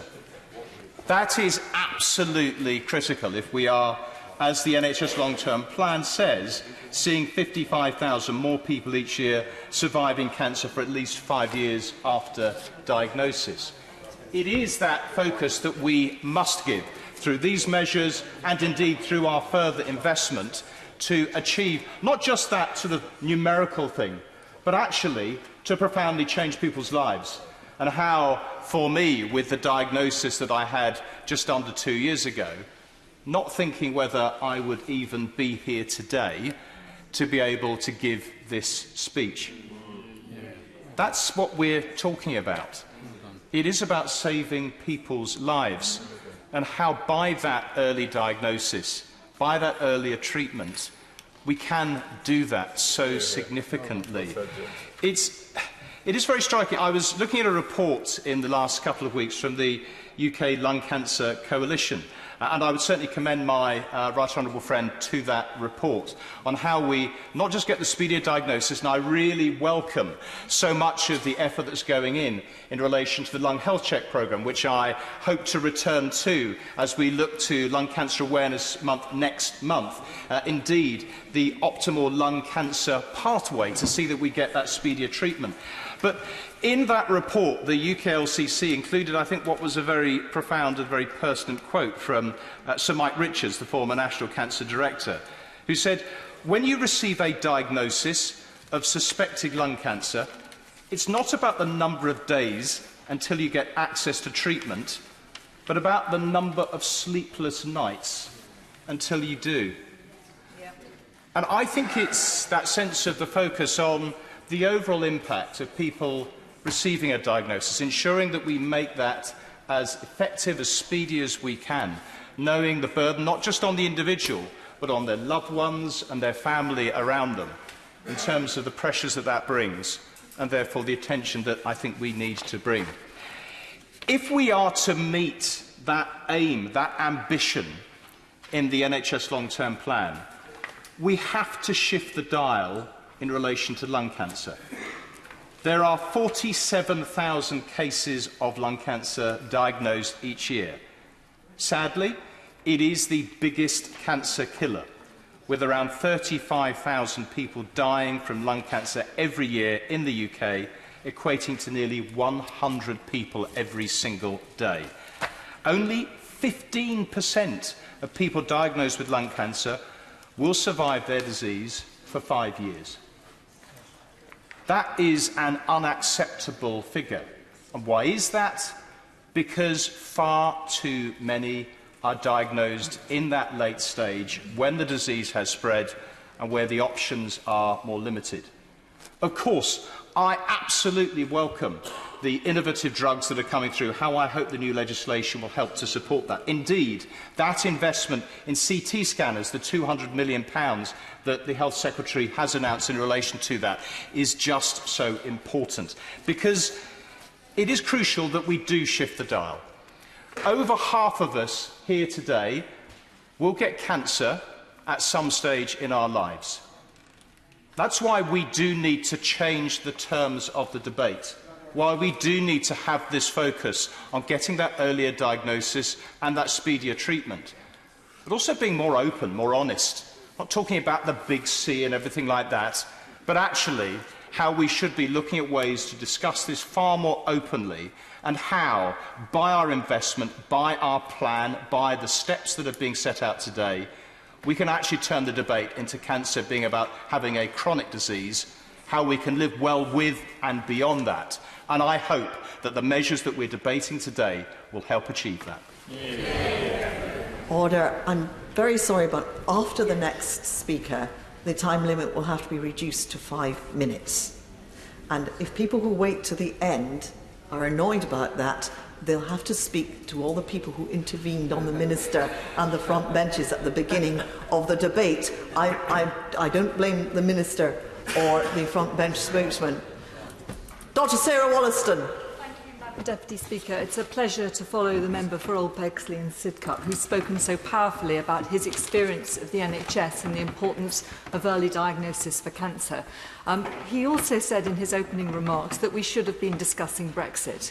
What I would say to him and his colleagues is that there is no version of Brexit that will benefit the NHS, social care, science and research or public health. So I would urge him to look again at the way he is voting over recent days. And that is something that we heard compellingly and repeatedly. I'm afraid I'm not going to give way simply because of the comments from Madam Deputy Speaker about time pressures. But I would say to him that this was something we heard powerfully and consistently from all those who gave evidence to the Health and Social Care Select Committee. So again, I urge him to reconsider. But no debate about the NHS can be taken without considering it alongside social care and public health. And I'd like to start by thanking all of those who work in all those sectors who are working under pressure as never before. And I would like to reiterate the points that have been raised again very powerfully by the Shadow Secretary of State for Health. And I'm not going to repeat the pressures that he has set out, including the financial pressures, because I agree with him. However, what I would urge all colleagues, as parties are writing their manifestos, to look at evidence in how they structure their manifestos, and also to look at the asks from the NHS workforce and the NHS's leaders in how they frame those manifestos. And in welcoming the fact that we are going to have an NHS bill in the Queen's speech, what I was going to ask the Secretary of State, but unfortunately he's left his place, but I hope it will be addressed in the summing up, is whether they have looked very carefully at the work that was done by the NHS alongside the Select Committee to try and frame those asks, because what they were clear about was that they did not want another top-down administrative disorganisation of the NHS. What they wanted was something that was targeted, that looked, as my colleague, a former colleague on the Select Committee, the member for Central Ayrshire, set out, that they want to see scrapping of Section 75. They want to see a common-sense approach to getting rid of the endless and wasteful procurement rounds, and having an approach that allows all parts of the NHS and partner organisations to work more closely together. And what I'd like to hear from the Minister in his summing up is that they've listened to that loud and clear, and we're going to have all of that adopted, because it has cross-party support from the Select Committee, and it has a very clear evidence base, and it will help us to implement the long-term plan much more quickly. So that's what I'd like to hear from him in his summing up. But I'd also like him to say more about when we're going to hear their proposals for social care, because the knock-on pressures from social care on the NHS are enormous. Far too many people are ending up in far more expensive settings where they don't want to be, putting them at greater risk for the want of having good social care in our communities. And this has been a political failure. We had two select committees, the Health and Social Care Select Committee and the Housing and Local Government Select Committees, working alongside a Citizens' Assembly to come up with a consensus approach, because we have to get away from this backwards and forwards. Is it a death tax? Is it a dementia tax? The fact is we already have a dementia tax in our NHS and social care at the moment. And the result of a failure to grasp this and come up with a long-term solution is that 1.4 million people are going without the care they need. And it's a failure on all of our parts to just grasp this and make sure that we come up with something that's long-term and sustainable. And the other aspect I'd like to touch on is just taking a far more evidence-based approach to public health and prevention.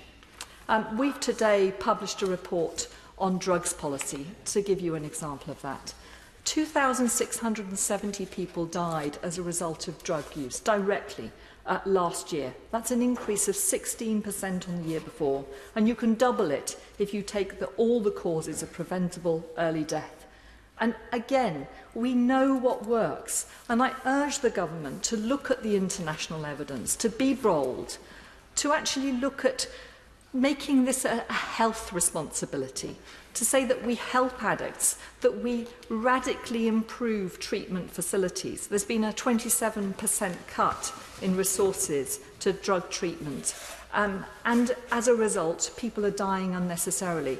And we are, I'm afraid, not being bold enough in saying that we can save these lives and benefit people's wider communities if we're just prepared to take that step of destigmatising drugs, seeing drug use as an illness rather than something for which, for personal possession, you should be banged up in jail. And we should allow our police forces to continue to go after the dealers, the Mr. Bigs, rather than be criminalising people for something that, frankly, we saw a competitive drug-taking stories during the leadership election. I would ask whether any of those people would have been in the position they were had they had a criminal record.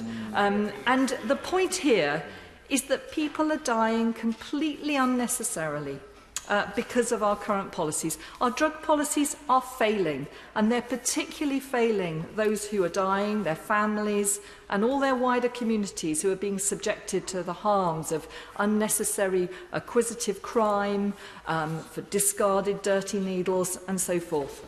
So let's look at the evidence and let's be bold, and not just around drugs policy, but on so many of the other things that are leading to serious health inequalities. For example, childhood obesity. Let's be evidence-led in our policy. Let's try and get away from the cross-party divisions. And in closing, Madam Deputy Speaker, I would just like to say again my sincere thanks to all of those who are helping us out there in our emergency services. Thank you. I have a 5-minute time limit. Sir Bernard Jenkins. Madam Deputy Speaker, and I can join with the Honourable Lady for Totnes in that last tribute that we pay tribute to all those who are serving in the NHS and our emergency services, and particularly, if I may, to those in North East Essex. Recent years have seen a significant turnaround in the health service in my constituency. Colchester General Hospital was for years in some considerable difficulties, but is now commanding the confidence of the Care Quality Commission. It's newly merged with the Ipswich Hospital in the East Suffolk and North East Essex NHS Foundation Trust, and I think it exemplifies the importance of inspirational and strong leadership that we have in Nick Hume, who is the Chief Executive of that trust. I also commend the Strategic Transformation Plan, which was greeted with great suspicion when such plans were first talked about. But that is looking strategically at things like GP capacity, where, for example, we need a new surgery on Mersey Island, and providing more services locally, such as in Harwich and the Friat Hospital, where we maintain and develop the excellent minor injuries unit and are developing local access to other satellite services that would otherwise have to be at the Colchester General Hospital. All this underlines the importance of leadership, and I do hope the Secretary of State and his ministers will continue the emphasising the importance of leadership and staff engagement. And I just have to say to the colleague who served on the joint committee with me, the Honourable Lady for Central Ayrshire, that all this in Essex is much harder to achieve on 40% less funding per head than is available to the NHS in Scotland. I want to concentrate my remarks on the Healthcare Safety Investigation Bill, which originates from a report my committee produced in 2015, the Public Administration Select Committee. We were dealing with the aftermath of the Mid Staffordshire with all the problems, the 80% of complaints coming through from the public parliamentary and health service ombudsman, in an atmosphere where we were asking how could complaints be better handled, how could incidents be better investigated. And it's people like Martin Bromley, whose wife died on the operating theatre, on the operating table in 2005, who set up the Clinical Human Factors Group. It's papers by people like Carl McRae and Charles Vincent that inspired me, a paper published in the Journal of the Royal Society of Medicine in 2014 called Learning from Failure, the Need for Independent Safety Investigations in Healthcare, that led my committee to establish our inquiry in a context where the Secretary of State was telling us there are 12,000 avoidable hospital deaths every year in the health service, 10,000 serious incidents, 338 never incidents in 2013-14, and 170,000 written complaints about healthcare in the NHS. So when the NHS Litigation Authority was then reporting a potential liability for clinical negligence of £26 billion, and that figure today is much larger, we were determined to find a better way of dealing with in the investigation of clinical incidents so there could be learning and no blame. And so the fundamental conclusion we published was that there is a need for a new, permanent, simplified, functioning, trusted system for swift and effective local clinical incident investigation conducted by trained staff so that facts and evidence are established early without the need to find blame and regardless of whether a complaint has been raised. And in this bill, which the government published in the House of Lords last week, we are now progressing towards the legislation for the safe space in order that the conversations can happen without fear of litigation and by a properly independent body which is not a regulator, not part of the political apparatus, not beholden to the spending and political politics of the NHS, much like safety bodies in other industries like air accidents are there. So we looked at the legislation in the Joint Committee last week and produced another report in August last year, Draft Health Service Safety Investigations Bill, a new capability for investigating patient safety incidents. And I really look forward to this being one of the most important achievements of this government when it sets this body up under statutory authority. Helen Goodman. Thank you very much, Madam Deputy Speaker. It's a pleasure to follow the Right Honourable Member for Harwich and North Essex.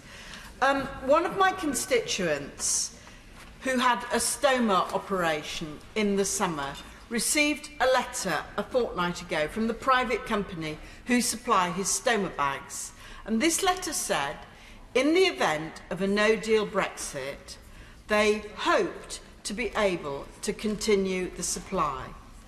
Hoped, not guaranteed, hoped. This is completely unacceptable. He had his operation on the NHS. He had his operation on medical advice. But stoma bags are supplied by a private sector company. In other words, the aftercare is privatised. Ministers must accept responsibility for these supplies. These are essential for people. I don't know how many thousands of people would be affected if these companies were not able to supply the stoma bags. But I cannot imagine how awful it would be for them to sit with faeces oozing from their stomachs if ministers cannot make sure this is properly sorted out. The government simply has to get a grip. They must stop the constant process of privatisation, undermining and attrition of the NHS. In my constituency, the last 9 years have been a constant stream of salami slicing. NHS managers struggle with inadequate resources, recruitment difficulties, inadequate funds. Staff are doing an excellent job, but they are under huge pressure at the moment. And to deal with this, the managers constantly reorganise the services in the hope of squeezing more money out of the system. None of the 20 refurbishments announced by the Secretary of State will benefit my constituents, not in Bishop, not when they go to Darlington, nor when they go to Durham. And Darlington Hospital in particular needs some proper attention. It is a collapsing building with huge problems, and it does need to be rebuilt. In 2013, we lost the maternity ward from Bishop Hospital. In 2017, the CCG had to launch a fundraising campaign in order to raise the money for an MRI scanner. Now, the public responded very generously, but we cannot have new kit being given if the public can get the campaign funds together. That way, we're going to have much better healthcare in wealthy areas than in poor areas. Last year, there was a proposal to close Ward 6 at Bishop Hospital, which through energetic campaigning we have staved off. Now it's being proposed to close the stroke rehab wards in Bishop.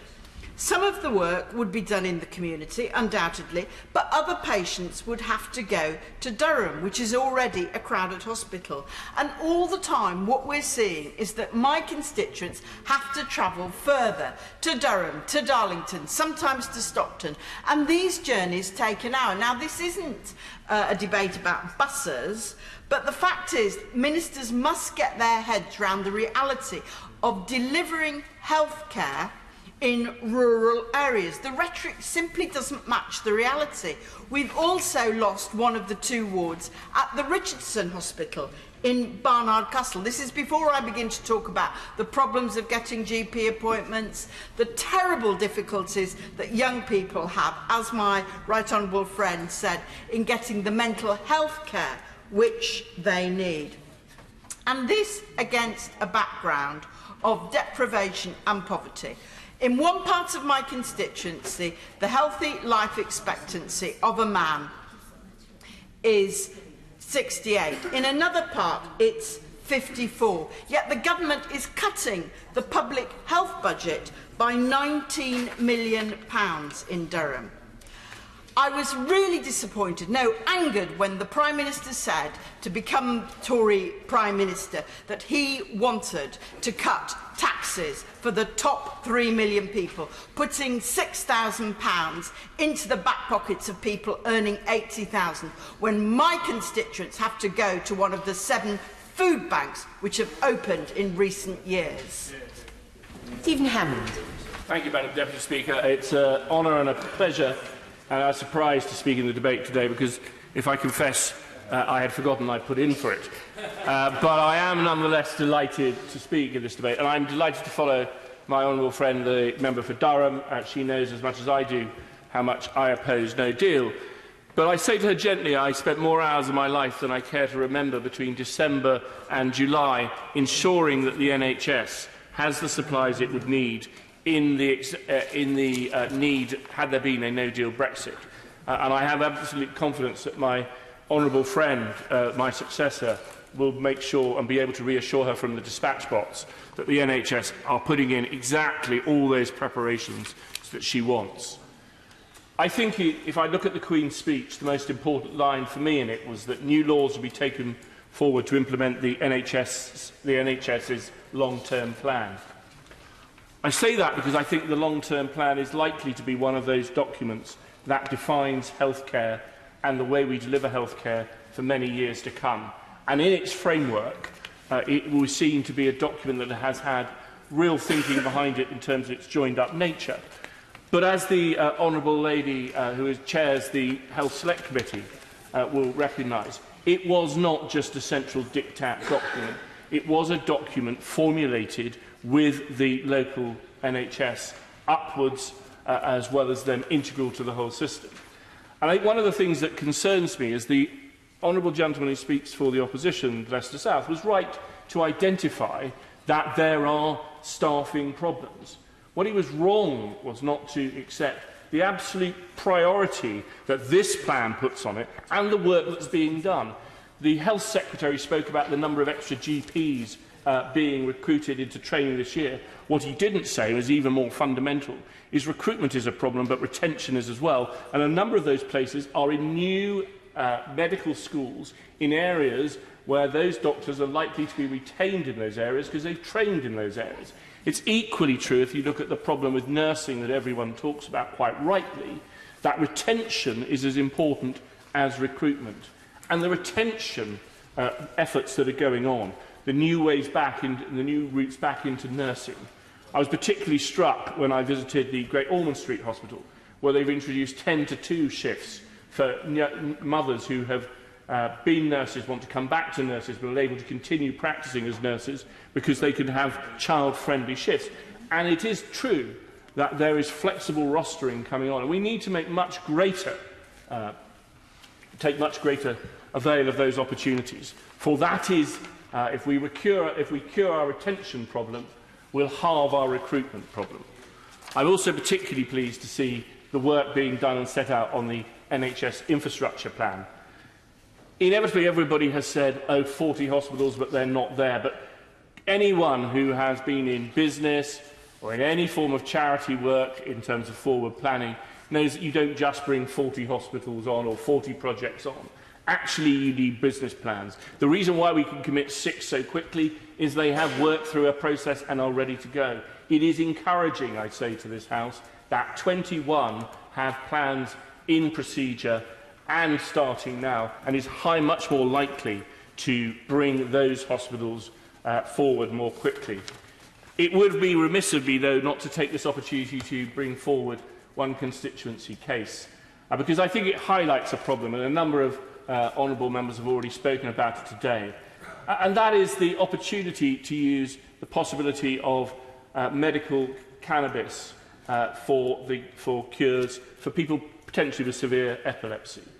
I have a constituent, Kaylee Morris, whose Aunt Dee spends an extraordinary amount of her time and her life ensuring that her niece is able to live. And she appreciates that the Health Secretary saw them 7 months ago. What she would like, though, is the Health Secretary to put a, can I put it colloquially, a rocket up the health system to actually show that people's opportunities. I have spent the last 3 months writing letters to the Chief Executive of a hospital just to get him to respond to my constituent on this matter.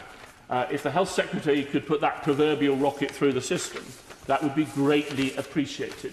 And I see, Madam Deputy Speaker, that I have 18 seconds left, which would probably be a relief to the House. But can I say I am particularly pleased to see the Government is going to bring forward, along with the long-term plan, reforms to mental health. Anne Clewett. Madam Deputy Speaker, you were last in the chair when I was granted an adjournment debate by the Speaker on a subject which I'm going to come to again.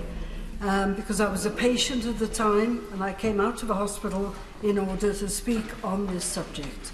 I've got a very long involvement with the Health Service. I was on the Royal Commission on the NHS, appointed by Barbara Castle 40 years ago. And for me, it's incredible to be 40 years on, still hearing the same arguments being rehearsed over and over again. And I'm going to suggest to the Health Secretary, I wish he were in his place, because I enjoyed writing a report on hospital complaints in England for the Health Department when David Cameron was Prime Minister.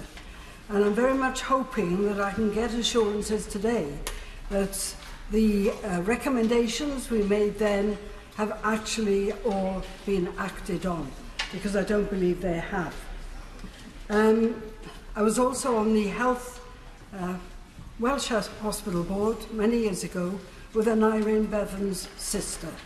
So it's quite useful to have people who are a bit older in this place, who've got long memories and can remember what has been said and done and promised.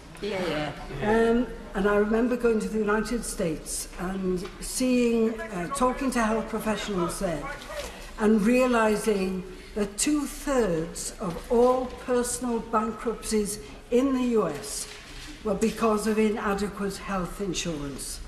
And I very much hope that it doesn't become the norm in this country. I think that is still the case when I last checked. But I want to say that over having been a recent patient, and thank you to everybody in the English Health Service, in the Welsh Health Service, for their care, because I would not be here today were it not for them. I'm sorry I won't, because I haven't got... May I? Of course. I was just going to ask my honourable friend if she would agree with me that to pay tribute to the NHS in Wales and the good work, I'm sure from as a neighbouring constituency, she appreciates all that good work done in Wales. I've been a critic of the health service in Wales, as my colleagues know, but I also an admirer of much of the good work that's carried on, particularly in my honourable friend's constituency, in Merthyr Tydfil, in the Prince Charles Hospital, in Llandoch Hospital in Cardiff, where I apparently almost died in August. So I'm grateful to be alive, and thank you to all those doctors and nurses. But over 200,000 people in Britain suffer from venous leg ulcers, a form of chronic wound. It's highly painful, I can tell you, and socially isolating. For most, treatment involves managing the symptoms, the ulcer, rather than addressing the underlying cause. Yet proven surgical interventions are available to treat this underlying condition. Clinical guidance is comprehensive, but the evidence shows local level implementation is extremely patchy. The UK spends between 940 million and 1.3 billion every year managing venous leg ulcers. Most of this comes from the need for community nurse visits to support patients in managing their conditions. 75% of costs alone can be attributed to community nursing, placing huge strain upon community care. Yet evidence shows where clinically appropriate, a surgical intervention approach is cost neutral in year one. And this is what I'd like to hear from the Secretary of State. While early intervention incurs high initial costs, these are quickly offset by lower one-year community nursing costs. So the issue is that most of them are simply never referred to a specialist vascular service. 75% of vascular venous leg ulcers do not receive a comprehensive vascular assessment as enshrined in NICE guidance. 64% of clinical commissioning groups' commissioning policies were found to be non-compliant with NICE guidelines for the treatment of these problems responsible for venous leg ulcers. The opportunity to provide cost-neutral treatment proven to heal ulcers faster and help prevent recurrence is missed, causing unnecessary pain and suffering to thousands. And I can tell you it's the most painful thing that has ever happened to me. And I know many, many people who are living in this pain now. So how can we ensure that primary and secondary care providers, commissioners and local authorities are brought together, aware of the benefits and able to deliver early intervention in venous leg ulcers? Quite simply, it will save NHS funds and save the suffering of so many people. Philip Dunn. Thank you, Madam Deputy Speaker, and it's a particular honour, frankly, to follow the Honourable Lady, Right Honourable Lady for Connon Valley, and to hear of her recent experience, which allows us to share her continued diligence in this place after 35 years of serving her constituents in this House. And I'm also pleased to have followed my friend, the Right Honourable Member for Wimbledon, who's just left his place, who was one of, I think, 4 successors to have served in my post in the Department of Health since I left it less than 2 years ago.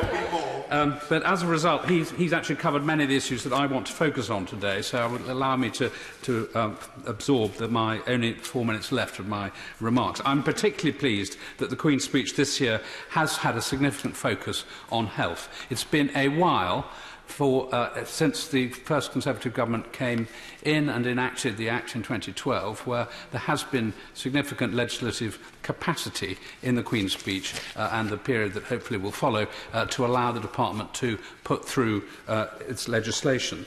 And the measures on social care, which are so vital for all of us, with many of our adults and children's social care providers running up into a brick wall of funding, it's becoming increasingly urgent that we find solutions to the social care issue, and it's particularly satisfying also to see mental health having its rightful place in the Queen's Speech. But the implementation opportunity for the long-term plan is, I think, the key plank for which legislative capacity will give the Department to be able to ensure that it can fulfil the promise of the long-term plan with any statutory obstacles removed through legislation as necessary. There are two specific measures which I'd just like to touch on. The Health Service Safety Investigations Body, which my right honourable friend, the member for Harwich and North Essex, was so instrumental through the PACAC in supporting.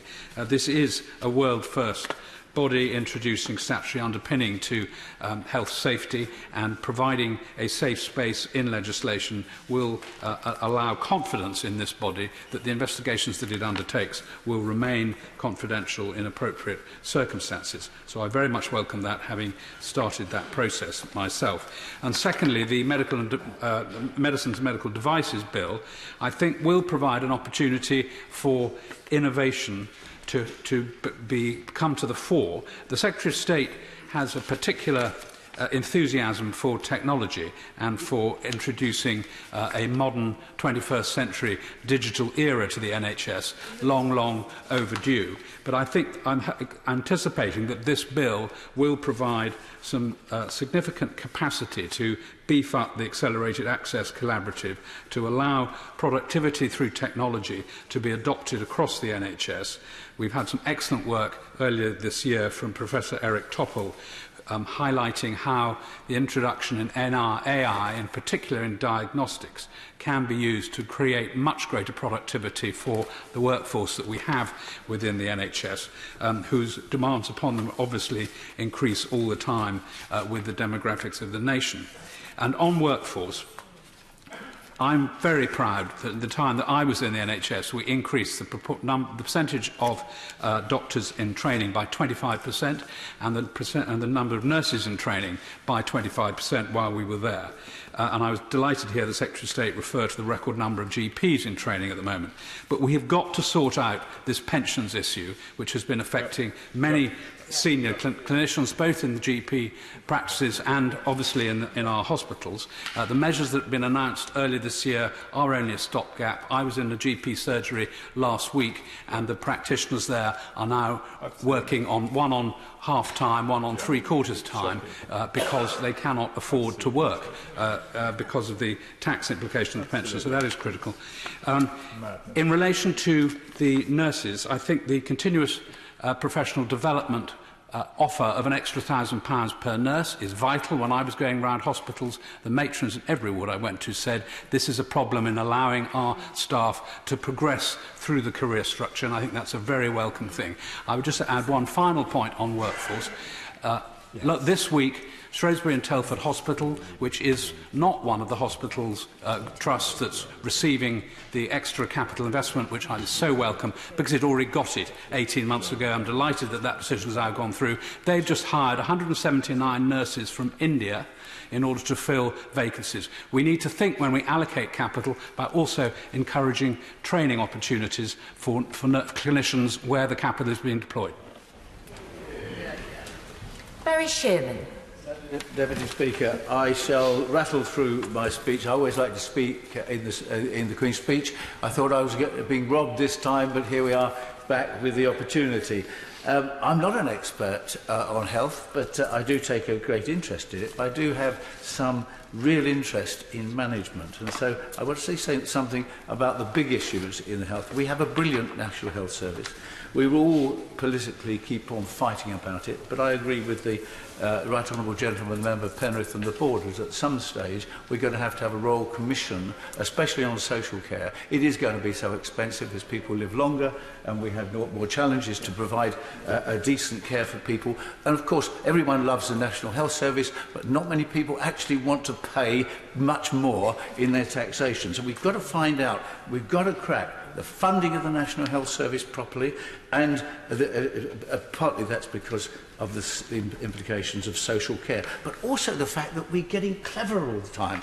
You know, I had the pleasure of having a breakfast meeting with Professor Topol, you know, and that very innovative a paper that he wrote for the government in terms of, you know, new technology, new science, new ability to identify cancers and diagnose earlier. All that is so exciting, and it's going to happen. It's going to cost money, but I believe where we are severely deficient in our health service is the quality of management. I spent some time in hospital a couple of years ago, not on something very serious, but I had the ability to look at how a hospital is run. And the more I look at it, the more I realise that people are not really trained properly in the health service. Doctors don't get trained as managers. We often promote very highly skilled medical people to manage our health service. There is no great institution, you know, providing education for the best administrators and managers in the health service. They have it in some parts of the United States and other countries, France, but we don't have that very high quality management. We need to look at that because the future needs very high quality people. On the other hand, can I just make a slightly discordant? The thing that causes ill health is poverty. The relationship, we all know it. Know it in my constituency, we know it everywhere. Poverty, poorer people get ill. That's a fact of the matter, and austerity in the last few years has made a lot of people ill, and I wouldn't detract from that. What are the indicators of poverty and ill health? One of the things I notice is dentistry. In this country, you've got to be really, really poor to get any free dentistry. There are very few in my constituency, National Health Service dentistry, and we're beginning to see people with awful-looking teeth. You know, and it is. You need wealth these days to be able to afford good dentistry. That is a dreadful, dreadful thing that we push dentistry out of the National Health Service, and it's not acceptable to so many people. On the other hand, I believe that there are some really exciting signs that we now need a new model of hospital, we need a new model of GP surgery, and some of the very best that I visit are top class. I think in terms of hospitals, we learn the big hospitals are no longer the most appropriate for most communities. I'm delighted. After a massive campaign in Huddersfield, we've got money for a new A&E service in our old hospital that Harold Wilson opened. But it is out of date. We need a new build. And I would offer the Secretary of State and the Ministerial team today, we would build on a wonderful site, that Harold Wilson site, a modern, techie, innovative, wonderful hospital. We've already got some money for the A&E. We could go further and build a modern, a futurist and a wonderful hospital. I've done a lot in public health. I organised the seatbelt legislation and banned children from being carried unrestrained in cars. It's one of the things I do with the World Health Organization internationally. You know, 1,780 people get killed every year. 10 times that number get seriously injured. The impact on our hospitals is massive. But also, we need much better health. Where has health education gone? People say public health, and they turn it off. Local authorities haven't got the money to deliver it. Public health education, obesity, drug, as the Honourable Lady earlier said, drug addiction, alcohol addiction, smoking. We could make such changes if we had more relevant education, public education on these matters. Madam Deputy Speaker, they're the things that I think that we should be doing something. Atrial fibrillation, half the people in the country don't know they've got an irregular pulse. If they have one, they're going to get a stroke. All sorts of things like that we can do in this wonderful health service. We just need the time and resources. Sir Mike Penny. Thank you very much, Madam Deputy Speaker, and it's a pleasure to follow the Honourable Member for Huddersfield. And on many of the points he raised, I completely agree with him, and I think everybody across this House would agree. I'm not confrontational usually, politically, so I'll only do a tiny little bit. This fear thing that's being thrown out about the privatisation of the NHS is very damaging, and it's not particularly damaging to this party, but it's damaging across politics. That's damaged. I was at that dispatch box for 4.5 years, Madam Deputy Speaker, as the Shadow Health Minister. All the PFIs that went through where I stood at that dispatch box, where private companies were getting paid for surgery they weren't even doing. They were contracted for 1,000 knee ops or 1,000 hip replacements, and they weren't doing them, and they were still paid for that. That was under the previous Labour administration. And what we need to do is admit we make mistakes when we're in government. We've made mistakes before. I made mistakes as a minister when I was in 7 different departments. Probably not 8 now. And of course, when governments are in, for the best of reasons sometimes, they make mistakes. And one of the great mistakes was that privatisation era, PFI, off-balance sheets, Darcy clinics, all that sort of thing, probably done for the best of things. Lord Darcy was a great surgeon, a great medical man. Just happened to completely disagree with a lot of the things he proposed when the government took his ideas forward, and frankly they haven't worked. And there's still a lot of these clinics out there now where trusts have to pay them huge amounts of money, not to get out their contract, just to actually carry on. And that's something we need to admit. So in this House, let's admit governments make mistakes. The PFI, the privatisation that the Labour Party did was wrong. Probably done for the best of reasons, wrong. A PFI hospital was promised to my constituents. It never came,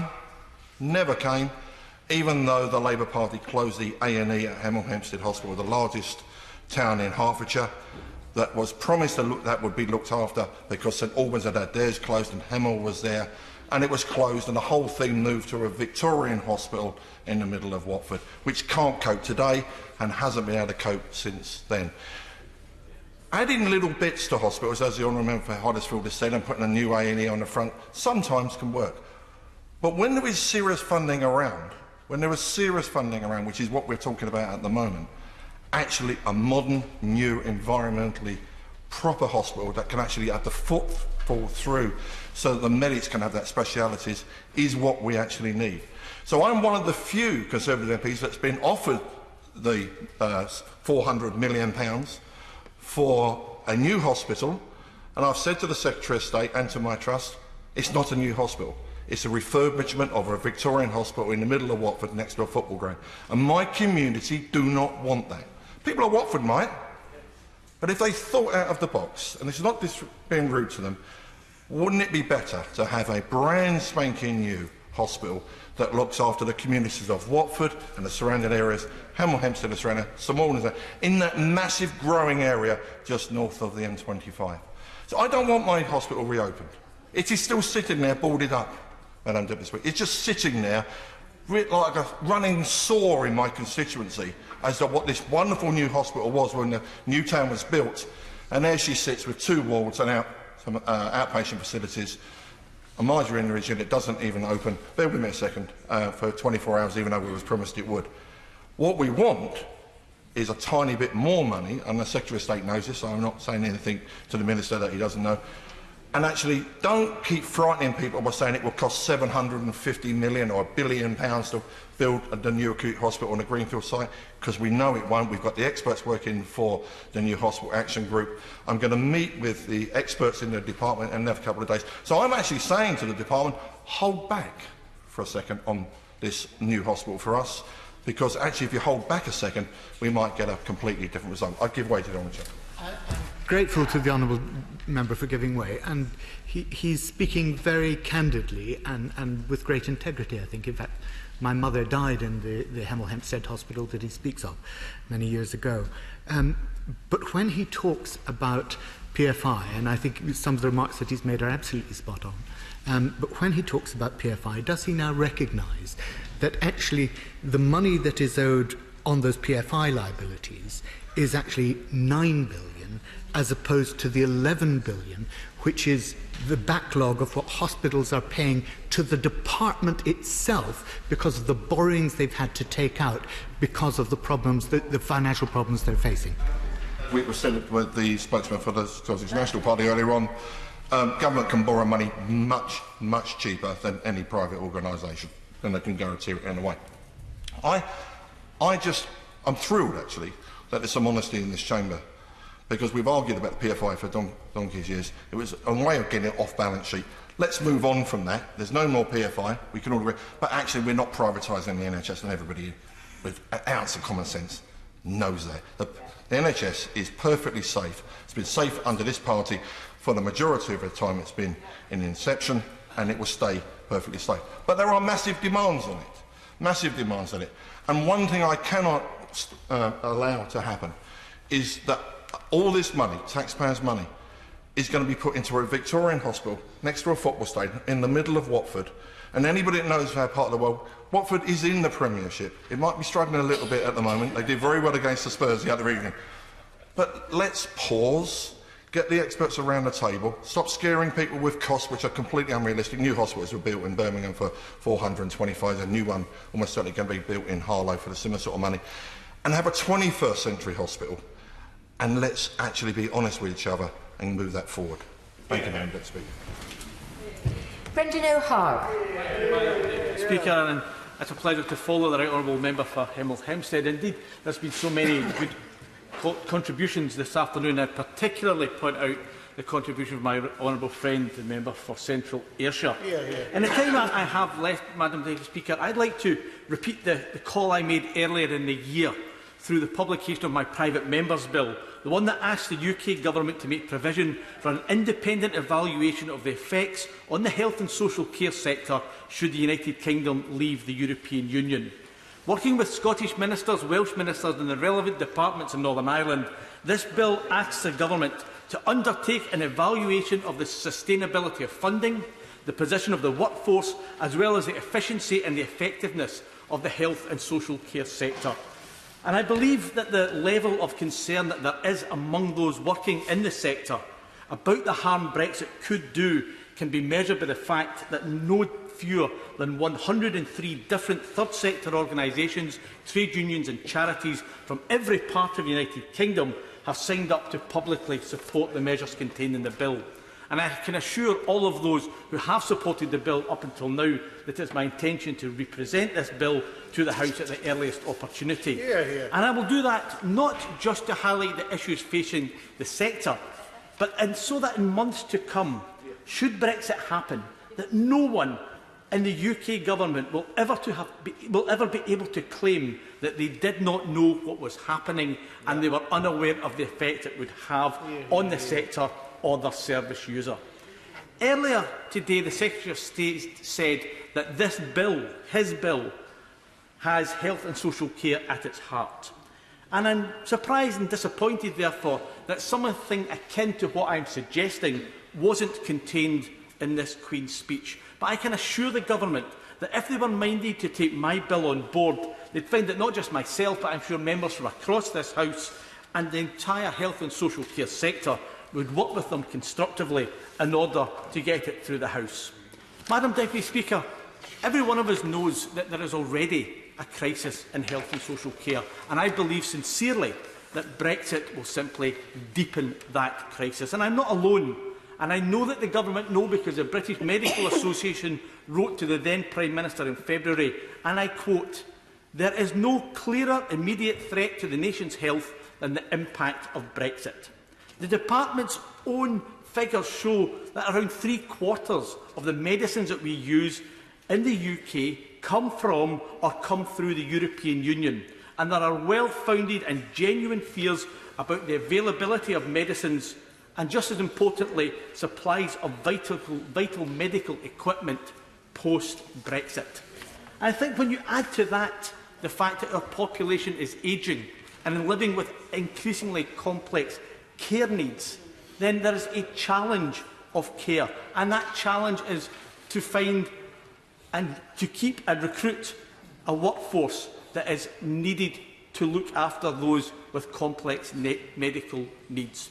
And that situation will undoubtedly worsen as the UK, for reasons known only to itself, is intent on deliberately cutting itself from that pool of labour on which we have come to rely on so heavily. But don't accept my word for it. Professor Ian Cumming of Health Education England said almost 2 years ago that the biggest risk in the short term as a result of Brexit may be in the non-professionally qualified workforce across the health and social care sector.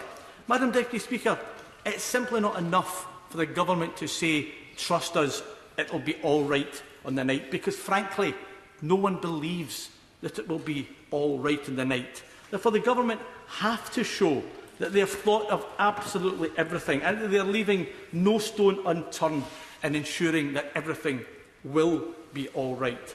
And I passionately believe that if the government were to look favourably on my private member's bill, the one that 103 organisations have signed up to, and accept that an independent evaluation of the impact of Brexit on the sector is an essential part of restoring and retaining public trust, then the government have nothing to lose by taking it on board, accepting that this evaluation will help everyone across these islands when it comes to health and social care. Thank you, Madam Deputy Speaker.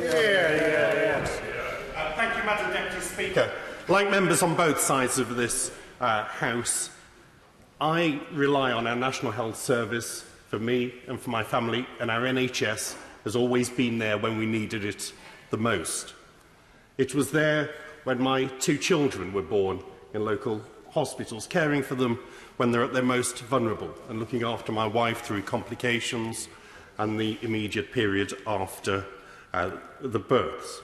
And then at the start of 2017, it was there for me at a time when, rather unexpectedly, I became ill very, very quickly. I developed a severe septic shock.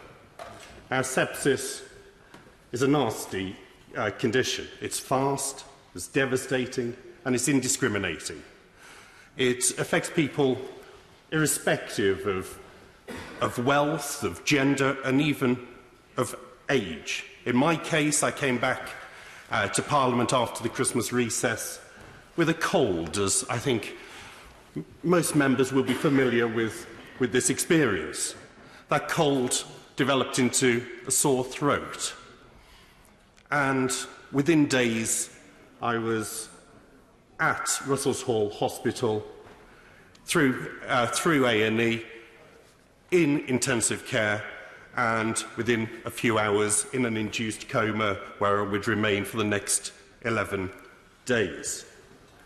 I received incredible treatment, incredible care from our National Health Service, from doctors, from nurses, from ancillary staff, from every single member of that team. And I will always owe them everything. I was also incredibly lucky because, well, at one point whilst I was unconscious, the doctors had drawn my parents in and explained I probably had about a 10% chance of waking up from that coma. So even with the incredible skills and dedication of the staff at the hospital, know that there was also a huge amount of luck involved in pulling through. And of course, not everyone is as lucky. Of the 250,000 cases of sepsis each year, at least 52,000 people lose their lives in the United Kingdom. In context, that's a little more than are killed by breast cancer, bowel cancer and prostate cancer combined. It amounts to about 80 deaths from sepsis in each one of our constituencies across the country. And it means since this debate started, 13 people somewhere in the United Kingdom have probably lost their life to sepsis. And each year, tens of thousands more suffer permanent and life-changing after-effects that leave them either permanent disabilities, permanent health conditions. Now, a report presented to the European Society of Intensive Care Medicine last year found that between 1985 and 2015, sepsis mortality rates in Britain had not fallen as quickly as some other countries. There are many reasons or contributory factors that may have added to this. Some of this may be down to genuine differences in the way the sepsis is diagnosed and in the way the causes of death are recorded in the United Kingdom. And I would urge the Minister in this regard to consider, on top of obviously the rollout of the second generation of National Early Warning Score system, that we do need a national registry to properly measure the extent of sepsis, and so that we can have a proper measure of how effective we are in tackling the causes. Of course, it may also be down to some clinicians being slow to follow some of the new systems and procedures. We've seen this in my own local hospital, where I was treated so well, where CQC reports have made it clear that a culture of resistance to change has been a problem. And so we do need better commissioning levers to incentivise best practice.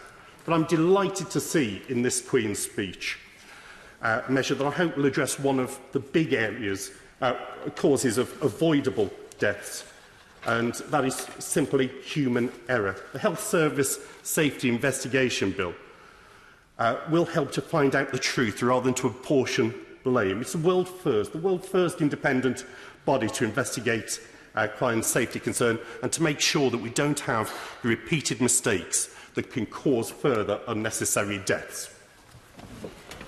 Mary Clindon. Thank you, Madam Deputy Speaker. It's an honour to follow the member from Dudley South, and I think the whole House wishes him all the best of health in the future, having recovered from that really terrible illness, disease. Madam Deputy Speaker, I'd like to start with congratulations to all the staff at Northumbria Healthcare Foundation Trust, because for the second time in a row they've received an outstanding rating from the CQC. And I have to declare that I do have an interest, as I have members of my family who work for the Trust. But for me, it was great news to know that the organisation is providing outstanding services to my constituents, despite all the cuts that have been imposed on them over the years. But I have to turn from a message of congratulations to the Trust to complaining to the Government about an issue that people have already highlighted, and that's the problem being faced by all those who desperately need access to medical cannabis, including my own constituent, Laura Smith, who herself is known to people in here for courageously highlighting the problems she's faced in recent years to access the medicine Bedrocan. She herself was a paediatric nurse and a county fencing coach before her health deteriorated because of cervical and lumbar spondylosis. She was on 35 different medications and had several operations for her condition. And unfortunately, she's been left with permanent nerve damage, limited mobility and a constant tremor in her right hand. Her quality of life has been impaired, not just because of her medical condition, but particularly because of the drug she was prescribed for it. Laura's pain management consultant prescribed her the drug Bedrocan, and the transformation was such that she was able to come off all her other medications. But the downside is that Laura can only access the drug by travelling to a Dutch pharmacy to collect it, an expensive, arduous journey by ferry she makes every 3 months and has done so for 4 years. She always notifies the border agency of all the details they need to know of her prescription and travel details. But sadly, and most embarrassingly for her, on her last trip, she was pulled aside by the agency to check her medication and, of course, was mortified and worries that might happen again. And Laura's message to the Minister is she is more than fed up with having to travel 300 miles to a Dutch pharmacy to get her medication. And can the Minister give her any reassurance that things will change soon, as he promised when he met with patients' families from the End Our Pain campaign in March this year? Access to medical cannabis was legalised last November, so why has nothing happened to help patients since then?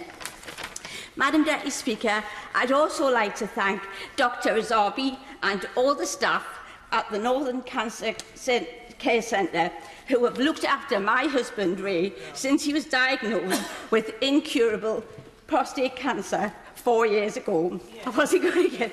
And special thanks to the staff on Ward 36 who are now seeing him through his chemotherapy. Ray was very lucky because when he was diagnosed, he received instant treatment. And you know, that was a massive blessing for us. But other cancer patients aren't so lucky. Once they're diagnosed, treatment targets, we know, following that terrible blow to a family, are now taking longer and longer. It's not as if it's not hard enough to be diagnosed with cancer. Knowing you've got to wait for your treatment is unbearable. Madam Deputy Speaker, our staff in the health service are under pressure and services are lacking. Our precious health service deserves more. I hope the Government will heed all the messages today and take note. Andrew Lure. Thank you, Madam Deputy Speaker. I'm very pleased to follow the member for North Tyneside and from my honourable friend for Dudley South, who've both given very personal examples of how this debate touches us all and our families in the most intimate and moving way possible. So I'm glad to be in the Chamber today to speak on a subject that I've long believed needed more focus, and I'm pleased that it's been given the attention it deserves in the Queen's speech. Demand is steadily growing and pressure will continue to rise in our health services, and in particular we must focus on addressing the issues that social care brings up, both in terms of adult social care but also children's social care, that I'll touch upon shortly. And that's why I'm glad that the Government's committed an extra £1 billion in addition to the existing £2.5 billion that the Government has ring-fenced for adult and children's social care. And why is that so important? It's important because adult social care and support enables people of all ages to live the lives they want and deserve to lead. It helps people maintain their own health, well-being and independence, and importantly, it reduces pressure on the NHS and the need for NHS services. The Better Care Fund was also launched by the Government and aims at joining up the NHS and social care at a local level. Almost £6.5 billion 2019 to 20 and £2 billion being pooled voluntarily last year to make sure those services are more joined up for patients. And that joined up approach at a local level is something that I really believe in and think that if carried out in the right way can help take some pressure away from the NHS and help deliver a better service to local communities. But while welcome, more money announced short-term like that is not the ultimate answer. And I've spoken many times in this House about the Adult Care Green Paper, including at Prime Minister's questions. So I welcome pledges to really get on with that, maybe even directly to a white paper, but informed by the work done by the Housing Communities and Local Government and the Health Joint Select Committee, the report of which I was involved with, and many of the recommendations I think are very worthwhile. And in line with my speaking about adult care and the importance of local government working with the NHS on overall outcomes for health, there's been another example in my constituency which recently demonstrated the importance of the whole public sector taking a holistic approach to health, where the left hand needs to know what the right hand's doing. Earlier this month, in Northampton South, I met with some truly inspirational parents, Jamie Shellard, Susan Underwood and Olivia Anderson, with the Councillor Julie Davenport, who've been fighting to secure local school transport for their children with special educational needs and health issues and disabilities. The scheme that was proposed by the County Council wanted a pick-up and drop-off point for their children. That initiative would have meant that children who currently get picked up by minibuses or taxis from their homes might instead have had to walk up to 1 mile to be picked up from unknown bus stops instead. And that doesn't make any sense, and it highlights an example of a disjointed approach where, as I say, it's more important for the left hand and the right hand to know what they're doing. And in addition to paying tribute to these inspirational parents and the tireless work that they've championed, I'm getting to why I've mentioned them, because it underlines how in even a single local authority with significant health responsibilities, there can be an inability to see the bigger picture. And it's good news that Northamptonshire County Council has now postponed that plan and hopefully it won't be coming back at all. In that case, it was to demonstrate that even highways and transport policies can have a direct impact on health and health services. And that's why an integrated health and social care approach is important, and it's why we need all parts of local government and NHS services to work together in greater harmony so that we can have the result we want for all of our constituents who rely on those services. Thank you, Madam Deputy Speaker. Dr Lisa Cameron. Thanks, Madam Deputy Speaker. It's an absolute privilege to speak in this debate today as part of the Queen's speech in relation to the NHS. Having basically committed most of my adult life to working in the NHS, and to hearing such poignant renditions from the Honourable Member from Dudley South and from North Tyneside regarding their very personal experiences. And I think it goes to show that the NHS is part of all of us, it's part of our families, and therefore we owe it that debt of gratitude. We owe it everything we have in terms of supporting it going forward. And I'm much more pleased as the debate has progressed that it has seemed much more cross-party consensual, because I think when I worked in the NHS, one of the things I would have said is that having it sort of pelted about like a political football for a member of staff working in the NHS, whilst it might seem in here something that we can all banter about, it's actually very serious when you're watching it. And you really want it to be taken seriously, and you want the issues to be taken seriously. So I'm very pleased as the debate has continued that we seem to be coming together on many of the issues and being able to take those forward very consensually. What I want to do is to pay particular tribute to the staff who work in the NHS, but also the staff in social care, because I think that is a largely undervalued role in today's society. But it's absolutely crucial. And to be quite honest, the NHS just doesn't function without the integration with social care that we're trying to achieve. 15 minutes of care is not enough. It needs to be appropriately funded. I know that from personal experience as a carer for my own grandmother. We had to bring her to live with us, actually, because the social care system, we felt, left her feeling quite lonely, to be honest, only having certain episodes of care each day.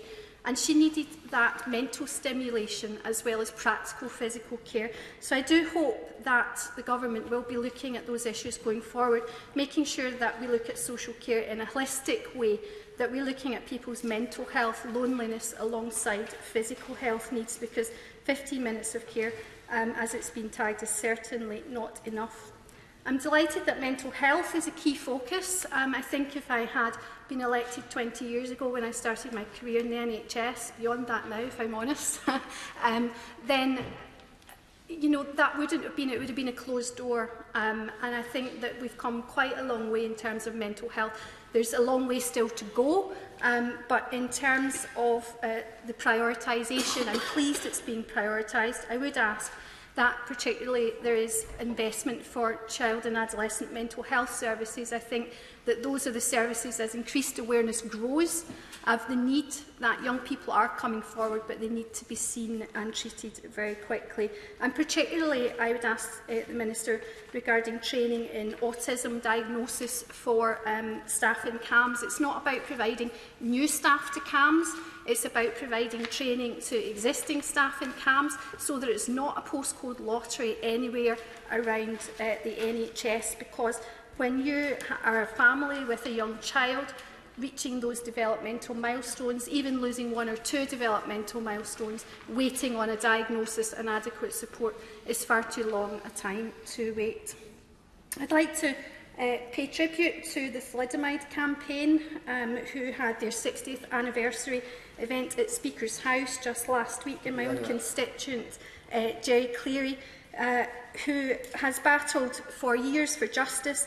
And I would ask the Minister to consider a meeting with me and with the campaign and those who have constituents who are affected, because they told me last week they feel like the forgotten campaign, the forgotten tragedy, and that really can't happen in today's society. And just to finish up, I'd also like to mention, as other individuals have mentioned in this House, medicinal cannabis. I have a really tragic case in my constituency of Lisa Quarrell with her young son, Cole Thompson, who has been now prescribed medicinal cannabis, but they have to pay for this prescription at great cost, and it won't be prescribed in the UK, so they're having to travel back and forward. Can she be included in the medical trials going forward? Because she came down to meet with the Secretary of State and he promised she would be included, and yet she hasn't been. But she needs to know this outcome, and we really urge that he see this through. I want to thank everyone who has taken part in a consensual way. I hope that we continue to build on this because, as I say, the NHS is there for us all in our time of need. We must be there for it. Henry Smith. Madam Deputy Speaker, thank you very much indeed, and it's a pleasure to follow the Honourable Lady from East Kilbride. This is indeed a very important debate, and I'm glad that we have had the opportunity to re-emphasise this government's commitment to the National Health Service, not least through record amounts of investment, 33.9 billion going in between now and additionally going in between now and 2024, but also the emphasis on having mental health on a par. And I was delighted recently that schools in my constituency are part of a pilot of having mental health professionals in schools to be able to help particularly those young and adolescent pupils dealing with those sorts of issues. I'm also glad that we heard earlier on my right honourable friend, the Secretary of State for Health, reconfirm, and this cannot be emphasised enough, that post-Brexit, when it comes to those international trade deals, the NHS is off the negotiating table. It remains free at the point of use, regardless of the ability to pay. I'd also like to take this opportunity, Madam Deputy Speaker, to re-emphasise that the record of this government is a good one on the NHS and hasn't always been, sadly, under previous Labour governments. In my constituency, last decade, we saw accident and emergency and maternity units be closed at Crawley Hospital in my constituency. Services have now been returning since, with a 24/7 urgent treatment centre that is opened, a new ward and new beds, and services also returning to primary care as well. But it does need to be stated that mention was made of the NHS being a political football, that all parties in this House can do better to improve on supporting our health service. One thing that I was pleased to raise with my right honourable friend, the Prime Minister, on his first full day in office in this place, was to seek a commitment for better support for primary care. One of the areas of challenge in my constituency is that some GP practices are at or even over capacity. A number of reasons: increasing housing, some doctors retiring early, a number of factors like that. But it is an area we need to address, particularly as more and more services are provided in GP surgeries such as scans and minor surgery, which is better for the patient experience as well. I'd like to mention just a couple of all-party parliamentary groups. I am standing down as the chair of the all-party parliamentary group on health and circulatory disease, but I'm very glad that earlier this year we were able to publish a report on artificial intelligence in the healthcare sector. That is very crucial, and I know that the Department of Health take that very seriously, and I was delighted that the Health Secretary could be at our launch, as I say, earlier this year. I'm also the chair of, just reappointed, I'm pleased to say, Madam Deputy Speaker, chair of the all-party parliamentary group on blood cancer. I very much support in the government's long-term plan for the NHS a commitment that 1 and 2 stage cancers will be diagnosed, 75% of them will be diagnosed by 2028. But blood cancer is different from solid tumour cancers and is much more difficult to detect. So I would put in a plea and a bid for blood cancer to be considered. Also on diagnoses as well. Blood cancer is the country's 5th most common and 3rd biggest cancer killer in the UK. But because of the vagary of symptoms, is often very difficult to detect in GP surgeries, and indeed, still some 28% of people first get diagnosed with a blood cancer when they are when they present at an accident and emergency And that's something that needs an awful lot more focus. Finally, in the brief time I have remaining, I would like to touch on the importance of developing policy on child social care. Regrettably, West Sussex County Council, which covers my constituency on child social care, has been judged very poorly in this area, and a lot of remedial work needs to be done. This is an area, as with adult social care, that does need urgent addressing. It is often the poor relation to healthcare, so I think it's very important in this debate that as we talk about the NHS, we also make emphasis on the importance of better supporting social care as well. I would urge the House to reject the amendment, because I don't want to see, as the Health Secretary said earlier on, nationalisation of, for example, the production of medicines. In the context of blood cancer, that would mean innovative CAR T cell therapy wouldn't be available. In Farron. Mr. Speaker, it's an honour to follow the honourable member for Crawley. Made some excellent points.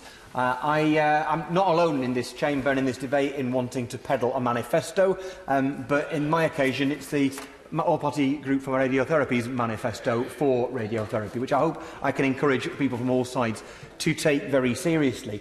50% of those people with cancer, which we've already established is going to be half of us at some point during our lives, 50% of people with cancer need radiotherapy, and yet only 5% of the cancer budget is spent on radiotherapy. The NHS long-term plan rightly identifies, as has just been mentioned by the honourable member for Crawley, rightly identifies the need to identify more cancers earlier. And early diagnosis is massively important. The United Kingdom stands below average amongst European countries for cancer survival for 9 out of 10 cancers, the second worst survival rate in Europe for lung cancer, and the Lancet just in September demonstrated that we had the worst survival rate amongst cancers across a range of comparable countries. Poor survival is in part down to late diagnosis, but it is also down to poor access. The increase in early diagnosis that I hope will be the case as a result of the NHS long-term plan's success will therefore, of course, increase demand for radiotherapy. There is no plan within the NHS long-term plan to provide that radiotherapy to create, with the extra demand that it ought to, if it's successful, create. Poor survival is also down to poor access. Radiotherapy is used for curative purposes 8 times more than chemotherapy, and yet only, as I said, gets a fraction of the investment in it. The All-Party Group discovered in our inquiry that there are 20,000 people in the United Kingdom who would benefit from radiotherapy who are not getting it. We discovered also that 24% of people living with stage 1 lung cancer are not getting treatment, largely down to poor geographical access to radiotherapy treatment. And indeed, the fact that, despite the fact that all 52 cancer centres in England are enabled with Sabre-precise radiotherapy technology, only 25 of them are commissioned to deliver it. That means, therefore, that 27 of the cancer centres in England are being, due to the tariff, are being rewarded for using less effective radiotherapy and penalised for using the more effective radiotherapy. To fix that would be free, by the way, and it's been months and months and months, NHS England refusing to deal with that. The All-Party Group also found that when new satellite centres from existing large cancer centres are built, there is an average increase in the demand for those satellite centres of 20%. So a 20% increase in expected demand, proving that there is unmet demand in our communities for radiotherapy not being reached. Why? Because people live too far from that radiotherapy centre. That is why I ask the ministers to consider our local proposal in the South Lakes for a satellite centre in Kendal at the Westminster General Hospital. We've been campaigning for it for many years. We have an excellent cancer treatment centre at the Rosemere Centre in Preston. Nothing wrong with it whatsoever. It treated my dear late mother. The only thing wrong with the Rosemere Centre in Preston is it's too flipping far away for those of us who live in the Lake District and the Yorkshire Dales. I accompanied a woman called Kate, a young woman called Kate, on one of her many trips to Preston to get treatment. It was a 3-hour round trip, and she lives at the south end of my constituency. I went to the Prostate Pals meeting in a pub in Kendal just last week, when you've got several men making 4-hour round trips every day a week for 6 weeks, often debilitating financially as well as physically. And that is why we desperately need that cancer centre at the Westminster General Hospital in Kendal, linked to the Rosemere, as I say, a satellite. Because longer journeys mean that people have shorter lives. I'm going to call this particular lady, an older lady called Liz, diagnosed with skin cancer again not very long ago, and she told me that she was choosing to decline the radiotherapy treatment that she had been diagnosed or had been recommended by her oncologist. Why? Because of her age, she just could not cope with the journey. So that woman, Liz, made the conscious choice to have a shorter life, because the journey it would take her to get the treatment was too long. So I want to ask the Minister now to accept the Radiotherapy Manifesto in full, to enact all the things which are set out within it, agreed across party. But I'm bound to ask, on behalf of the people of my communities in the South Lakes, that we invest now, we end the long, long wait for people to have a radiotherapy satellite unit at our hospital, the Westminster General in Kendal. Lucy Allen. Thank you, Madam Deputy Speaker, and it's a privilege to speak in this debate. And I particularly want to pay tribute to the Honourable Lady for East Kilbride, because if we could all speak about this issue in the way that she did, we would have a much more constructive and productive debate. Now, we've spent so long in this place listening to the same people talking about Brexit, dominating the agenda and crowding out those of us who want to speak for our constituents on other issues. So I am delighted that today we are discussing the Queen's Speech debate and we are discussing the NHS. And unlike the Honourable Member for Wimbledon, who forgot that he had put in to speak in today's debate, I have been long anticipating this opportunity and have been writing long speeches that will not get heard today, but I know I will have an opportunity on other occasions, because I want to speak about the fears and the concerns of the people of Telford, who have lived for the last 6 years while there has been an ongoing debate about the future of our A&E and our Women and Children's Unit. And I do accept that this issue is not of the Secretary of State's making, and I do understand that there has been a revolving door of senior executives who have set the agenda on this issue. And I'm really glad to see that today the Secretary of State is trying to help out on this issue, and there are discussions ongoing about keeping A&E in Telford, and I am very grateful to him for his efforts. Now, in the blizzard that is Brexit, it is inevitable that it's been impossible for Cabinet Ministers, senior Cabinet Ministers, to properly focus on the day job, and mistakes will happen that were not meant to happen. And I think this is one such case. This summer, we watched with mounting excitement as the new Prime Minister set out an energising domestic agenda with the NHS at its heart, and we heard about his genuine desire to tackle the concerns of leave voting left behind communities and their sense of being ignored. And in August, as plans were unveiled for 20 hospital upgrades and 40 hospital new builds, we saw really genuine, touching videos of the Prime Minister visiting hospitals across the country, from Boston to Harlow. And there was something very moving about the way he acknowledged the sense of identity that people have when talking about the NHS, that sacred promise between the people and the state, and talk about levelling up. And as summer rolled into autumn, on the 2nd of October, just 70 days into the new Prime Minister's premiership, he stood on the stage in Manchester at our conference with a brilliant and inspiring speech. And I heard him speak with a clear understanding about opportunity not being evenly distributed, and that it was the job of government to unlock the potential, to level up, to narrow inequality, and to deliver on the priorities of the people. And he spoke about his mother and her way of teaching him that equality and of dignity and worth of every human being. And my spirits were lifted by that vision, because he said that the NHS sums this up, because it doesn't matter who you are or where you come from, the NHS is there for you. My constituents would inherit that vision under a new Conservative government. And the Health Secretary was sitting in the front row watching that speech, and he must surely too have been moved by what he heard. But within hours, he was back in London in his office, and with a stroke of his pen, he was signing approval for a scheme that we in Telford have been fighting for the last 6 years. And as is the way with these things, it was the outpouring of rage on social media that reached me first. It seemed the Secretary of State had approved a decision that would see Telford losing our A&E and our Women and Children's Centre. Now, I know the Secretary of State wanted to get this right for Telford. He told me so. He knew how important that centre was for our community. He'd been to visit. And yet, when this decision was made, no, there was no press release, there was no announcement, there was no briefing for MPs, there was no attempt to justify to my community why it was that this was good for them.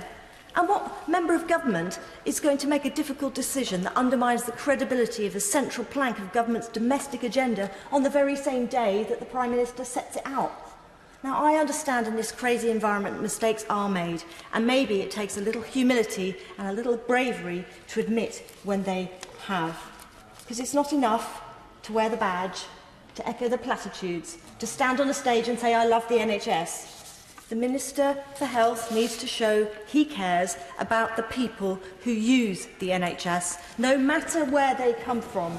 And in this case, it seems the people of Telford were forgotten. And I can say this is a great Queen's speech, but it must not just be words. We have to mean it if we are to be the party of the NHS, and there is work to do in Telford to demonstrate that is the case. Ellen Smith. Madam Speaker, and I'm really pleased to follow you, my Honourable from Telford. The speech you gave was really amazing. Thank you. Now, in the Queen's speech, the government did not mention the long-awaited Green Paper on the social care or lay down any plans on how they would tackle the social care crisis.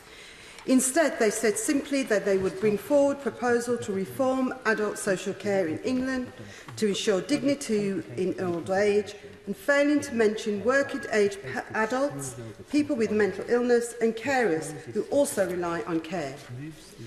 Everyone in this House knows that the current social care system is in crisis. It's facing serious challenges as more people need care, but chronic underfunding means that fewer people receive it, and for them, every day is a struggle. Recently, the Care and Support Alliance conducted a survey of over 3,000 people with social care needs and found that 1 in 5 respondents went without meals due to lack of care and support, 1 in 4 struggled without basic support, including getting out of bed in the morning, getting dressed or going to the toilet, and over 1 in 3 felt lonely and isolated because of the lack of care and support. Social care also plays an important part in managing hospital admissions for people with mental illness. According to the independent review of the Mental Health Act 1983, around half of all the delayed discharges from mental health wards are the result of difficulties in securing appropriate housing and care packages. Organising such as the Royal College of Psychiatrists, can I give way? Thank you for giving way. Some of the figures that I've received, and the Honourable Lady will be aware of them as well, some 850,000 children and young people have a clinically significant mental health problem. 1 in 10 children between the ages of 5 and 16, 3 in every classroom, have a diagnosable mental health problem, and that 75% of mental health trusts have not enough budgets to look after it. Does the Honourable Lady feel that whenever the Minister responds, he should deal with the issue of children's mental health? Massive issue, needs to be done, needs to be addressed. Absolutely, and I do agree to that, and the Royal College of Psychiatrists will back you up as well. So organisations such as the Royal College of Psychiatrists have said that the long-term plan ambition of reducing the length of stay in adult acute inpatient mental health settings cannot be achieved without an improved social care. It is also important the role of the carers in supporting a person with social care needs is acknowledged. Their own mental health could be at stake due to the pressure, lack of support and lack of information. According to the report published by the Rethink Mental Illnesses, only 1 in 4 carers, that's 23%, felt well informed and respected as partners in care, and a similar proportion, 24%, received no carers assessment despite it being mandated on the Care Act 2014. When the social care of patients is not met, not only does their independence suffer, but so too does their health, which has a detrimental effect on the NHS. If the NHS is to deliver the ambitions of the long-term plan, a stable and effective social care system is needed. This is why we need to join up services from home to hospital and have a properly integrated NHS and social care services. It is a fact that if the integration of health and social services were to take place, more can be achieved and money can be saved when resources are used jointly. This will ease the access and the workforce pressure that continues to present significant challenges across all care sectors. If the government really wants to tackle this crisis, they must reinstate levels of access of care that was back in before 2010, and it was under the last Labour administration. Neil O'Brien.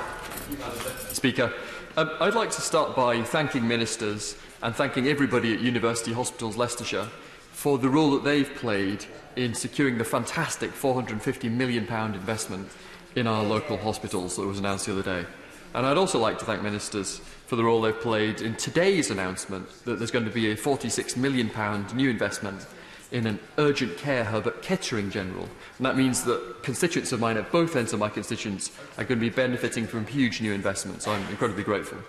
And those are not the only pieces of good news we've had recently in my constituency. We've got the gleaming new treatment centre at St Luke's in Market Harborough. We've had the wonderful news that we're going to be keeping the world-leading Children's Heart Unit at Glenfield, a service which is not just brilliant for everyone in this country, but actually through the charity Healing Little Hearts, actually provides help for people across the entire world. And we've also got the futuristic new A&E at Leicester Royal Infirmary. And these are all great, but the investment that we are about to receive will be even more transformational. And the Secretary of State came the other day to the Royal Infirmary, and as we walked around, we heard about both the challenges but also the opportunities that we've got locally. We saw the difficulty of working maternity split across 2 sites.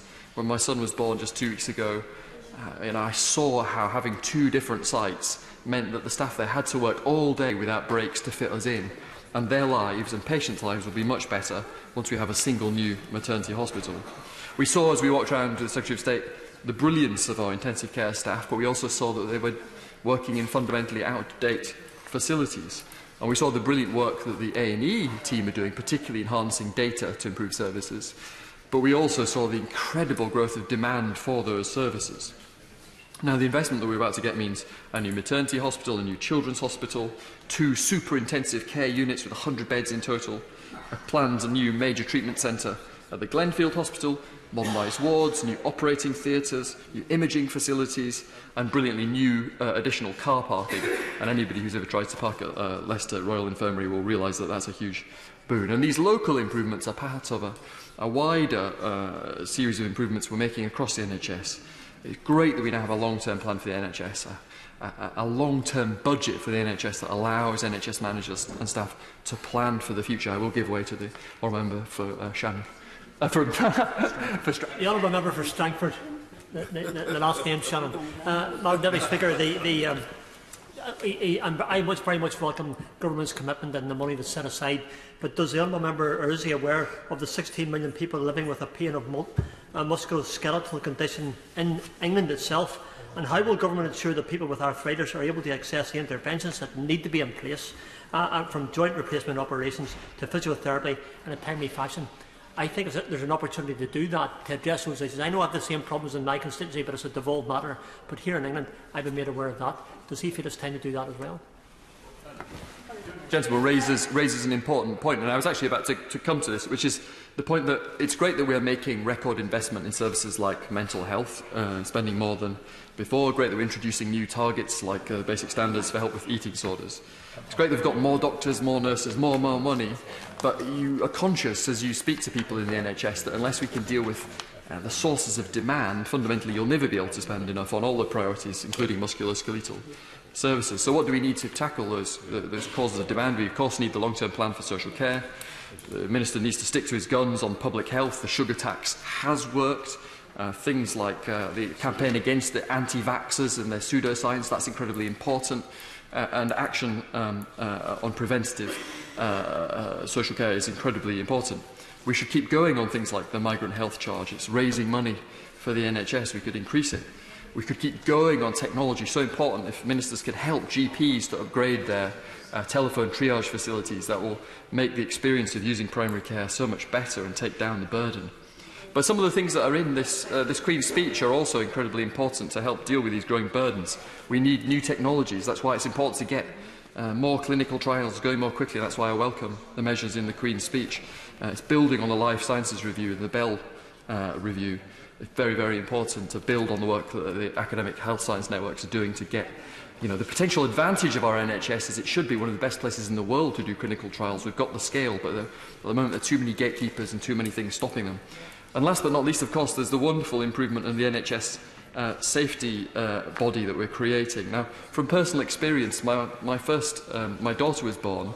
Some things went wrong. We had a wonderful registrar, junior registrar, who did lots of things right, but a few things went wrong. My wife gave birth without anaesthetic.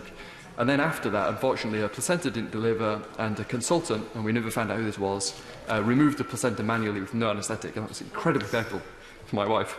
And so it is important, as the member for Harwich and North Essex said, that we learn lessons in the NHS without attributing blame.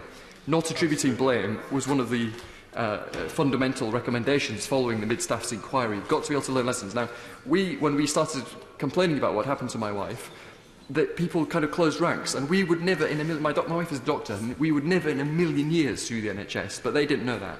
And so we never even found out who the consultant was that got things wrong. And so I don't know now whether the lessons were learned from that mistake or whether they weren't. I hope they were. But having a no-blame culture, having this new body, learning from the experiences of painful things like the Babagawa case, is the way that we can have truth and reconciliation, and where we can have a system that learns. That is one of the most important things we can ever do to improve the NHS, is to make it a system that is a self-improving system that's constantly learning and constantly getting better. Gio Moore. Thank you, Madam Deputy Speaker. And I want to start by thanking all the NHS workers from wherever they come from in the world who do such fantastic work for the health and well-being of my constituents in Newcastle. And I do want to reiterate all that has been said about the devastating impact which any Brexit, but particularly a no-deal or hard-right Brexit, will have on the NHS and on our European Union brothers and sisters who work in the NHS in Newcastle and across the country. The Labour movement fought for the NHS because working people understand the terrible consequences of ill health for those without any means. And just as under this government the gig economy is bringing back types of job insecurity that we thought the Labour movement had banished from modern-day society, so this government's backdoor privatisation is undermining our NHS. My right honourable friend, the Shadow Secretary of State, emphasised how that is driven by an ideology, a right-wing ideology, and I want to highlight a particular area in which this is particularly obvious, and that is in the requirement for competition in primary care, particularly for GP surgeries in poorer areas. There's been more a rise in poverty under this government, and with poverty comes increased health problems. GPs working in areas with higher levels of deprivation have higher levels of workload, and patients with more complex needs.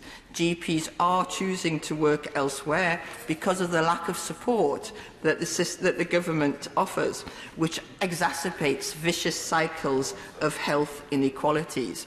And when it comes to GP contracts, there are requirements that they be competed for, even though there isn't anyone willing to compete. So this means that contracts are returned early after 2 or 3 years, and my constituents do not have the continuity of care, the high-quality continuity of care that they deserve.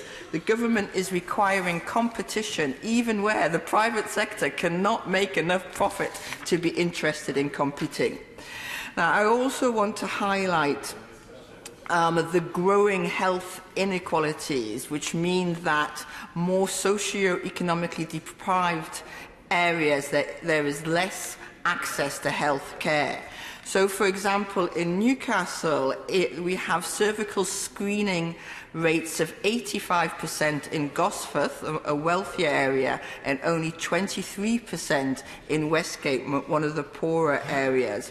And in the northeast has the highest level of epilepsy in the country, with poorer people more likely to die from epilepsy. And as today is SUDEP Action Day, I particularly wanted to highlight the work of SUDEP in combating rates of epilepsy. Higher health inequalities under this government mean that more people are dying and suffering unnecessarily. Madam Deputy Speaker, I also want to talk briefly about the privatisation of NHS data. I understand that at the moment the Office of Life Sciences is assessing the value of NHS data as part of the Life Sciences Industrial Strategy. This is in the absence of a regulatory framework which gives patients control over their own data and therefore leaves it open to being sold off as part of a future trade deal, something the public is completely against. And the fact that the Department for Health did not take up the Great North Health Record, which was an opt-in rather than an opt-out health record, means that these dangers are all too obvious. Madam Deputy Speaker, I want to finish with two areas which in themselves deserve hours of debate, and that is mental health and social care. In Newcastle, mental health, particularly for young people, is a rising issue which is raised with me by police, schools and housing, and we have yet to see real parity of scene. And when it... thank you. I've got a member of me when she mentions mental health. One of the issues that, and I know Northern Ireland is devolved, but right across the United Kingdom, the message that we're getting that we need to have more trained nurses in mental health, especially for young people.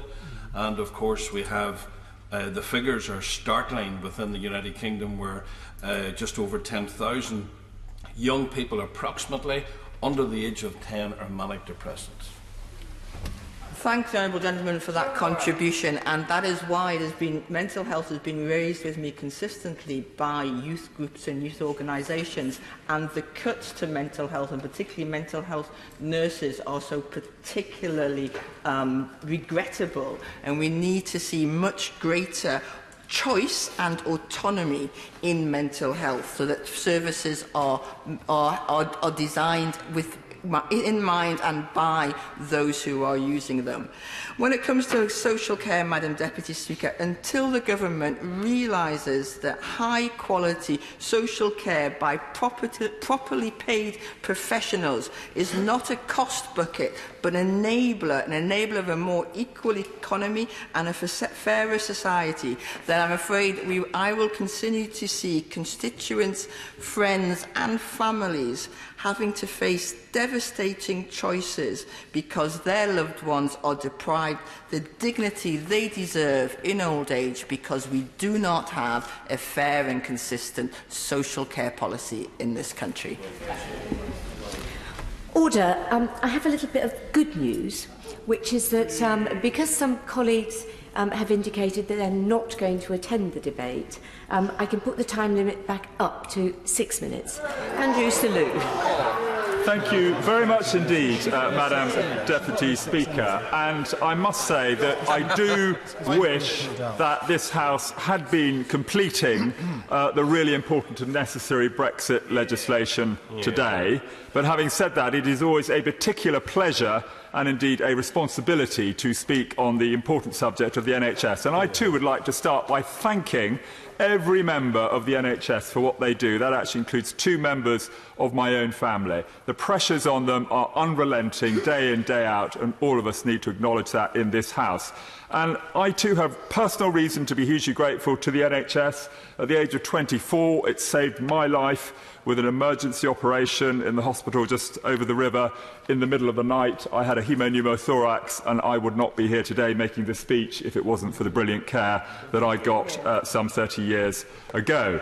Now, carrying on looking at the staff within the NHS, having met with a number of the presidents of Royal Colleges last month, they said to me that they think we actually need to double the number of medical students that we are training. Brilliant news, we recently increased that by a quarter. The level of demand is such that we, with the people review going on in the NHS, are going to look to need to double that. It is also something I think we need to look at, that I understand the evidence is that up to 1 to 3 hours of every day of the work of a doctor could be done by non-clinical healthcare staff, and we need to think about that, so we are using our staff as effectively and appropriately as possible. It does hugely concern me how many medical students we lose from this country who we train at public expense, who then go off to Australia or to Dubai or somewhere else. Are there some perverse incentives in the system? And actually, where is the value for money for the taxpayer after we have trained them? I also hear from staff that sometimes they are working with computers that take half an hour to warm up. And yes, we want to get rid of the fax machines, yes, we want the latest technology, but computers that just turn on and work are really, really important for NHS staff under pressure. We need to look at putting more nurses into care homes to stop inappropriate visits from their care home residents to accident and emergency services. We need to make sure there are enough practice nurse courses in rural areas. There are gaps there that is leading to poaching. We could perhaps use the apprenticeship route. I understand that of medical school students who graduate, 27% of those are going into general practice, but I understand from the Royal College of GPs that needs to be nearer 50% in order to meet the acute need for doctors in GP practices up and down the country. And there is also very great variability in the proportion of medical students that go into general practice from our medical schools, and we need to learn to raise the proportion going into general practice because that need is so acute. I'm also concerned that we don't have a proper career path for associate specialists, particularly in surgery, in our hospitals. These are very valuable members of staff, but they can drift around the system a bit, and I understand about 20% of them are leaving, so we need to look after them better and plan for them more appropriately. We need to link our health visitors more closely with the new primary care networks. Health visitors do invaluable work, in particular their national child measurement data doesn't get transferred to GPs in the way that it should do, and that leads to problems not getting on top of childhood obesity.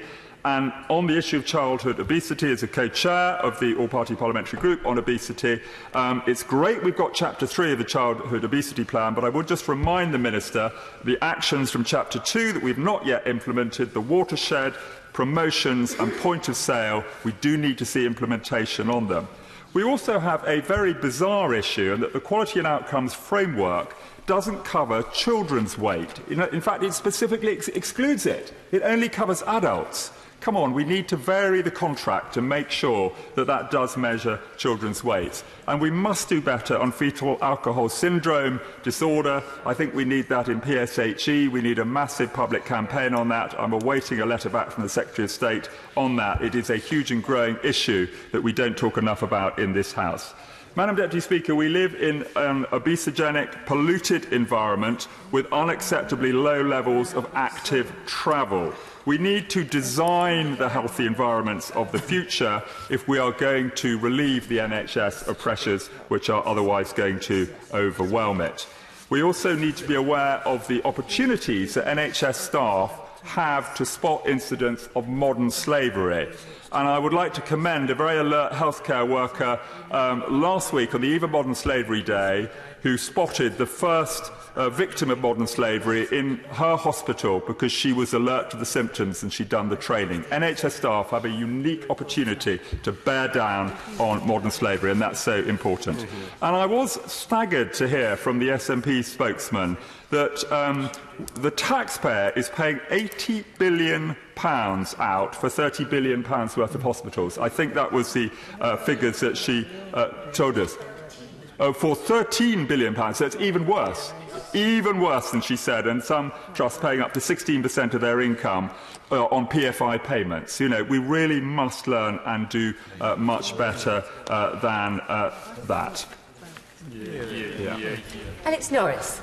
Thank you, Madam Deputy Speaker, and it's a pleasure to follow the honourable member for South West Bedfordshire, whose personal leadership on modern slavery is something that we very much appreciate in this place, and today we may well have seen a reminder of why it's more necessary than ever. I made my maiden speech in the Queen's Speech debate. Google tells me 848 days ago, which is very strange, Madam Deputy Speaker, because it simultaneously feels like a lifetime ago, but also like yesterday too, so perhaps that's what those days have contained.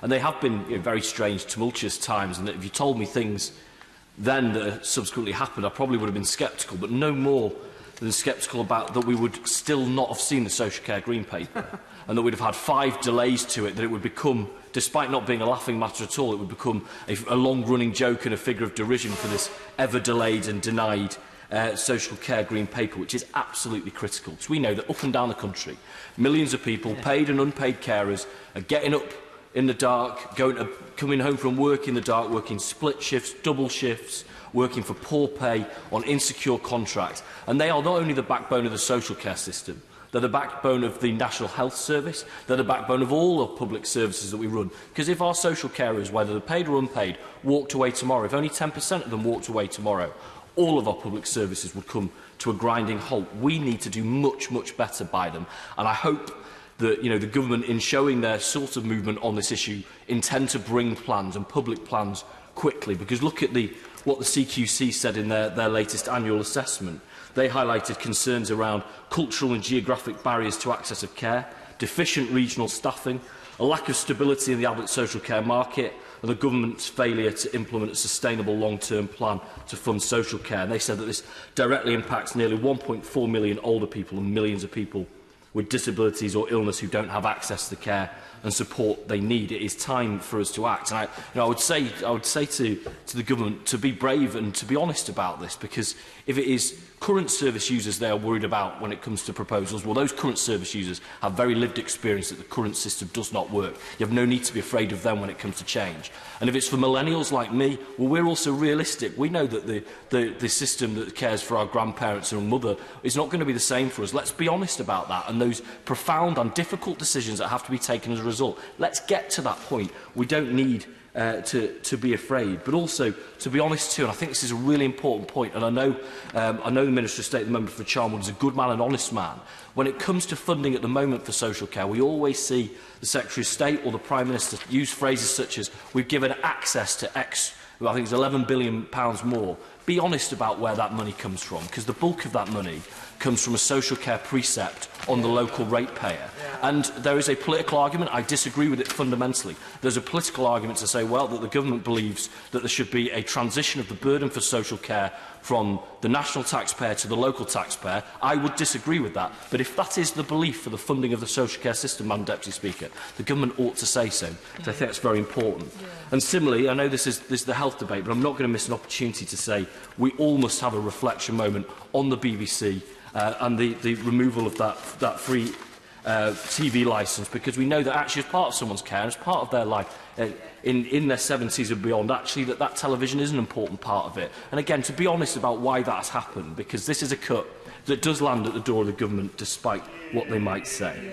But failures in social care have a profound impact on the individual, we know that, but they also have a profound impact on the National Health Service. And I have a real passion for integrated care. I can't quite see the Shadow Secretary of State, but when I was his PPS, I used to bore him at great length about the virtues of integrated social care. When I was Health and Social Care lead in Nottingham for 3 years, it was by far the least popular thing I did. I had campaign groups at my door weekly saying that my enthusiasm for whatever, and there were flaws in the models around STPs, ACOs, ACSs, whatever rebranding we're at the moment. There were flaws in those models, but fundamentally, integrating a National Health Service with our local authority social care is a very good thing, and would lead to, if we did it properly, would lead to people not having to ring up multiple agencies to sort their loved one's care. It would lead to proper seamless care that's based, rather than based around organisations, was based around individuals. So again, I say, Ed, let's be bold on integrated care. Let's be brave. She wasn't concentrating. I got away with it. Let's be bold about this. And actually, I think if you are, you actually will see the best of politics work, and you will see a lot of consensus build. I want to use my limited time available just to again reference public health. I'm proud of what I said around integrated health, and I'm proud of what we did in Nottingham. We did good things. One area where I reflect on my time in local government without pride is around public health. You know, we did do good things around trying to be more innovative with the public health grant, but fundamentally, because of the nature of the cuts that have come down the line over the last 9 years, we made cuts to public health services. I made cuts to smoking cessation services. A terrible public policy decision, because there simply wasn't enough money. That I'll happily give way. Is he aware of the Health and Social Care Select Committee report today, which highlights the fact that there's been a 30% cut in funding for drug treatment services over just the last 3 years, which is catastrophic for those people involved? I have to say, having had a long 4-and-a-bit-hour vigil in the chamber, I haven't actually had a chance to see it, but I certainly will. But that is the picture up and down the country. That's the picture in Nottingham. And the key thing in that is, as well as being absolutely dreadful for those individuals affected, it is terrible for the system to not have those good interventions, often early interventions, around drugs and alcohol. Because if we let those things spiral, then the impact on the individual and the costs related to the system grow exponentially. These are really, really bad value choices to be made, and we could do much, much better around public health. So just to finish with a point around cannabis on prescription, we've had important conversations on this today. It's good that both the member for Hemel Hempstead and the member for Gower are here, and their leadership on this again has been absolutely crucial. I heeded very much what the Honourable Member for Hemel Hempstead said about how to characterise, which I changed my speech from medicinal cannabis to cannabis on prescription as a result. You know, I've had that case in my constituency, as many have, with a very, very frustrated parent who couldn't understand why their child didn't fit into the criteria. I'll happily give way. Thank him for giving way, and it's a really important point he's making. I'm thanking him for changing his speech slightly. The reason it's so important is that because of the observational trials that we need to have, we need to know exactly where the THCs and the chemicals that comes from the cannabis oil, what the strengths are, what it is. So that's why it's prescribed medical use of cannabis oil is crucial when we make this argument, otherwise we'll lose the public's will. I'm grateful for the honourable gentleman in improving the quality of my speech by adding that to it. But he will have heard, and I have a lot of confidence actually, and this afternoon has only grown that, he will have heard what the Shadow Secretary of State said, that if it is primary legislation that's needed, but clearly not, but whether it's regulations, whatever it is, in this place we are very capable of having a grown-up and proper conversation on this issue and coming to the solutions. I know that's what my constituent and her mother are desperately looking for us to do. So I will finish by saying, we are very grateful in Nottingham for our excellent health and social care staff. They do an incredible thing, and they keep our communities going, they bring hope, and they bring proper enjoyment to life for so many people who are struggling with profound challenges, but they want us to do better. The Social Care Green Paper would be a really good chance to do that. I hope we could do that quickly. And integrated health and social care promises so many virtues if we got round the table and had a proper conversation about it. I hope we can do that. Thank you, Madam Deputy Speaker. Mark Pritchard. Thank you, Madam Deputy Speaker. I don't know about you, but I'm absolutely delighted that the age of austerity is over. And what we've heard from the front bench today is a commitment to more investment in the NHS, record investment in the NHS. And in my political lifetime, I don't think I've heard of any government of any political colour that is so committed to the NHS, and a Prime Minister and a Secretary of State that is similarly committed. And of course, that has to come on the back of a strong economy. It's not the magic money tree that we hear so often about in politics. And I'm also delighted that we're talking about something else apart from Brexit. And I hope that we can get the withdrawal agreement bill through, in order that we can get on to legislating, getting the Queen's speech through, legislating and making sure that these improvements to the NHS actually take place. But I'd like to go local for a moment and thank the Minister of State on the front bench and all of the team at the Department of Health for ensuring that Shropshire and the Borough of Telford and Wrekin have not lost out in this record investment in the NHS. In fact, In Shropshire, we're seeing the largest investment in the NHS in its history, in its 70-year history, £312 million. That is absolutely fantastic news. Now, what does that mean locally? Well, for my constituents in the Wrekin, it means that most of the planned surgery, that's the majority of surgery that takes place, that's what the majority of hospitals do around surgery, is going to take place at the Princess Royal Hospital in Telford. That my constituents will no longer have to take a journey to Shrewsbury for the majority of the reasons they visit their local hospital trust. That is good news. Now, of course, there is a debate at the moment around the accident and emergency ward, but I'm absolutely delighted that today from the Secretary of State we've heard that the A&E has been saved at the Princess Royal Hospital in Telford, and in fact will be the very latest in modern thinking on how A&E services are provided under the banner of A&E Local. Now, of course, some cynics say, well, maybe that's A&E Light. Well, it won't be as long as I'm on the case and my honourable friend for Telford are on the case, working together in tandem for local people, ensuring that we have an A&E that is providing what it needs for local people. And I'm glad the Secretary of State, in releasing the £312 million to Shropshire and the Borough of Telford and Wrekin, said that that release of funds is conditional upon the A&E at the Princess Royal Hospital in Telford being sufficiently run, adequately run, resourced up, getting the right staff levels and having the right expertise and clinical and medical cover that it requires to service the people of Telford and Wrekin. That is a commitment that he has given.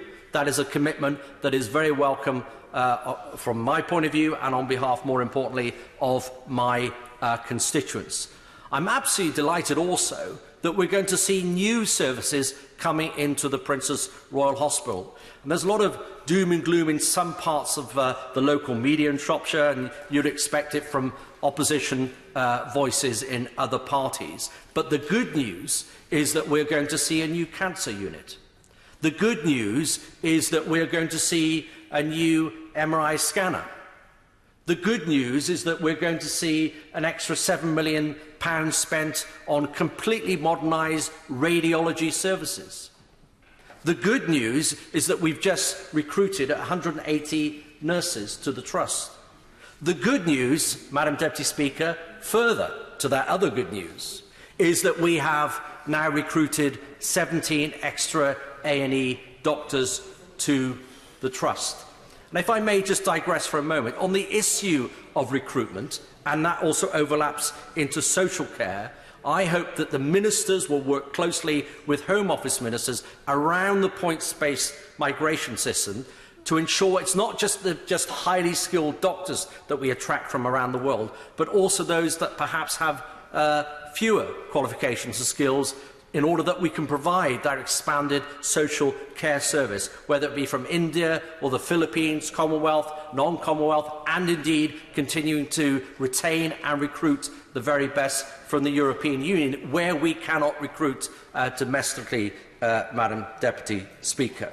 So there are many, many positive things coming as a result of the Future Fit programme in Shropshire.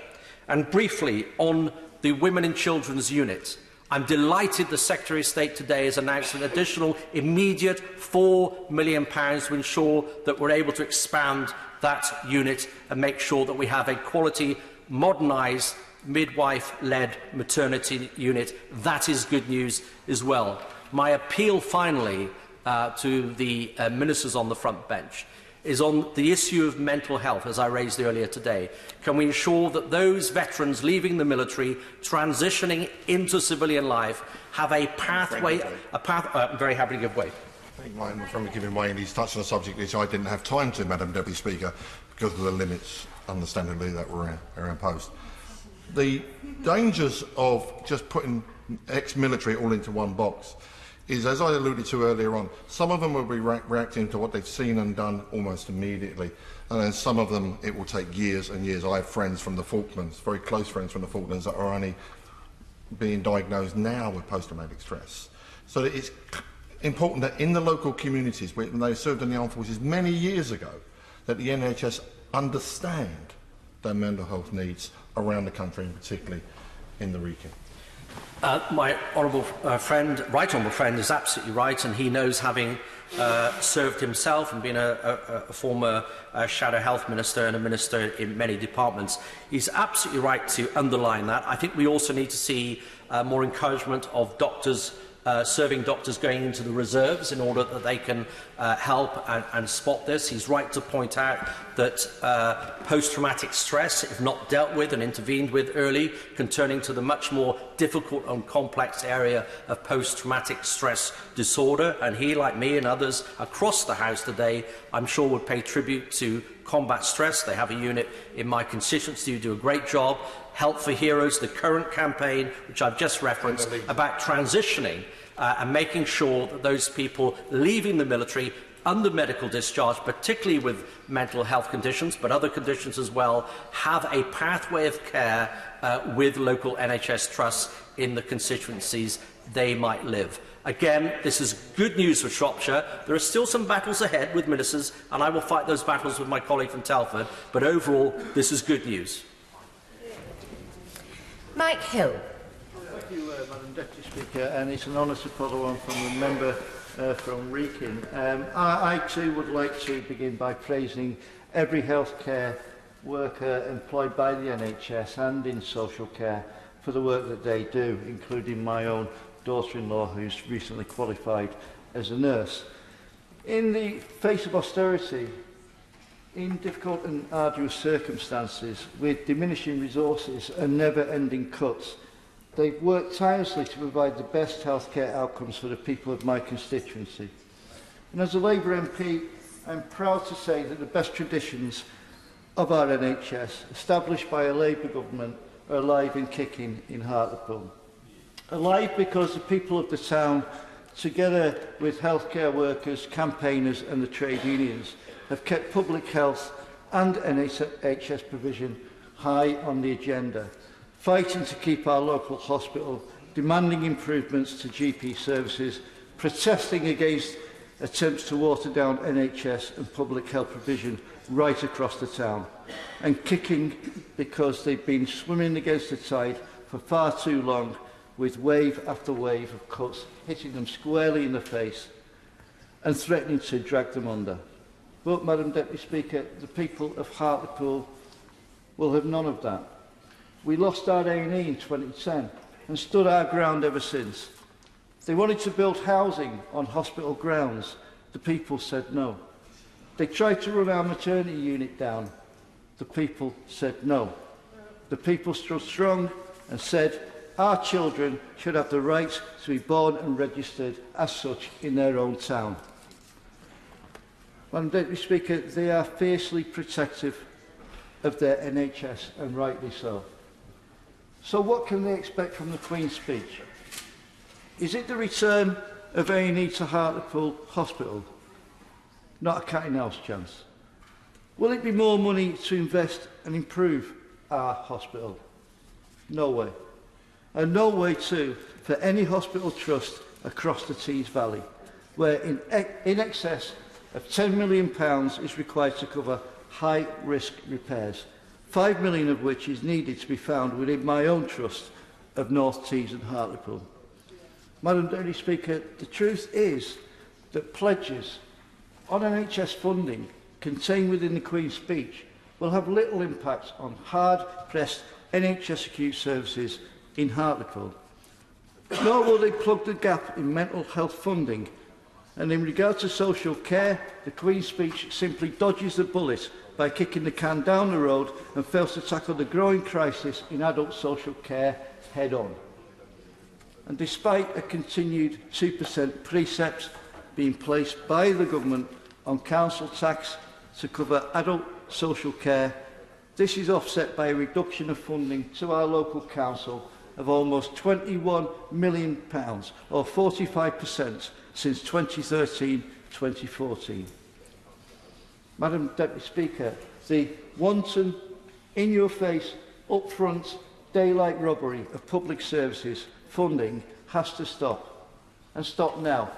if we're going to tackle serious health inequalities and growing social care needs in places like Hartlepool. And the Queen's speech simply does not do that.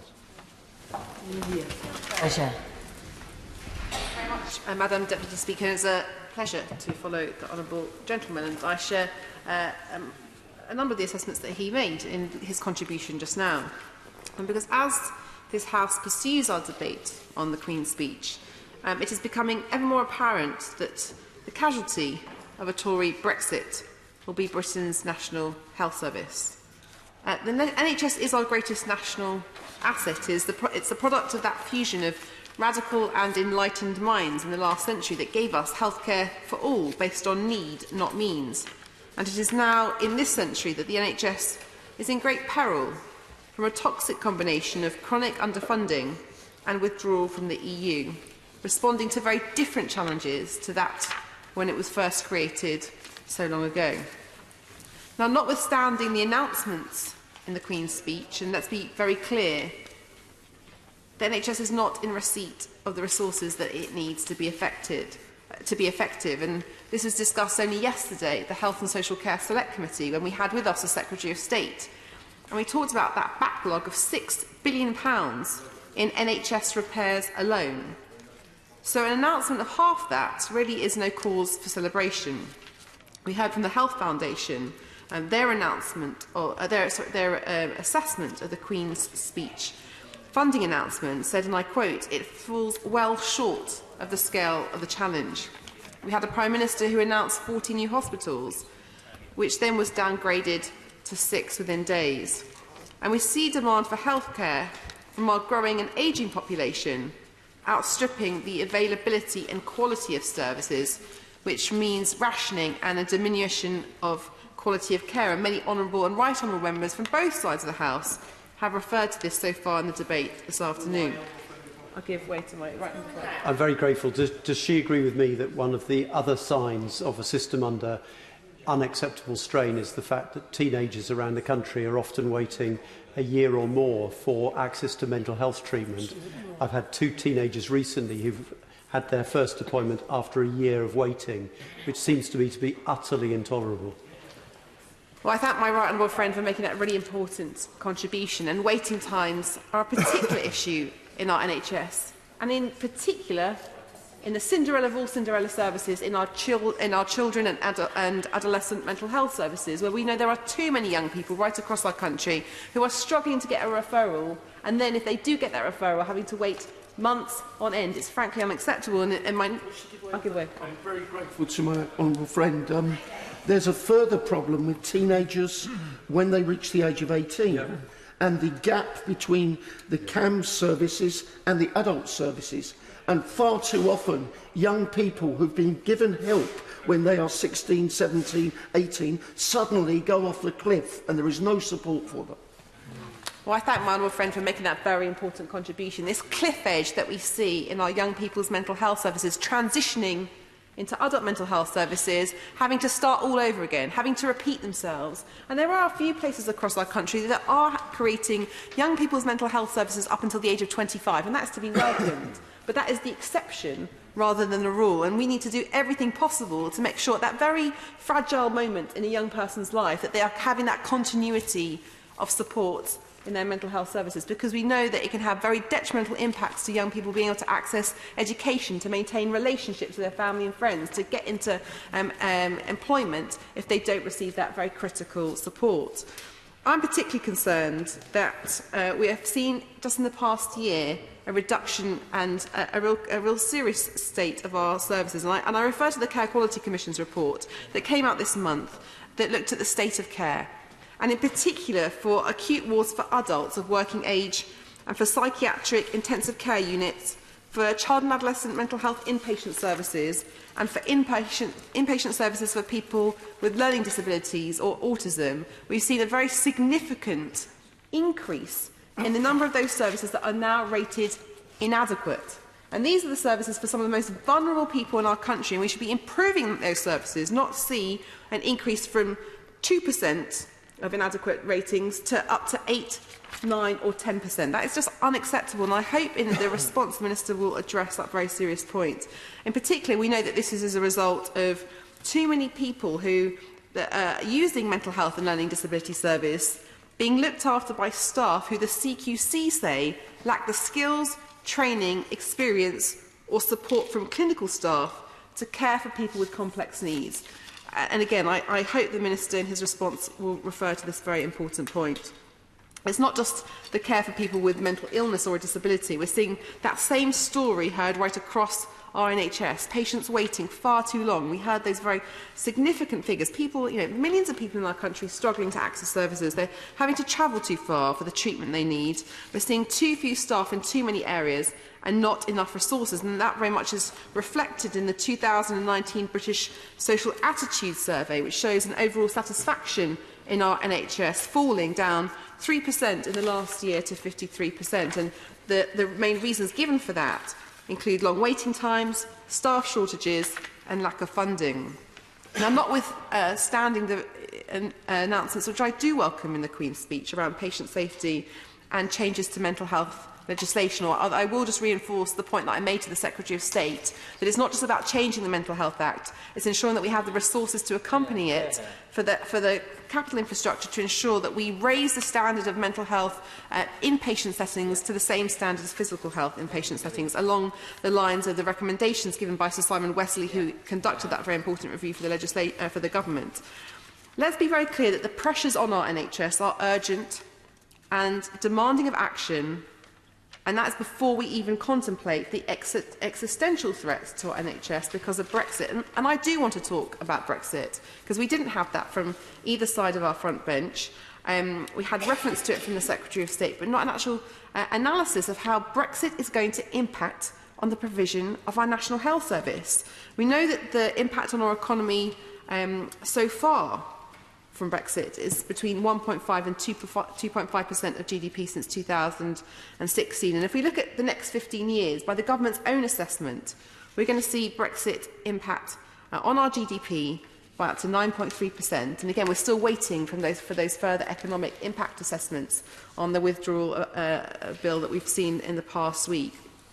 There's a threat to our NHS workforce.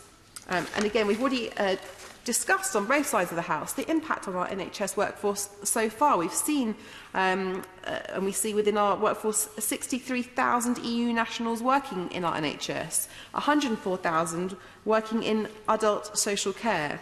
And we should be lining up to thank each and every one of them for the role that they play and the contribution they make to our National Health Service, instead of making them feel like unwanted strangers. And I'm sure I'm not the only MP in this House who has received representations from people that are serving our NHS and social care service, who go above and beyond under incredibly pressurised circumstances to provide the best levels of care they possibly can, and are feeling very, very concerned about what the future holds for them at this moment in time.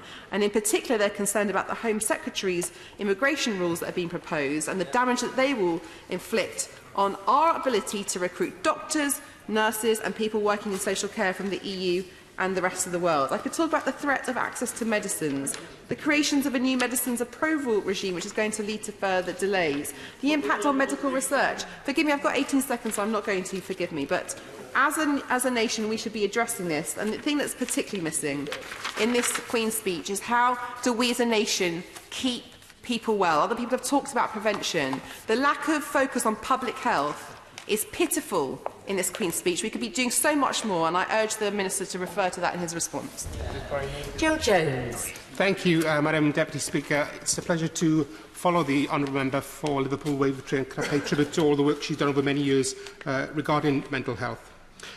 I would like to start my contribution with the theme of today's debate, obviously the National Health Service, and the need for investment in our NHS across the UK has never been so crucial.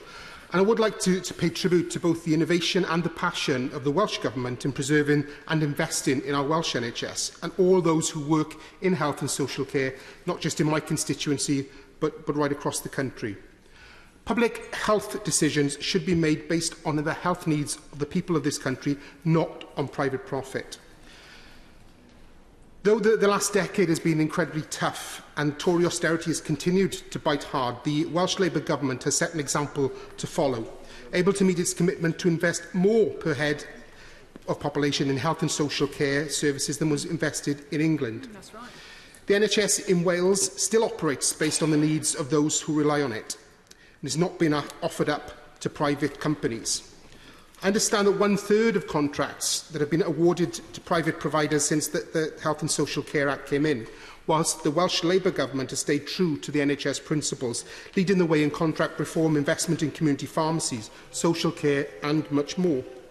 Under the Welsh Labour Government, the Welsh NHS is leading the way in many areas with ambitious targets and investments, such as keeping prescriptions free of charge for those who can't afford the prices used in England for the medicines they need, maintaining a bursary available to those studying to become a healthcare professional, and making the most of advanced new treatment drugs available to patients after just 12 days on average compared with 90 days in England, and much more. I will. I'm grateful to my honourable friend, and it's great to see members of this House, Welsh members of this House, championing the NHS in Wales, and it's a shame that members on the other benches spend too much time attacking the Welsh NHS. But would you agree with the list he gave out, including free prescriptions, but also free car parking, makes a huge difference in the hospital in his own constituency, and the hospital that neighbours my constituency? That makes a real difference to patients, but also to visitors across Wales, in ensuring they don't have huge car parking charges when either receiving treatment or visiting family. My honourable friend makes an important point, and the NHS in Wales has a good story to tell. I know from my own personal experience of visiting my dad in hospital in recent weeks, the parking provision in Prince Charles Hospital in Merthyr Tydfil and across Wales, having that free provision is important. I think, Madam Deputy Speaker, we must continue to be vigilant to ensure that the... I thank my honourable friend for giving way. And before we leave the list of Welsh firsts, would my honourable friend agree with me that while Wales has pioneered, one of the first nations in Europe, presumed consent for organ donation, which was criticised, I think, by the party opposite, is now being adopted by the party opposite? I thank again my honourable friend for that intervention. And as there is a very positive story in Wales, and Wales is leading the way in many areas in health. And despite the bluff and bluster we hear from the party opposite, there are many positive attributes to the Welsh NHS. And as I said, we do need to continue to be vigilant to ensure that our NHS is not subject to the vagaries of a Trump-style trade deal with the US. In Wales, the Welsh Labour Government has emphatically stated that our NHS is not for sale, and this should be the case right across the UK.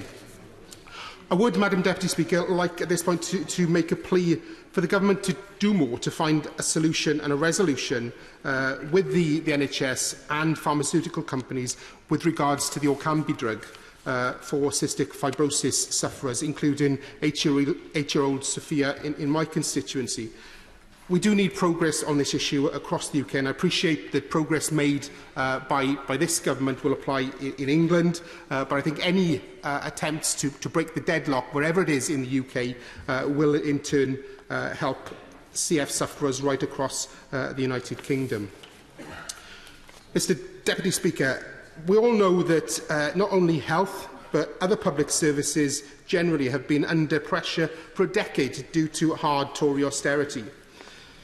The Tories are certainly not the party of the NHS, as they claim to be, and the neglect shown by the Government in the Queen's speech to other areas, including health, social care, mental health, education, is a real cause for concern. The speech was really a missed opportunity by this Government to tackle the hardship felt due to continued austerity measures, cuts to things like social care and local government funding, because I think it is important to recognise that local government do have an important role to play in public health and social care, and something that has been significantly underfunded in recent years.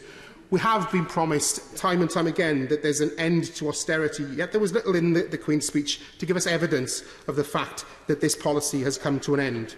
Our local councils are suffering and they are able to provide services that we're aware of, visible services that sometimes people take for granted. But the opportunity to deliver those services is held back by the austerity measures that they're subjected to. This Tory government has starved our local authorities of resources for almost a decade, and although in the early years some councils were able to stretch their budgets to keep some of the vital services going, all that's left to cut now are jobs and services that are closest to the people. And although, Mr Deputy Speaker, local government in Wales is devolved to the Welsh Government, we know that the budget to Wales by this government is some £4 billion less per annum now than it was in 2010, which has had a huge knock-on impact on public services across Wales. And it's wholly wrong that this government must act to show that austerity really is coming to an end. For this government, as they have done in recent weeks, to use the police is a political propaganda tool after almost a decade of slashing budgets and constant cuts to policing and preventative public services, while violent crime has soared and conviction rates have reached record lows, is really shameful. I would, in the closing minutes that I have, Mr Deputy Speaker, like to raise something that wasn't in the Queen's speech. It was an error, in my view, and we're talking about the Queen's speech today, as well as obviously the theme for today, the NHS. One of the missed opportunities I felt in the speech was that there was no mention whatsoever of the government's plans to put right the cruel injustice felt by women born in the 1950s, and to address the anger that's felt by so many thousands of 1950s women in our country, many of whom would have worked in the NHS, social care and health services. It's more than 2 years now since the last Queen's speech, which also failed to give any mention of this issue, which has already been, at that time, a huge injustice for too many years. This shows just how long this Tory government has failed to act on this issue. So the government must act to get a fairer deal for the many thousands of 1950s women and bring an end to the shameful legacy of state pension inequality. We all know, including many on the government benches, that this issue will not go away until justice is done. Mr Deputy Speaker, we don't know how long this government has left. Hopefully, for the sake of the country, it's not too long. But it is clear from this Queen's speech that it is a government that's out of touch and out of ideas. Thank you. Very good. Chris Stevens. Mr Deputy Speaker, it's a pleasure to follow the honourable member for Merthyr Tydfil, and I can assure them that I too will be referring to the injustice and the ongoing injustice to 1950s born women. But as it is themed as an NHS debate, I do want to pay particular tribute to all the healthcare staff in the Queen Elizabeth Hospital or the Southern General in the Glasgow South West constituency, and indeed I would want to also say thanks to the healthcare staff at St Thomas's Hospital just over the bridge, because I do know that they do provide healthcare support to members across this House. Now, what a fascinating debate it's been so far, Mr Deputy Speaker. I was particularly interested in the view that we received from Conservative members that austerity is over.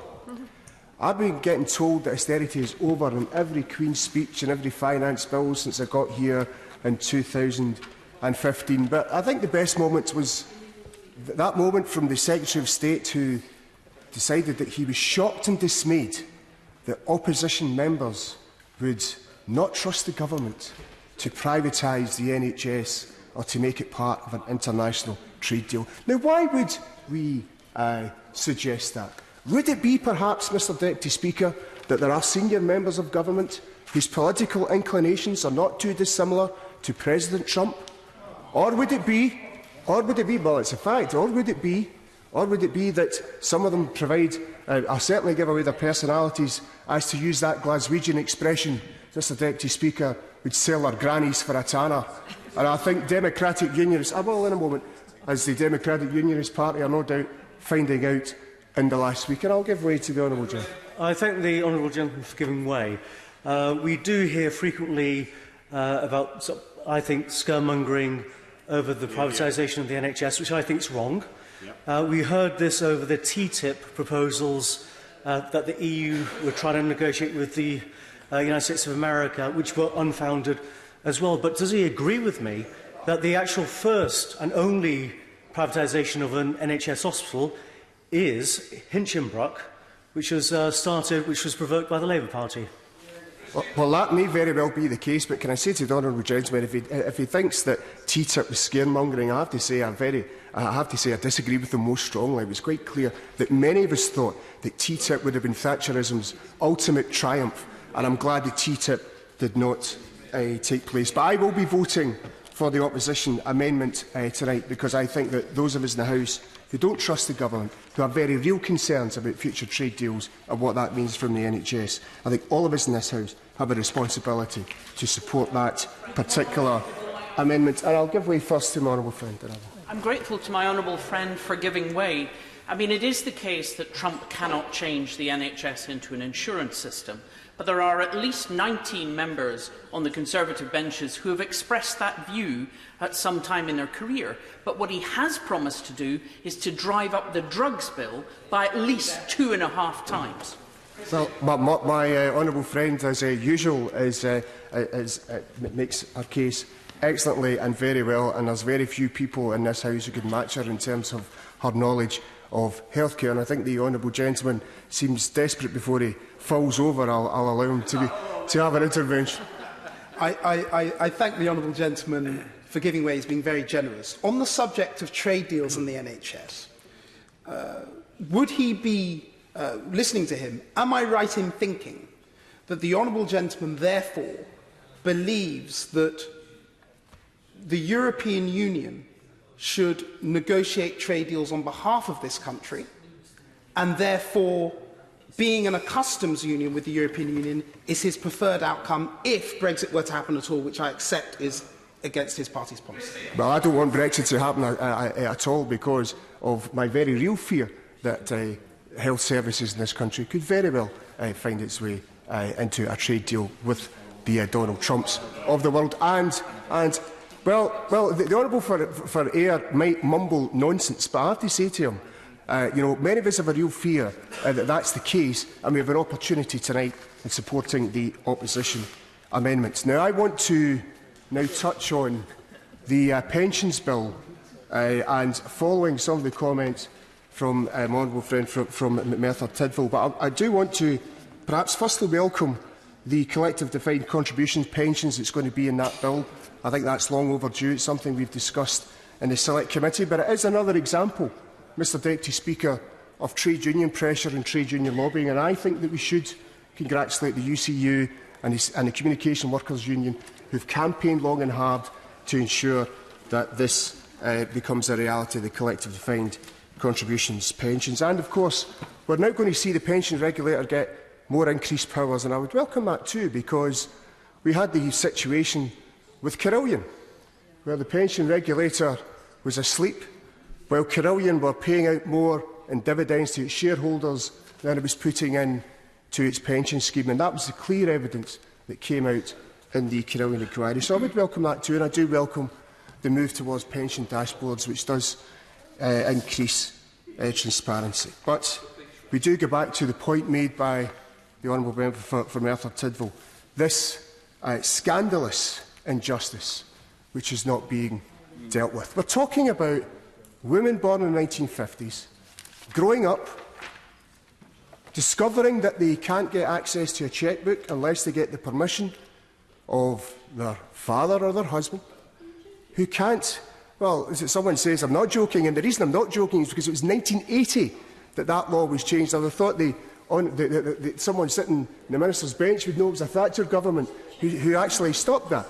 And it was the case that women couldn't obtain credit as well without permission from male relatives. Now, they go through that, through their lives, and they then are told at some point that they cannot retire when they thought they were going to retire. Because many women are saying to me that they did not receive correspondence or a letter from the Department of Work and Pensions saying that their retirement age has changed. In fact, I would suggest, in my experience, you're more likely to find someone who's got their 6 numbers than you would have a woman who has received a letter saying that their pension changed. I'll give way to one. Thank you for honourable member giving way. But would you agree that these women who were born in 1950s are not against the retirement age equality, but they are actually against the way it's been handled by this government? Well, it's been handled by various governments quite disgracefully, I would say. But it's the opportunity of Parliament now to address that injustice, and it really needs to do so. And it has to, because we're now faced with a sad situation, Mr Deputy Speaker, where women seeking this justice are dying, and that number is increasing on a yearly basis. And I think that we now really do need to address the issue. And one of the reasons we do need to address the issue is we keep getting told a general election is coming. Well, every member of this House should realise that the average number of 1950s-born women in each constituency is 5,000 women. 5,000 women, and that's not counting then their relatives and their friends. They have the power to ensure that if this government don't do something about this injustice, that they can vote for other candidates and other political parties who will. Thank you. Thank you, Mr Deputy Speaker, and it's an honour to follow the member for Glasgow South West, who made a passionate speech, especially in respect of the women who were denied their pension rights born in the 1950s. Mr Deputy Speaker, I was disappointed to see only one reference to mental health in the Queen's speech, and even then it was only referring to the Mental Health Act. And I was disappointed to see in the attached background briefing that the government's much vaunted parity of esteem does not stretch to any new funding for mental health services. 1 in 10 children and young people in the UK suffer at some point with mental ill health, and in Birmingham nearly 40% of the population are under 25. Mr Deputy Speaker, I'm sure you will be horrified to learn that despite that, for the whole of Birmingham, there is only one early intervention counselling service for young people. Shocking. The most recent count of the counselling service waiting list saw 400 young people waiting for a service. That's 400 young people in desperate need of support who require treatment urgently. That's 400 young people who will have to wait months to see someone. And that's 400 young people and families who in most cases have nowhere else to turn. And this unwillingness to recognise or properly fund vital prevention is yet another example of the Conservative government failing our children and our young people. Mr Deputy Speaker, is the Secretary of State surprised that more and more young people are ending up in A&E when we neglect early intervention care? We need to listen to the growing needs that young people have from young people themselves. The government are not doing this, and that is why I have launched a Young People's Mental Health Working Group, supported by Open Door Counselling, which is a local charity in my constituency, and the Centre for Mental Health. And this group will use their unique perspective to help shape the services they use for the better. Young people have a voice that we need to listen to. So what steps is the government taking to ensure that it works closely with young people with lived experience of mental health when developing future legislative and non-legislative actions related to mental health? Cuts have consequences. Slashing budgets removes safety nets for the most vulnerable in our society and has knock-on effects. I'm sure the Secretary of State knows that excluded students are 10 times more likely to suffer from mental health problems.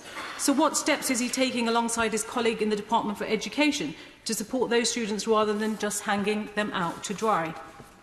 An inquiry by Birmingham and Solihull Mental Health Trust into 11 deaths found that they were probably avoidable. This is unacceptable, and it is vital that lessons are learnt. With one of the highest levels of occupied beds by patients with complex needs, and one of the lowest number of beds per 100,000 coupled with cuts and underinvestment under the Conservatives, what steps is the Secretary of State taking so my constituents will be properly looked after, and that no more families will be forced to go through the pain and heartbreak of being told that a loved one's death was probably avoidable? I would like to briefly touch on the Secretary of State's favourite private healthcare company, or at least the one he talks about the most and publicly endorses, while simultaneously insisting that there will be no more privatisation of the NHS under him. I should also note that the Secretary of State is not alone in his support for Babylon, and as I am sure this House is well aware, the most senior member of the Prime Minister's team advised Babylon as recently as last year. Mr Deputy Speaker, the reason hospitals like the Queen Elizabeth Hospital in my constituency are being forced to take risks in using totally unproven private technical solutions is because they are not receiving sufficient support from this government. The Tories over the past 9 years have stripped the NHS and made it about profit rather than patients. My constituents are rightly worried about the continued growth of companies like Babylon Healthcare as their tentacles in Birmingham reach out beyond GP at hand. And the Secretary of State holds them up as a beacon of light in replacing face-to-face services. But with 94% of enrolled patients under the age of 45, 2/3 of them living in more affluent areas, Can he tell me how it will work for my more vulnerable constituents? And can he give answers to the myriad of the other justified concerns from GPs, CCGs and professional bodies? I want to end by paying tribute to the magnificent practitioners and staff who work day in, day out across the various health services that we have.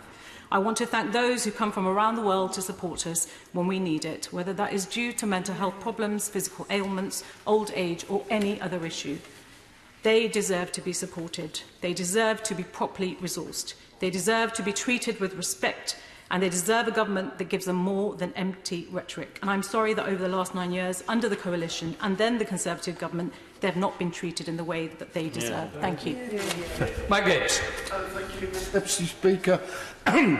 I want to begin by taking everybody back to the summer of 2012 and Danny Boyle's fantastic ceremony at the end of the Olympic Games. And we had there everybody saying the NHS was our secular religion. And in many senses that is true. And it's been good to have cross-party support from everybody. No one in this House today has challenged the fundamentals of our NHS. But we all know that there is a long-term funding challenge. And because social care is not dealt with by the NHS, but is actually mainly dealt with by local government, we've had the slashing of local government budgets and therefore the crisis in social care. This Queen's speech goes a little way towards addressing the underfunding problems we've got. But we have to be honest, unless we deal with the social care issue, which is urgent. I went to a conference a week ago, organised by the East London Health and Care Partnership, where one of the speakers pointed out that there have been no less than 9 plans or proposals for having a solution to the social care problem. Yet it's always put in the too difficult box, and so it doesn't happen. It's denounced as a death tax, or it's denounced as a dementia tax. We need grown-up politics, and we've got to deal with that problem. That same conference was bringing together all the NHS bodies in East London. The boroughs of Waltham Forest, Tower Hamlets, Redbridge, Newham, Havering, City and Hackney, Barking and Dagenham. The provider trusts, Barking, Havering, Redbridge, Barts, the Homerton University Hospital, East London NHS Foundation Trust, North East London NHS Foundation Trust. And those clinical commissioning groups that I've listed, also reflected by the local authorities that are there. But there is no integration. My borough, Redbridge, has integrated care with the North East London Foundation Trust. And they do good work in a joined-up way. But each borough does different things. The NHS institutions do different things. Now, we've had some criticism here of what people have done in the past. I want to criticise the Labour government for its PFI, and that has been a major problem of the costs at Barking, Havering and Redbridge Trust because of the PFI at Queen's Hospital. I also want to criticise the fact that we weren't allowed to take the Intermediate Care Centre at King George Hospital back into the NHS because there was a company that took the NHS to court and won the legal challenge. But I also want to criticise, and that's why I'm going to vote for the opposition's amendment tonight, the fragmentation of the NHS brought in by the Lansley Health and Social Care Act of the Liberal Democrats, and don't forget it, and the Conservatives. And I have to say, if we're all doing mea culpas, we need to be honest rather than trying to score points today. What we are seeing in North East London, is a move back towards integration away from what Lansley proposed. Now, I've been here 27 years. I've seen all this stuff before. When I came in, there was a FHSA, a Family Health Service Authority. There was then a trust model where I had an integrated trust with mental health and acute in the same trust. And then it was divided. And then there was further divisions and further fragmentation. Then it's reorganised back again. Very costly, very expensive, and you get the rotation of individuals, and the member from Scotland, from Ayrshire, I think, referred to it earlier. People getting paid huge amounts in redundancy payments and then reinventing themselves and coming back in another NHS organisation. This can't go on. It's really ridiculous, and the public don't understand the terms. People come to you as a constituency MP about an NHS issue. They don't know what a CCG is. They have no idea how to make a complaint through the system. MPs are acting as gatekeepers and advocates for our constituents to try and go through this minefield. And when they say they're going to have a consultation, well, most of the consultations are predetermined shams.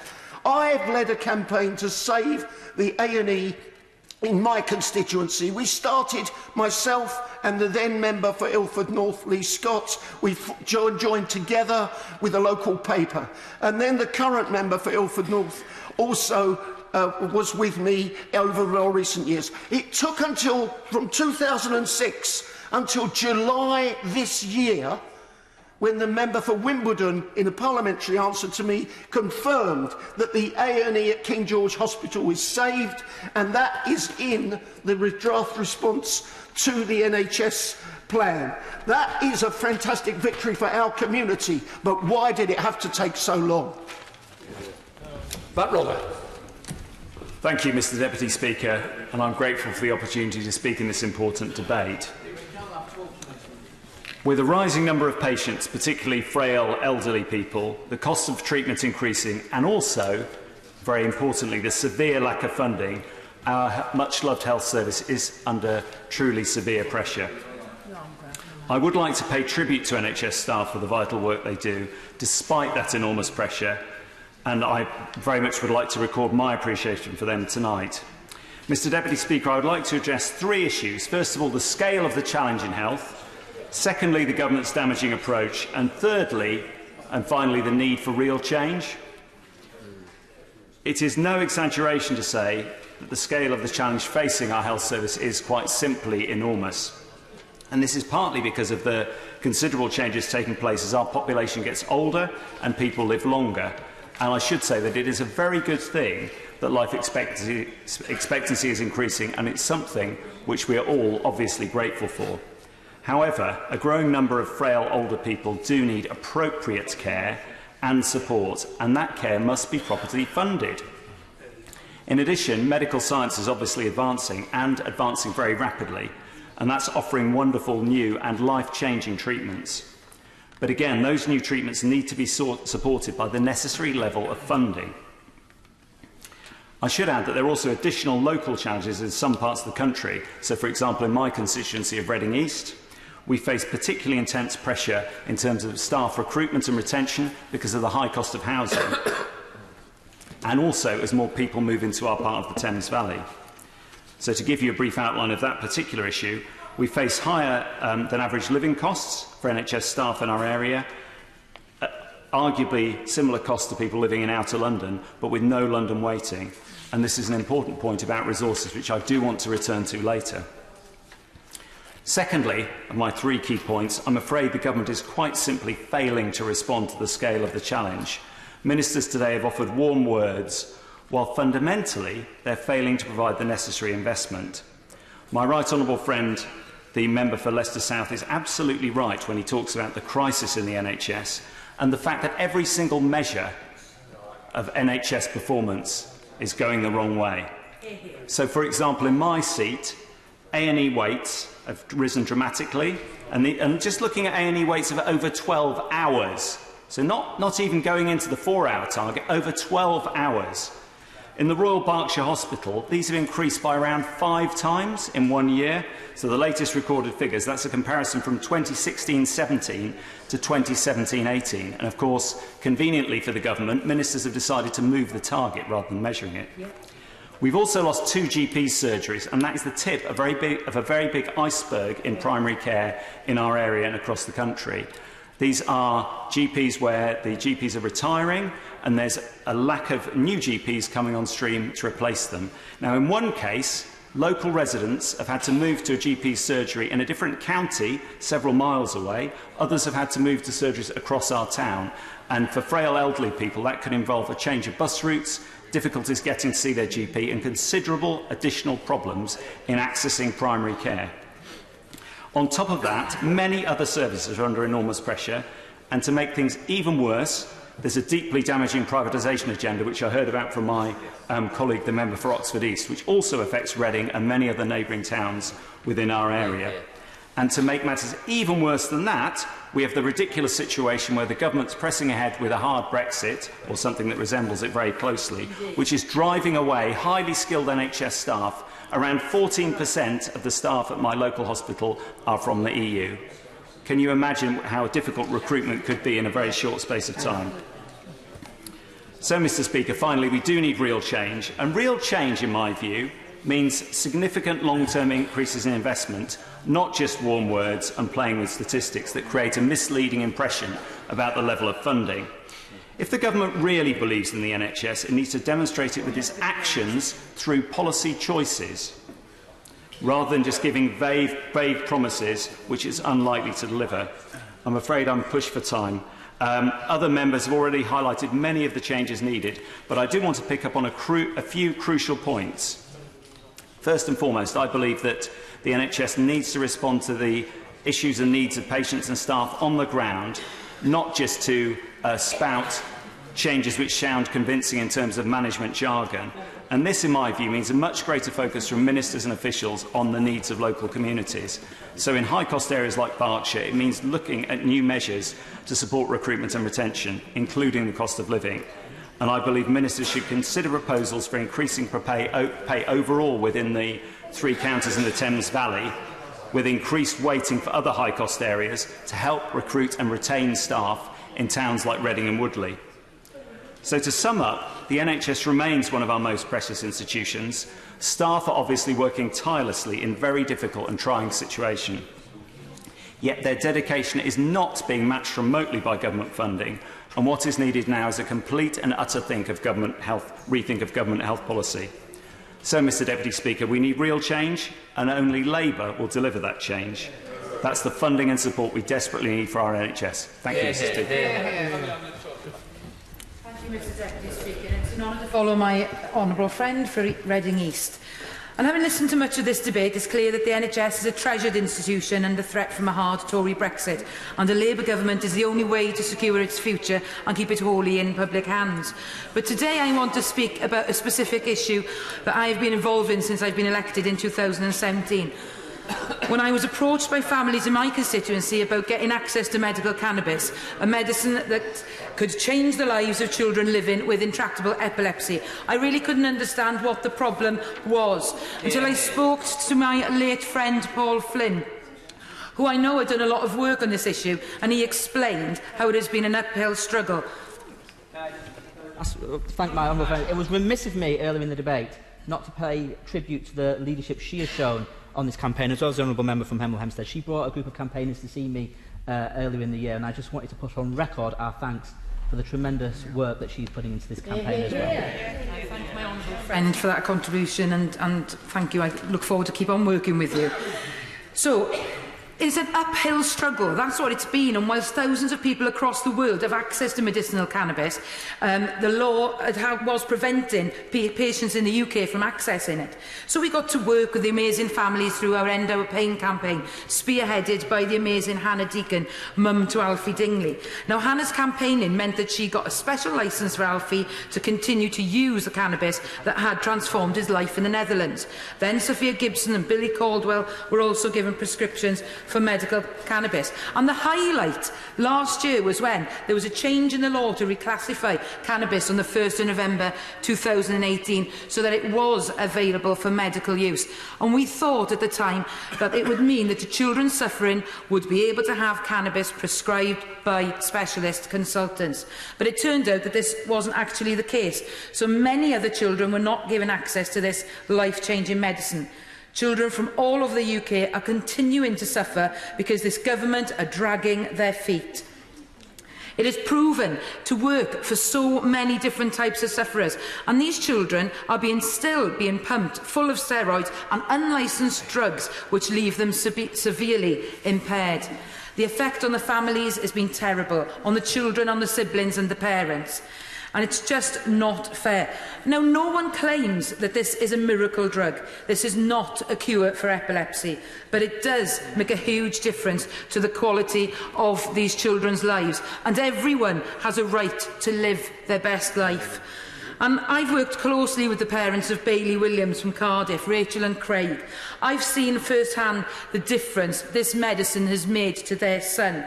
In fact, I called at their house one evening and Bailey got out of the chair and went to pick a bunch of flowers up and brought them to me. And I actually cried to see a child that couldn't get out of bed, get up out of a chair and give me a gift of thanks.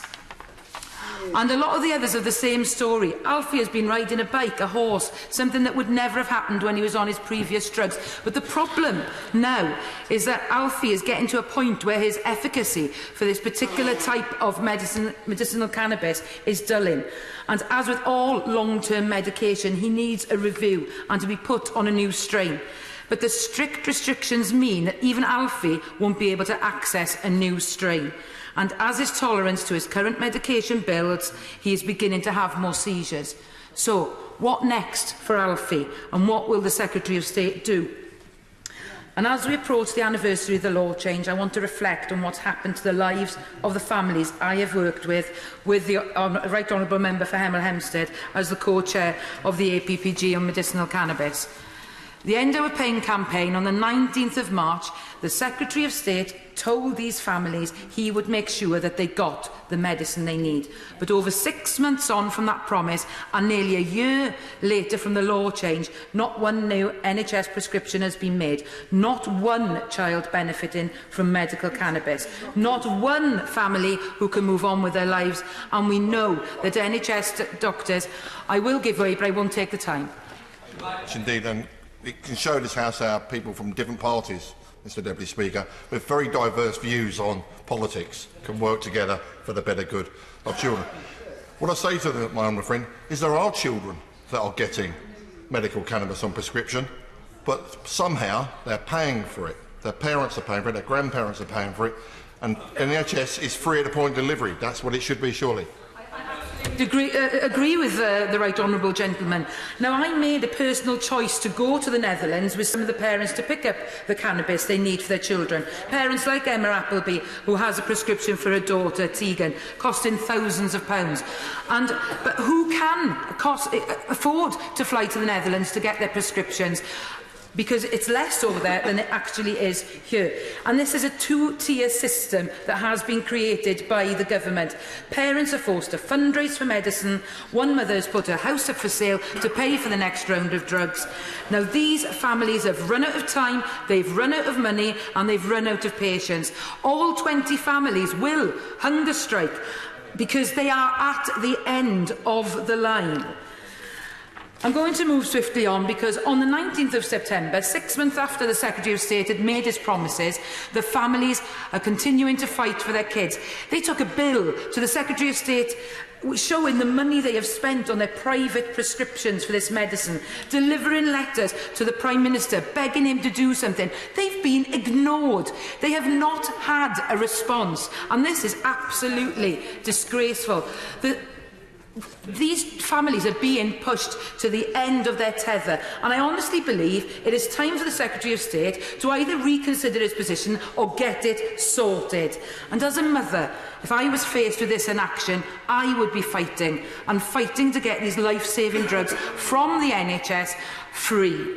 I would be doing everything I could, and that is why I will continue to do everything I can to help these children who are needlessly suffering. And I will raise this at every opportunity, and I won't stop until we have the good news that we need. Mr Deputy Speaker, at the opening of the London Olympics, Danny Boyle wanted to show the world what it meant to be British. And he chose the NHS because it illustrates all that is best in our country. On TV, millions marvelled at our nurses, our doctors, our carers, In the stadium, thousands cheered. That's how proud we are of our NHS. All the people who work in it, cleaners, consultants, nurses, night porters, radiographers, receptionists, they all play a vital role in caring for our society. They are our national symbol of community and our model of selfless service. And this debate has reflected that. 34 speeches, 49 interventions, some wonderful speeches, personal testimonies.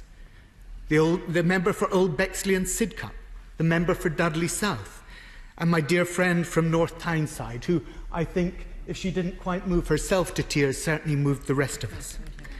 But millions now worry that the NHS could be up for grabs in a future free trade agreement. At the heart of those fears is the 2012 Health and Social Care Act, passed by the Conservative Liberal Democrat coalition. It put cost before quality and commercial competition at the heart of health commissioning. Just after the Act was passed in Brent North, our local 111 service was outsourced to a private company, the majority of whose directors sat on the very local clinical commissioning group that had awarded them the contract. The Health and Social Care Act has allowed perverse commissioning decisions like this up and down the country. Today, our local CCG in North West London faces not the £51 million deficit at year-end set out in their operation plan, but £112 million. An additional £61 million overspend as a result of an increase in acute activity of 18% against a population increase of 5%. So when members opposite and their Liberal Democrat partners tell us that the NHS was not for sale, those assurances were worthless. You may not be able to buy it, but privatisation is tearing it apart.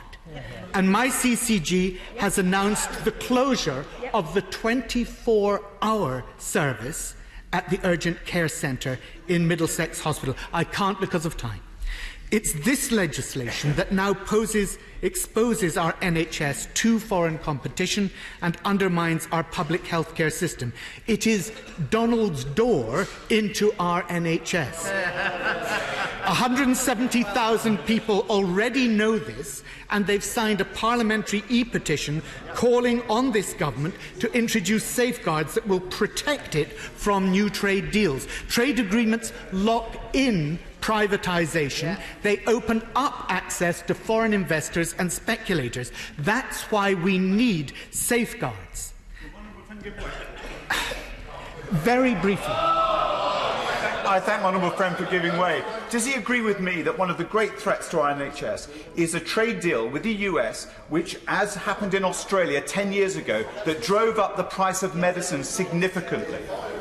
I do agree with him. Look, Mr. Deputy Speaker, in 2007, Slovakia wanted to move from a private health system, modelled on the USA, to a system more like ours. Slovakia were sued for millions of euros by a Dutch company who thought this might affect their future profits.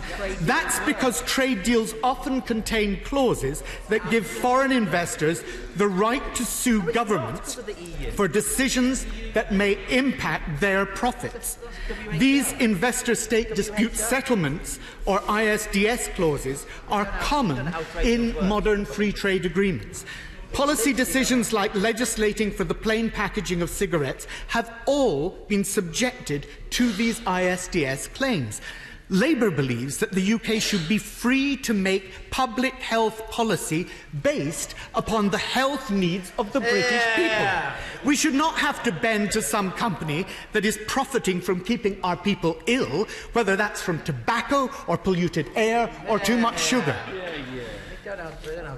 There are over 750 known such cases that have been brought under ISDS clauses in other countries. More than half resulted in compensation for the foreign investors or financial settlements out of court.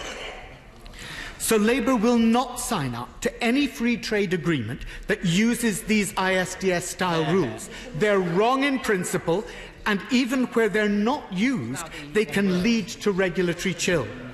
Incredibly, the right to sue the government under these ISDS clauses does not extend to our own UK companies, only to foreign ones in their own separate private courts. But Labour has confidence in our courts and thinks foreign companies should have no greater rights of redress than British companies. Free trade agreements also typically include market access clauses and national treatment provisions. These set out the extent to which overseas businesses can operate in our markets. They insist that we afford at least the same treatment to foreign as we would our own businesses. In the past, that's been done by listing all those services which had been agreed. If a service in the NHS was not on the list, then it could not be the subject of foreign competition. Agreements used to set out only those services which we were prepared to open up to competition. But modern trade agreements don't work this way. Instead, they adopt a negative list system.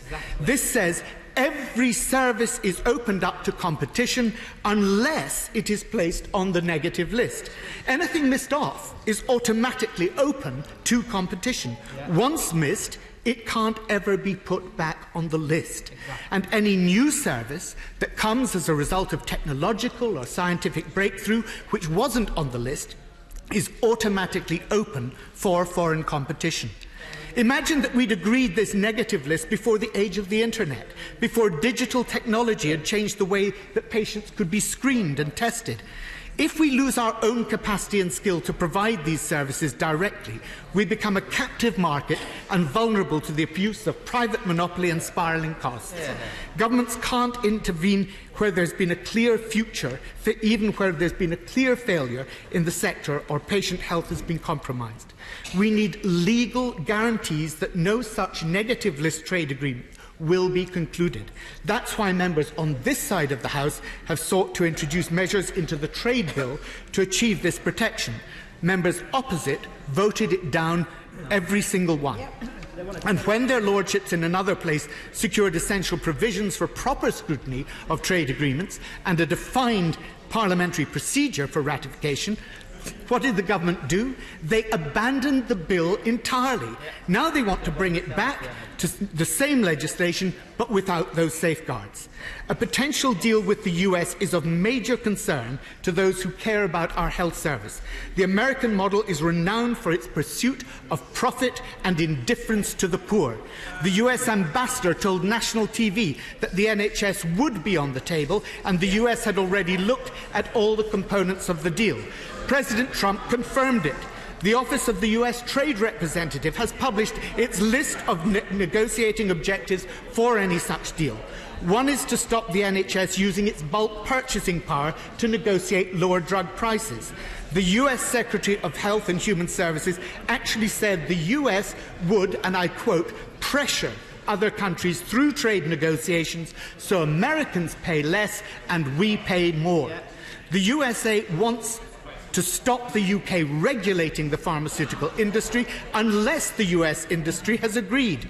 So much for taking back control.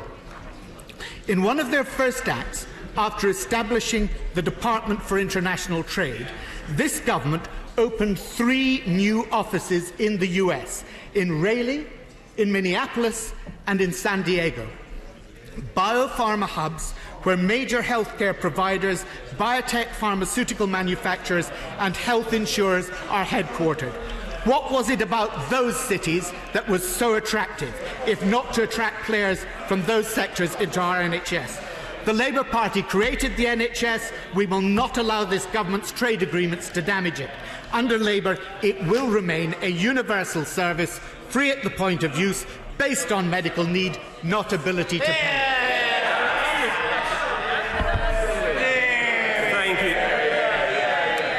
Mr Deputy Speaker, it is a privilege to wind up this important debate on behalf of the Government, particularly in the light of the many excellent measured contributions by members of both sides of the House. It's also a pleasure to be responding to a debate in which the Shadow Secretary of State for Health and the Shadow Secretary of State for Trade have spoken. I have great regard for them both, although, unlike the Shadow Secretary of State for Trade, I intend to focus rather more on health and the NHS, given that is what this debate is about. That this debate has been so well attended reflects the importance of and pride in the NHS felt by all members and our constituents, and indeed by the government and opposition alike. The NHS rightly occupies a special place for all of us, and it is an opportunity for me standing here to pay tribute to all who work in our NHS. Now, my right honourable friend, the Secretary of State, in a marathon speech opening this debate, set out the 5 major reforms in the Queen's speech that place health and social care at the heart of that speech. Our long-term plan, the Medicines and Medical Devices Bill, the HSIB Bill, Adult Social Care Reform and the Mental Health Act reform. Measures that come on top of record investment by this government in our NHS. £33.9 billion extra through the long-term plan. 40 new hospitals being built, with 6 ready to go now. More doctors. A real commitment to ensuring our NHS is fit for the future. Now, before turning to the opposition's amendment, I would seek to touch on as many of the points made by honourable and right honourable members as I can.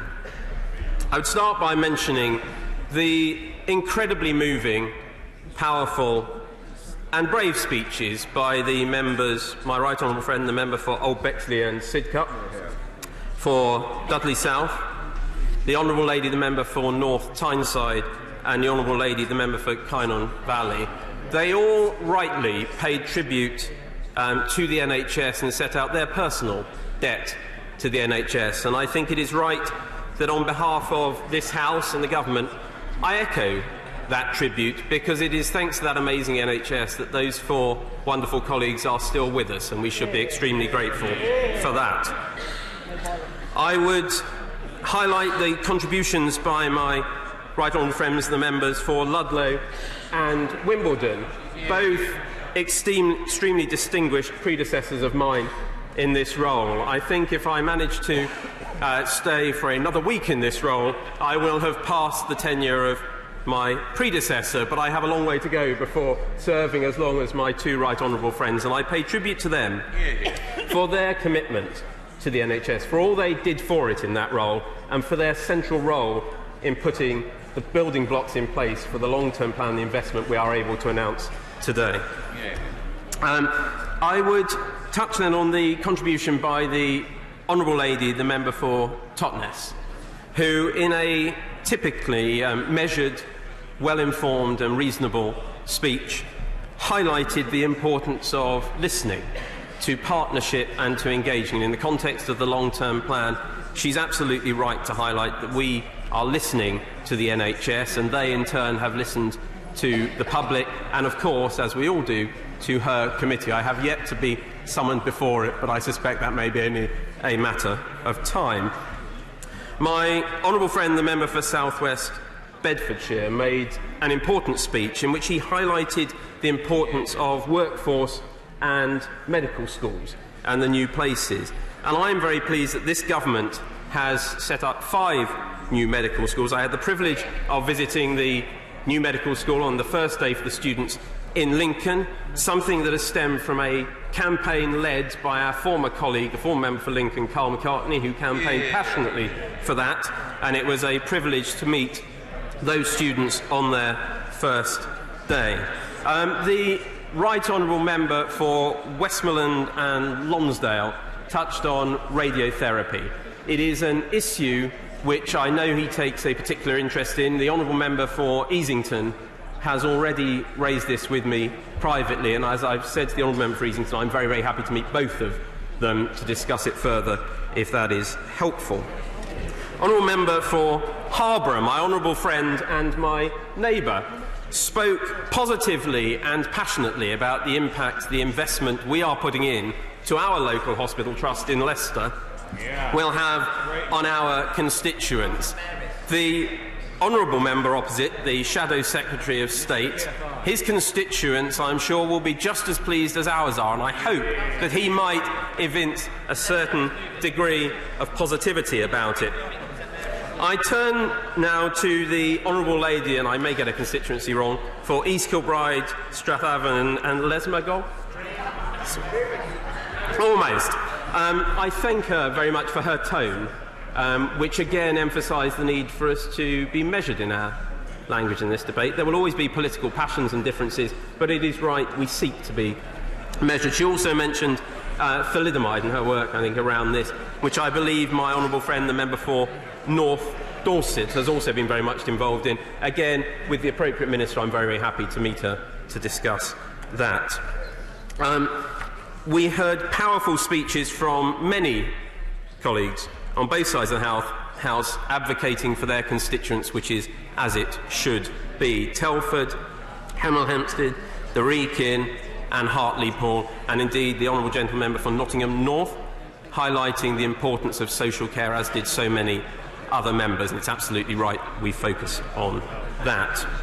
Now, turning to the Shadow Minister and the opposition amendment. I say once again to this House, because repetition is never a sin in this place, as my right honourable friends, the Prime Minister and the Secretary of State, have set out clearly, our NHS is not for sale. Our NHS has never been for sale, and our NHS will never be for sale, and no trade agreement will ever change this. Our NHS is not on the table in any trade talks. Now, as my right honourable friend, the Secretary of State, set out, the opposition front bench knowingly push this scaremongering nonsense. They push it because they don't want to talk about Brexit, given their non-policy in this area, characterised by dither, delay and dodge. And given that position, I don't blame them for not wanting to talk about it, but they should know better than to seek to scare vulnerable people with talk of things that are not going to happen. Mr. Speaker, the opposition may speak about their commitment to the NHS, but the difference is that we on this side actually deliver on our commitments. The longest and largest cash settlement in the history of the NHS. The biggest and boldest hospital building programme in a generation. New treatments, new technologies to deliver world-class and cutting-edge care. And addressing the injustices in social care and inequalities in mental health. Mr. Speaker, it is clear the Conservatives are the real party of the NHS. We have protected and prioritised the NHS for each of the 44 years of its 71-year history when we have been in government. And under this government and this Prime Minister, we will continue to do so, helping our doctors and nurses do their jobs, putting the NHS on a secure and stable footing for the future. A publicly funded NHS, free at the point of use, accessible according to need, not ability to pay, so that our NHS can continue to be there for every... Point of order. To move that the question be now put. The question is that the question now put. As many of that opinion say aye. Aye. The contrary, no. I think the ayes have it. The ayes have it. The question is that the amendment be made. As many of that opinion say aye. Aye. The contrary, no. No. Division. Clear the lobbies.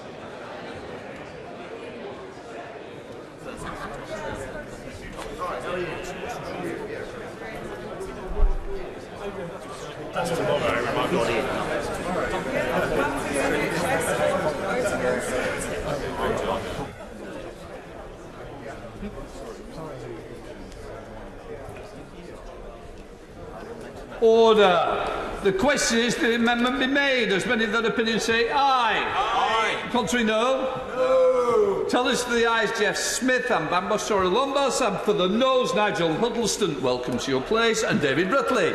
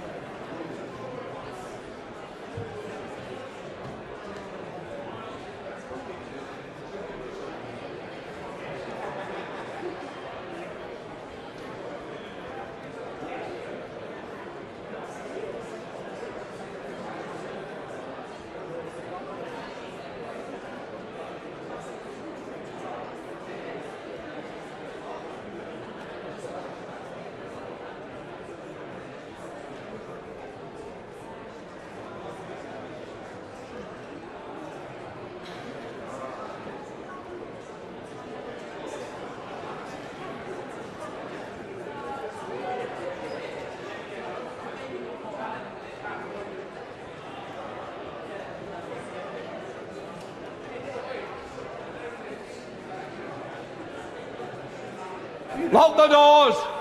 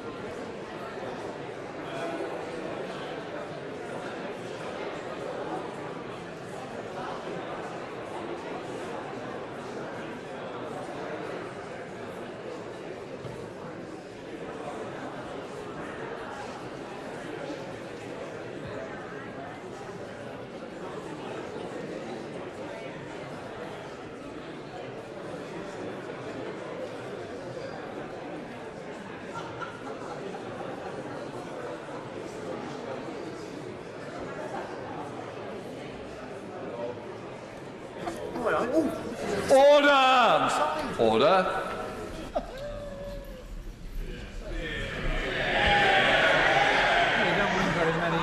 The ayes to the right, 282. The noes to the left, 310. Where were the Lib Dems? Where were the Lib Dems? Lib Dems. Thank you. The ayes to the right, 282. The noes to the left, 310. The noes have it, the noes have it. Unlocked. Point of order, Sarah Wollaston. Deputy Speaker, I'm frankly astonished that at such short notice the Prime Minister has sent a note to the Liaison Committee refusing to appear before us in the morning. This is the only committee that can call the Prime Minister to account, and it allows us to ask detailed questions with follow-up on behalf of the public. This is now the third occasion on which the Prime Minister has cancelled. Could I seek your guidance, Mr Deputy Speaker, because I think this is entirely unacceptable. Well, it might be nice if I could answer it, and then we can have the further point of order. What I would say is, look, 3 times it's very difficult, and quite rightly, you have to hold all officers and even the Prime Minister to account. I recognise that. What I would say is, I do also recognise it's very difficult times at the moment, and I would hope that it has been listened to by the front bench here, and I'm hoping that immediately we can come forward with the date for the Prime Minister, but more importantly, that the liaison panel can get that meeting in. And as Chair, I recognise the need to do so. So I've got to say both ways, there is a need to try and make sure we can make this happen. Further point of order, Sir Patrick.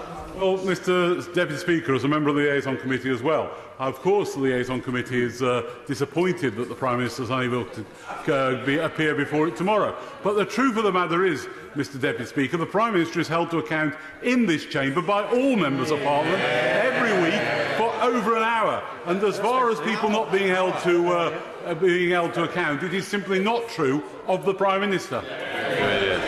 I can see tensions are running high. I've given a very honest answer. I think that it's fair to both sides.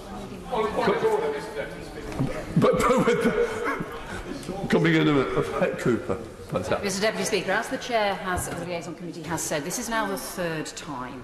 The very purpose of having the Liaison Committee is to be able to take more detailed evidence and to scrutinise the Prime Minister in a more detailed way.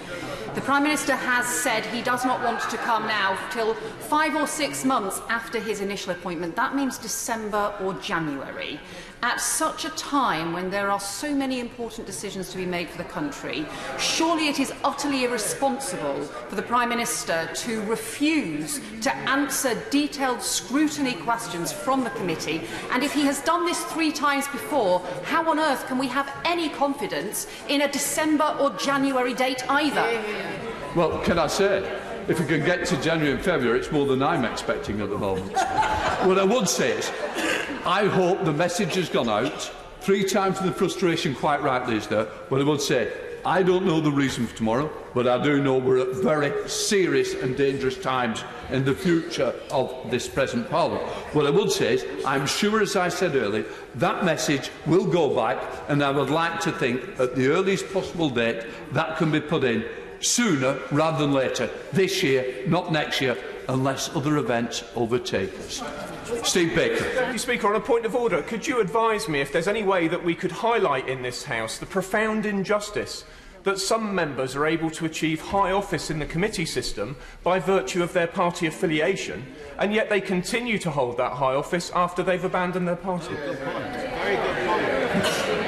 Can I just say, I'm not going to get into that argument.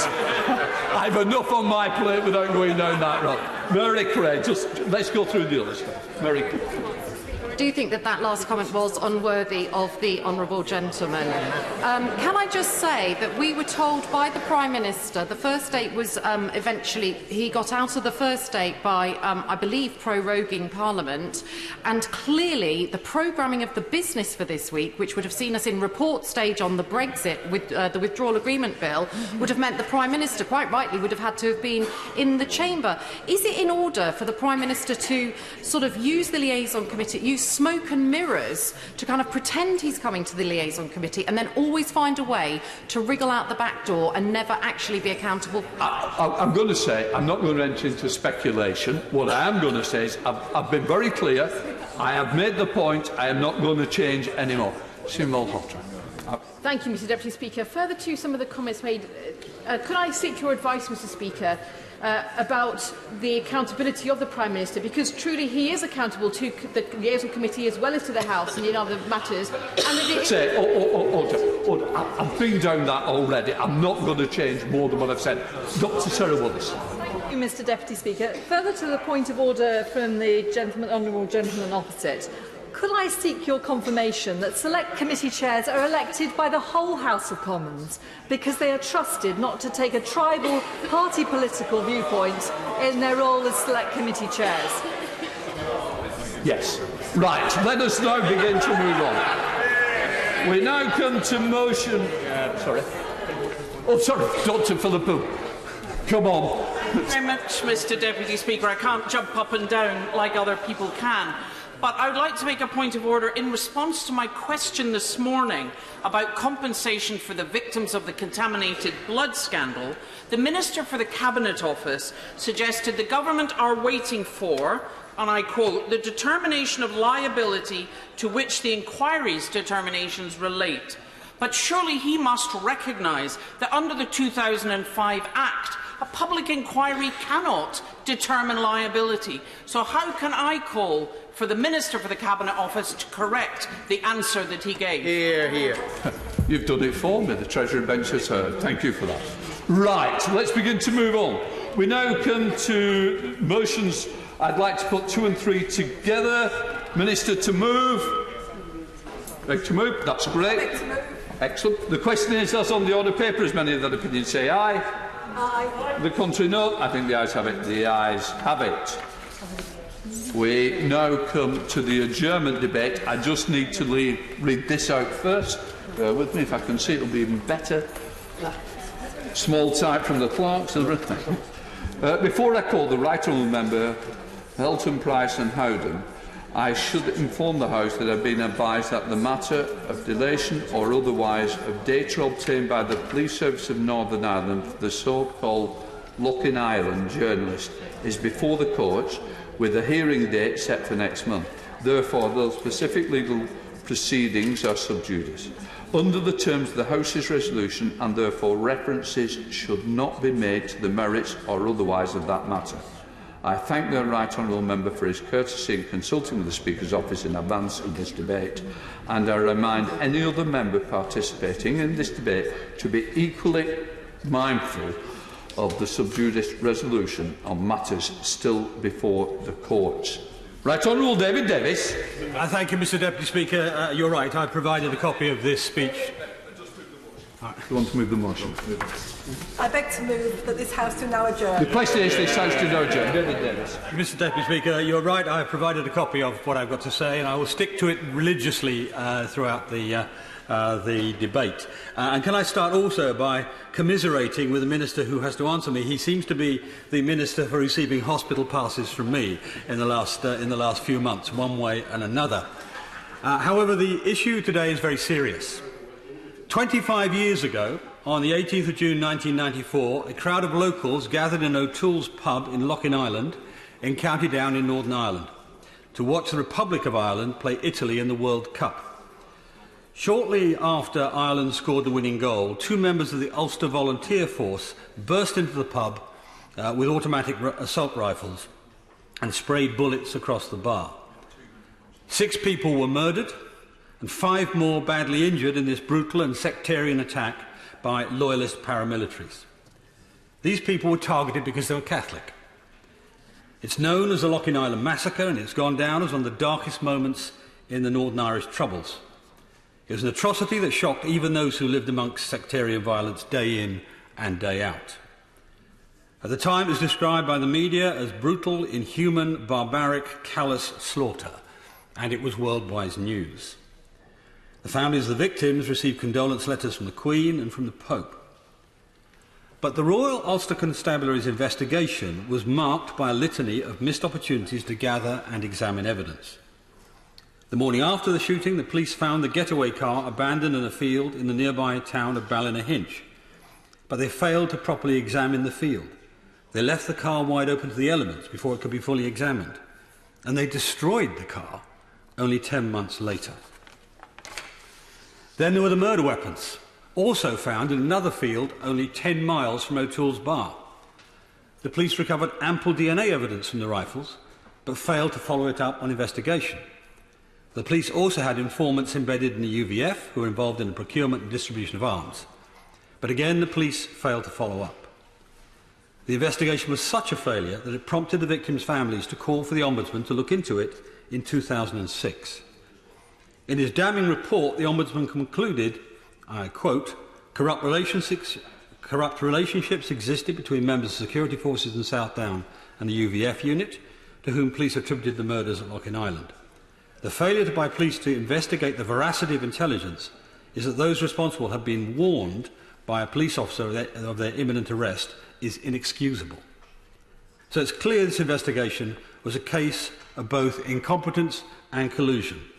Those responsible for this heinous crime have never been arrested, charged or prosecuted. The member for Strangford, I give way. Mr Deputy Speaker, thank you for giving me the chance to intervene and following your line of thought. I appreciate the member takes a very special interest in journalistic freedom and civil liberties. Could I, as I've given a copy and shown this before, could I respectfully direct him to work of another journalist, Mark Rainey, writing in the Belfast newsletter. Mr Rainey ran a very most illuminating series of articles about the officers involved in the investigation of the very wicked and heinous murders at Loughin Island. He said, and this is quoted in the paper, he wrote the following: almost all of the original concerns about the actions of police which helped spark the fresh Ombudsman investigation in 2012 have now been dismissed as bogus or unjustified, including the erroneous identification of the alleged getaway driver claimed to be a police agent. As well as my interest in press freedom, I share with the honourable gentleman a long-standing interest in the affairs of Northern Ireland throughout the whole course of the Troubles, as he well knows, and I will take this opportunity, Mr Deputy Speaker, to pay tribute to his gallant service in the UDR, if I remember correctly, right at the height of the Troubles and the difficult times. So we are in the same place on this, and I'll say this about what I've been saying today. I hold the original RUC and now the PSNI in the greatest of respect. The vast majority of the officers serving in those forces are brave, all of them are brave, and the vast majority are absolutely determined to see justice delivered. But on this occasion, there is a different view put by the Ombudsman, and I think I have to treat that as the overriding judgment. And I'll say this. This is not actually the main point I want to make today. It comes later. But I will say this, that I would urge the government and the PSNI to reopen the original investigation into Loughin Island and make sure that it's done to everybody's satisfaction this time.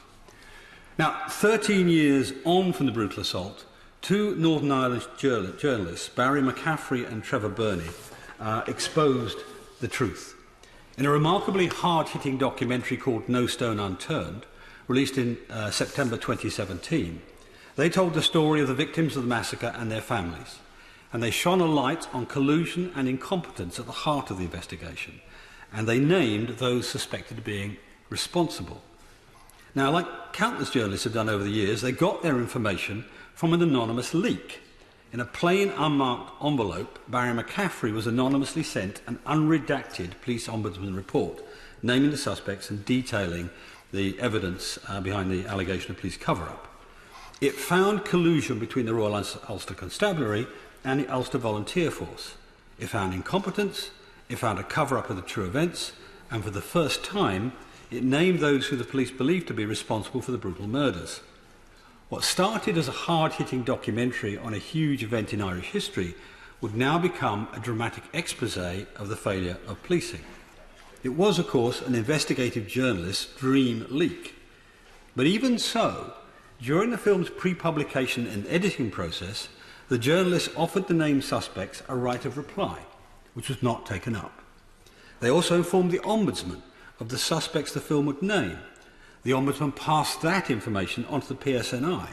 They wanted to be sure the PSNI was informed in case there was any reason for the safety of the suspects or in case the police had any other compelling reason why the film should not be released.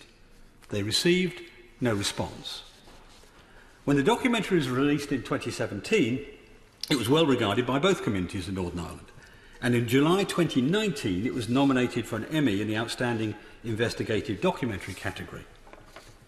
But a year after it was broadcast, Barry McCaffrey and Trevor Burney were arrested on extraordinary charges by the police service of Northern Ireland. For simply doing their jobs, they were arrested and charged with suspected theft, handling stolen goods, breaches of the Official Secrets Act, and breaches of data protection rules. And the PSNI's action was extraordinarily heavy-handed. Some 100 armed officers turned up at their homes at 7 in the morning while the families were eating breakfast. And the police arrested the journalists in front of their wives and children. Then the police searched the homes and offices and seized their phones, laptops and hard drives. They even seized the phones of Barry and Trevor's children. Now the police hold a huge amount of very personal data belonging to these journalists and their families. Imagine if the same had happened to the journalists who published leaks from the National Security Council on the Chinese involvement in the 5G network, an issue that really did have an impact on national security, or the leaked diplomatic telegrams from Sir Kim Darroch, or the leaked Yellowhammer documents last month. There would rightly have been a national uproar. All of these leaks were uncomfortable for the state. But that's precisely what journalism is for, to hold those in power and authority to account and to force them to answer for their decisions. Barry McCaffrey and Trevor Burney had the courage to challenge this outrageous intrusion into press freedom in the Northern Irish courts. In June, the High Court quashed the search warrants used to search the properties and seize the electronic equipment. I was actually in the court. Sir Declan Morgan, the Lord Chief Justice of Northern Ireland, handed down a damning indictment of the police's conduct and in defence of a free press. He struck down the search warrants as unlawful. He went on to say the journalists acted in a perfectly proper manner with a view to protecting their sources in a lawful way. The court rightly stood up for the fundamental principle of press freedom and protected these journalists from a misguided attempt by the police to prevent their own embarrassment. If this warrant had been allowed to stand, it would have had a hugely chilling effect on investigative journalism across the whole country, the whole United Kingdom. A truly free press must be able to stand up to the state and the establishment without fear of reprisal. They must be able to expose uncomfortable truths and ask tough questions. This is what this case represents, but it's sadly now back in the courts.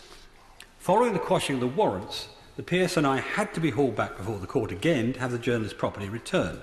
Again, the court ruled in the journalist's favour and the police duly complied. But the police now insist on retaining the data taken from the phones and computers seized from the journalists. Now, so far, Mr Deputy Speaker, everything I've said is in the public domain. However, I'm precluded, as you said at the beginning, by sub judice rules from discussing the particular issues currently before the court in this case. Although it must be said, by the way, it's a judge-only hearing led by the Lord Chief Justice of Northern Ireland, so there's little risk of undue influence. Nevertheless, I will comply with the rules. Nevertheless, I will comply. Data retention by the police throughout the United Kingdom has been a long-running issue, from DNA to fingerprints, from biometric data to personal electronic data. These issues often face tensions between civil liberties, individual privacy, and the demands of the police. For example, when someone's arrested, it's commonly the case that their phone data is held long after the person is released and exonerated.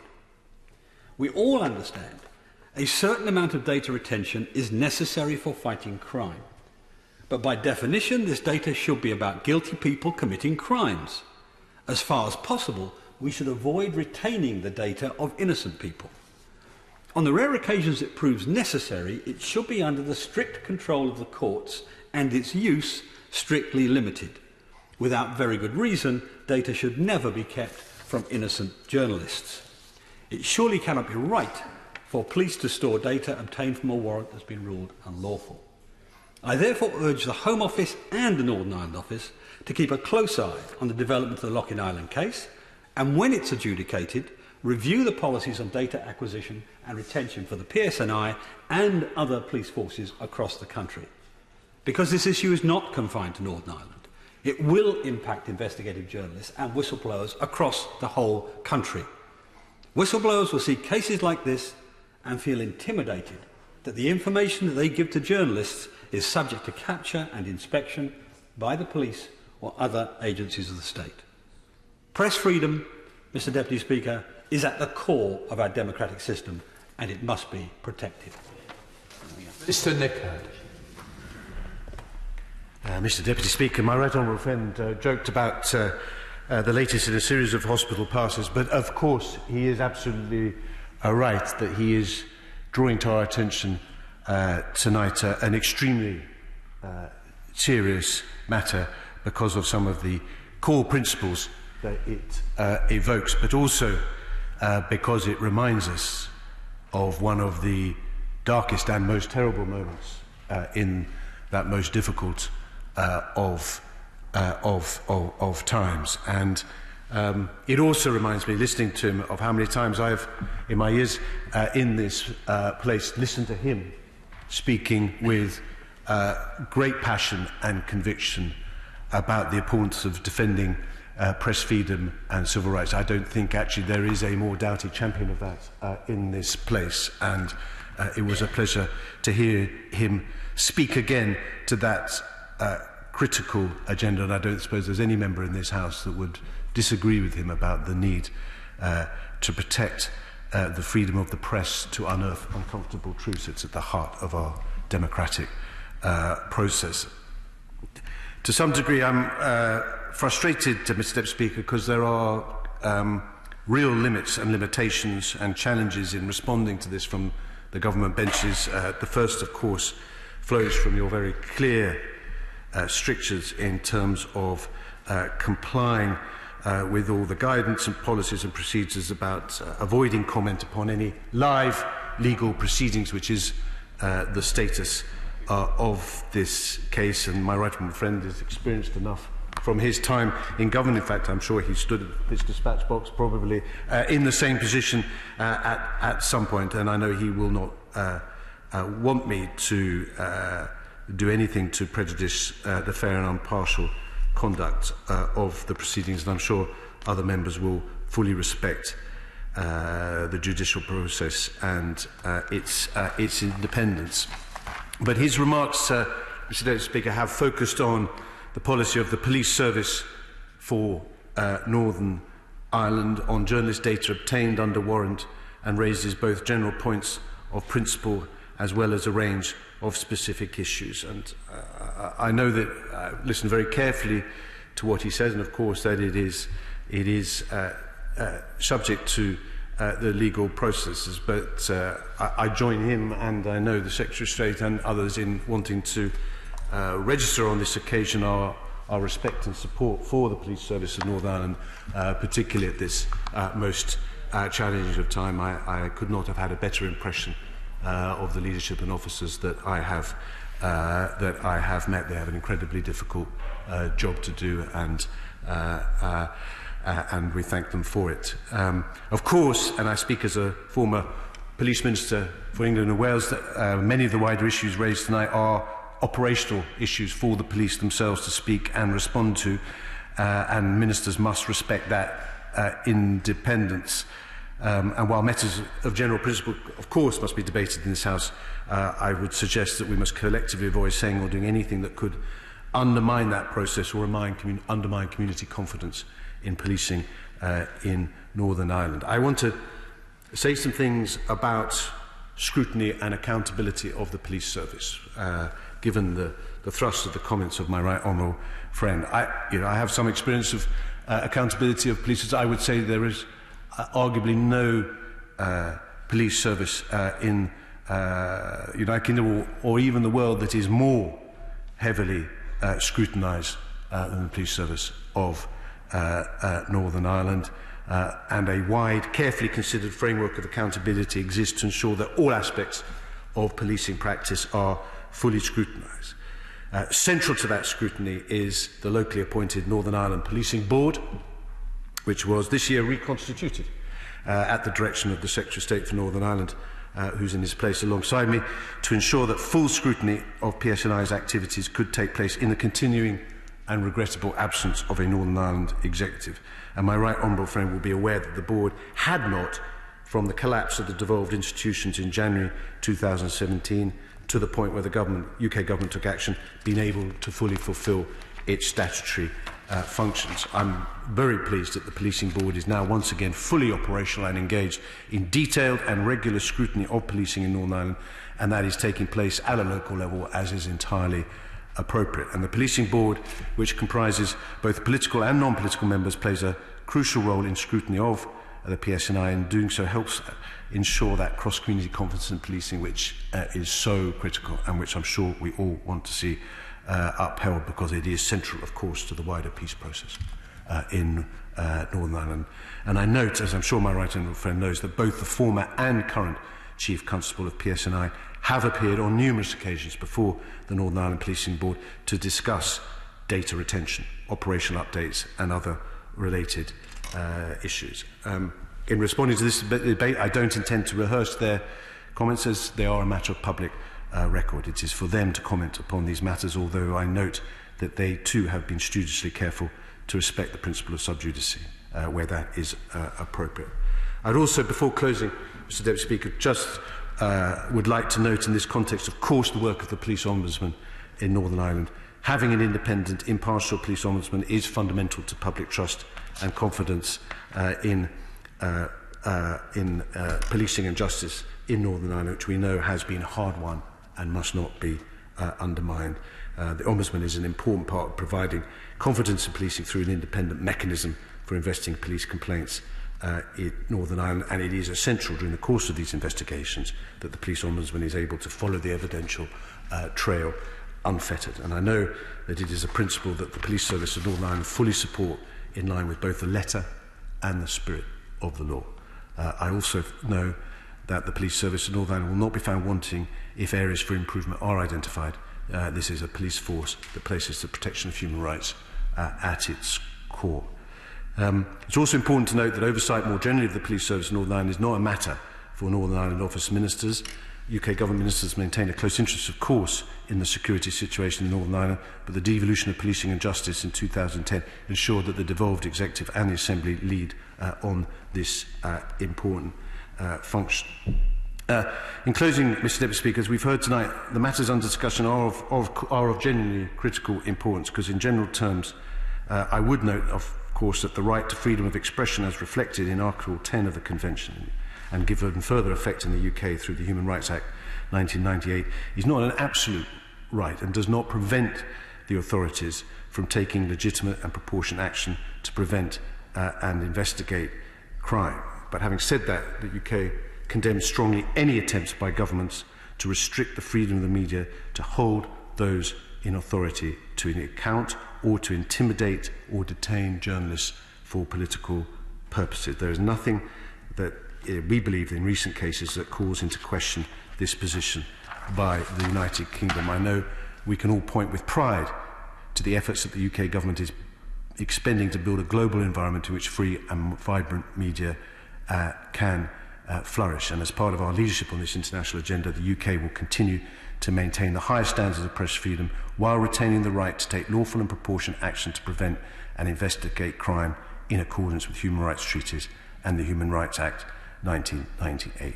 Having said that, when we do come across incidents like this, it is entirely right that they are probed and challenged and a spotlight thrown on them and the accountability mechanisms that we have around them. And I do undertake, to my right honourable friend, that we will continue to keep a close eye on this case and continue to keep it under discussion. And I again thank him for bringing this debate to the House today.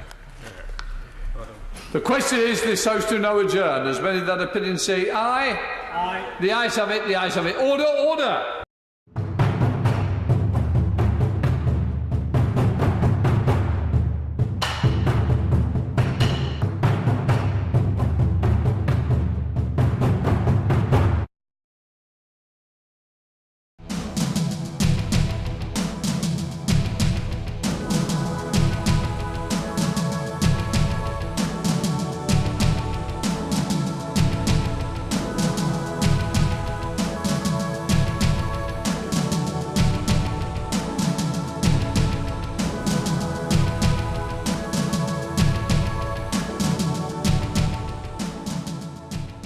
Well, it's lovely to be out on such a sunny evening in Edinburgh, but it's a shame that we have to be out tonight protesting against the two-child cap and the rate clause. Well more than a year since Alison Thulis, my colleague at Westminster, first spotted it in the small print of a Tory budget. Very glad to see such a huge demonstration today and so many people still coming along 1 year after the rate clause came into force to show their opposition to this vile and despicable policy. The UK government have never been able to justify this policy, and we saw that this week with Esther McVeigh's pathetic attempts to say that the rate clause was somehow double support for women and that gives them some kind of chance to talk about the most appalling and disturbing experience of their life.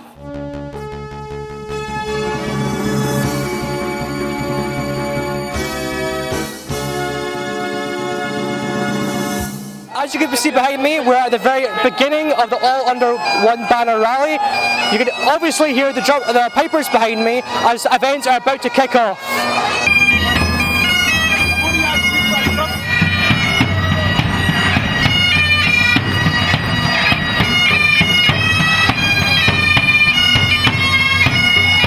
It's time to aim high, look resolutely outwards, and never, ever accept second best. Above all, it's time to believe that we can. We can build that better country we know is possible. And friends, we will. If you enjoy watching our programmes, please help us to be Scotland's independent broadcaster by signing up to become a Broadcasting Scotland supporter.